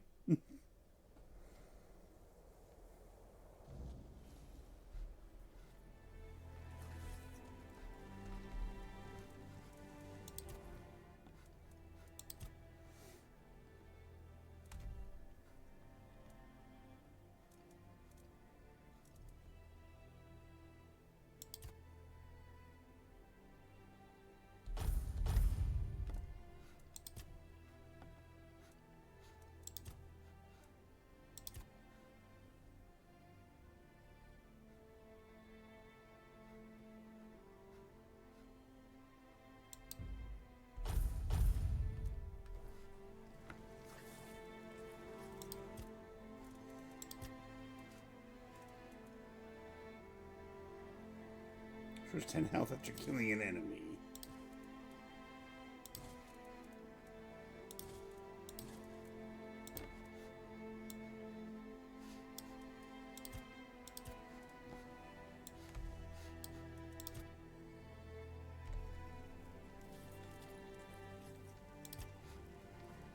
Just take a quick hour nap. All right.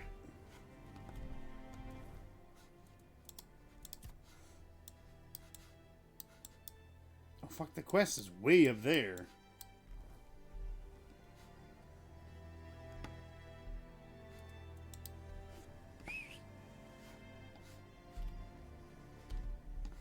It's like a quantum horse. Is he really there?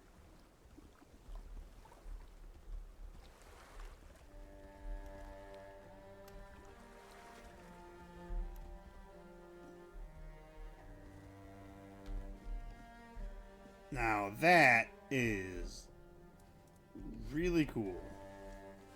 Let's get out of the water. And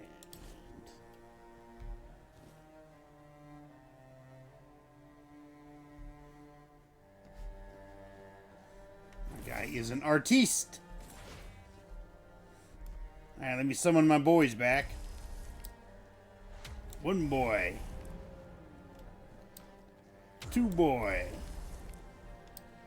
Three boy.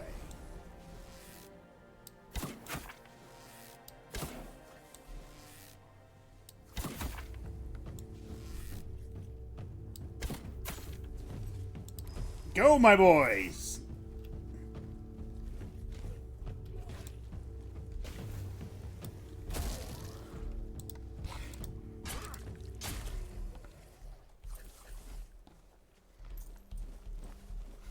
Ooh, I got his heart and a tongue.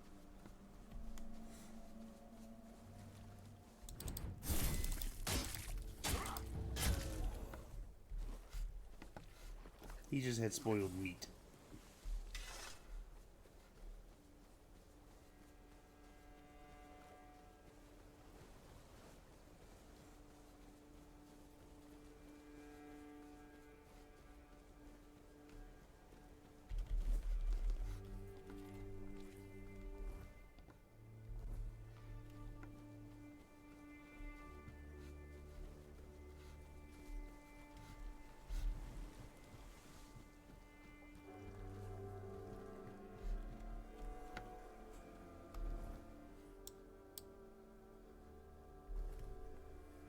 Is there a cave in the side of the cliff?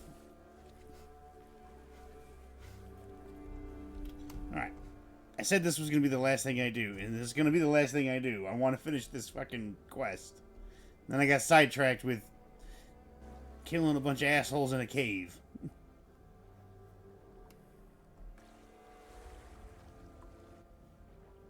The All-Mother's Temple.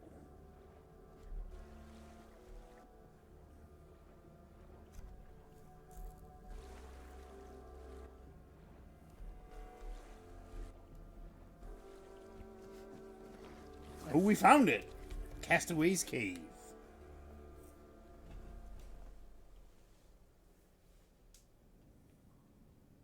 I gotta find a bunch of...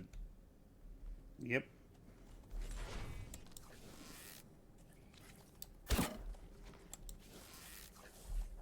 My boy, get out of my way!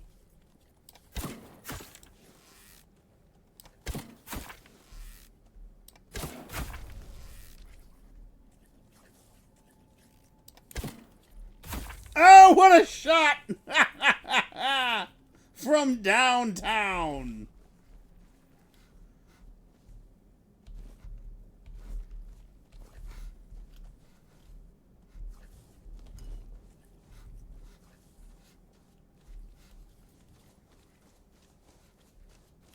Anything buried over here? I don't see anything.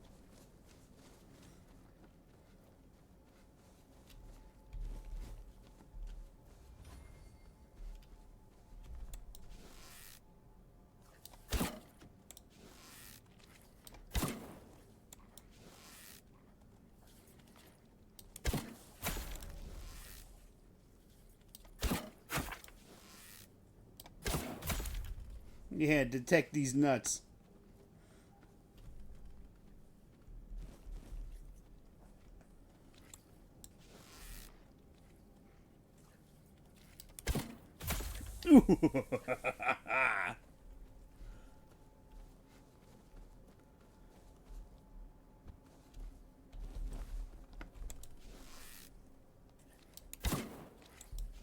I shot my own boy! He walked right in front of me. It reminds me of when Ken walked in front of my shotgun.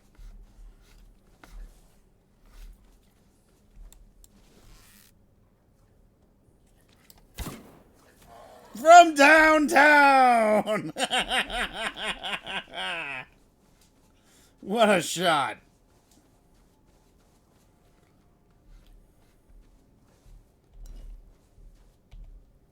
That's not what I meant to do.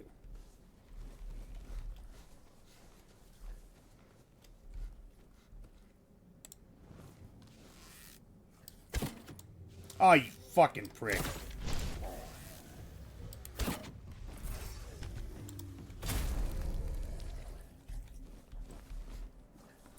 Fucking bobbed his head at the perfect time.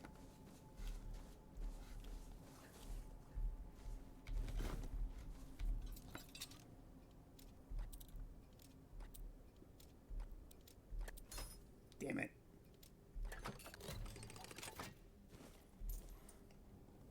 Merlin's Thorn. What the fuck is Merlin's Thorn? Shoot a homing projectile.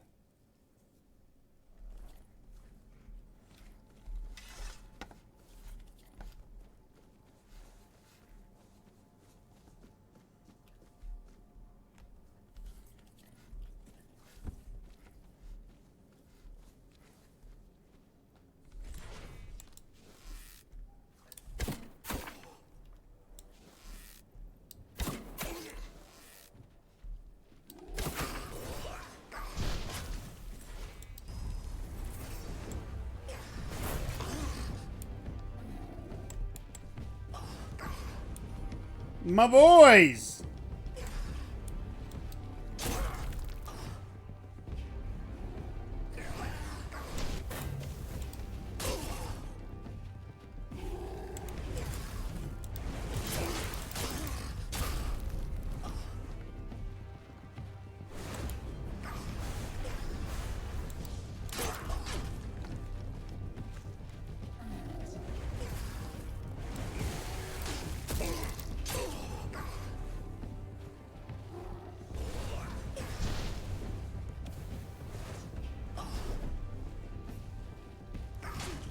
I hit the wrong button.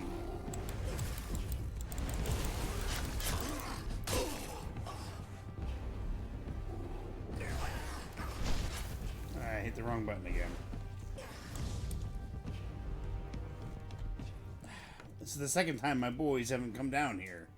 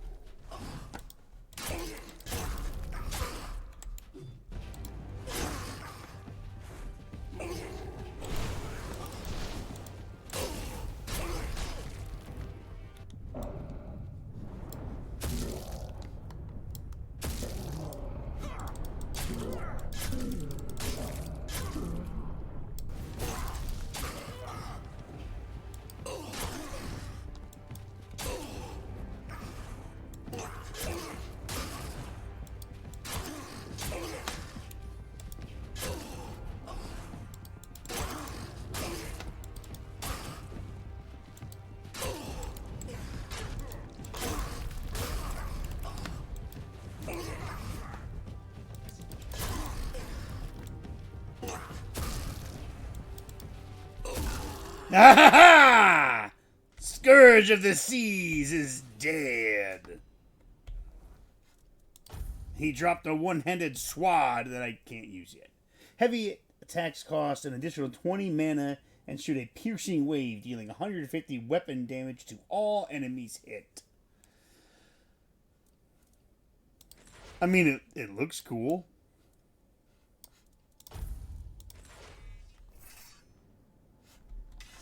Boys, I'm disappointed. Could have helped me in that fight, but you just stayed stuck up there.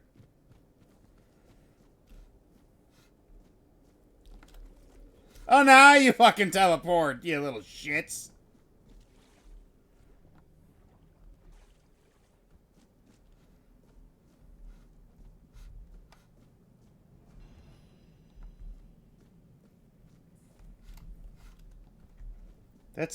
That's a big fucking corpse. Holy shit. Oh, that's just a piece of armor. Alphonse? You got an upgrade.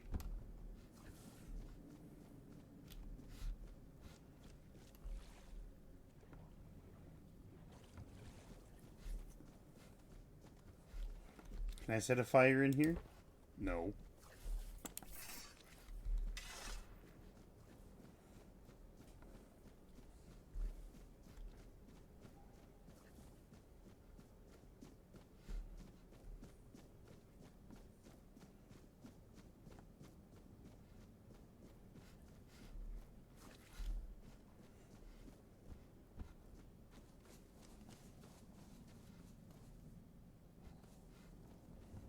Alright, well, we know what happened.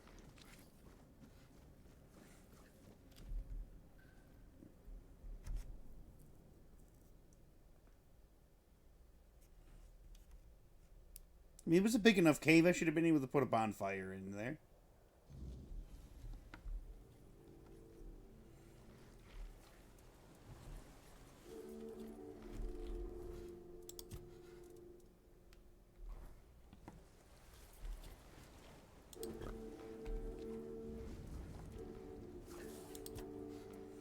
Did you know about the mission of the Andraste? How could I? It took place after my death, and I was not summoned back when it happened. Yet I believe they did what had to be done.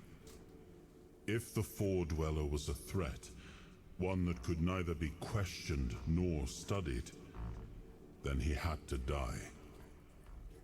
You do not understand how dreadful these creatures are. Even with the weirdness weakened, they remain formidable foes. We cannot fault these people for defending themselves. Hmm.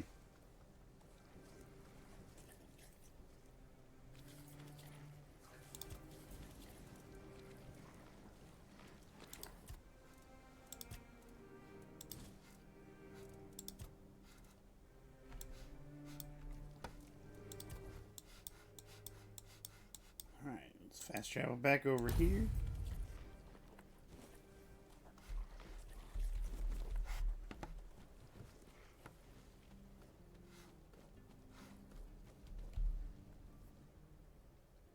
Talk to Elaine, and then that's gonna do it for me.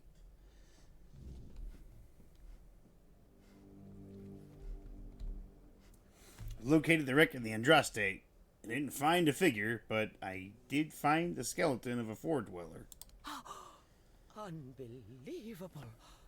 The book clearly described a figure like a Minhead. Oh, no. I never thought it could be actual Four Dweller. Probably one of the lost. Elvis never described him as a living, intelligent creature. More like a piece of furniture. So many years after the war, and the keepers treated him so callously. And there was so much we could have learned from him. Well, that doesn't change the fact that I was terribly wrong. I'd convinced myself that I would find what I was looking for on the Andraste. Oh, what a silly old goose I've turned out to be. Here, take these coins as a token of my gratitude. Although the knowledge you found is invaluable, you are a bright child. Who knows? Maybe you'll find a way to beat the weirdness. Elaine. Lady Elaine is a scholar with the sharpness of a blade and a wit to match. Once tutor to Avalon's nobility, she abandoned courtly life in pursuit of something far greater. Knowledge that could help dispel the weirdness consuming the land. While others cower behind their walls, Elaine ventures into the unknown, armed with nothing but her books and indomitable will. Though her tongue can be as cutting as her intellect, there's a kindness beneath her stern exterior. She speaks in riddles and tests those who seek help, believing true understanding must be earned. To Elaine, knowledge is not only power, it's the last hope of Avalon.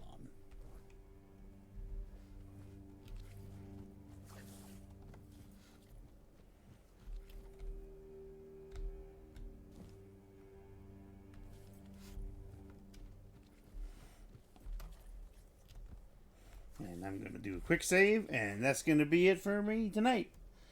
I hope you all enjoyed this, and I don't think anybody would stay for an entire 7 hours, but yeah, you know what? Put it on the background.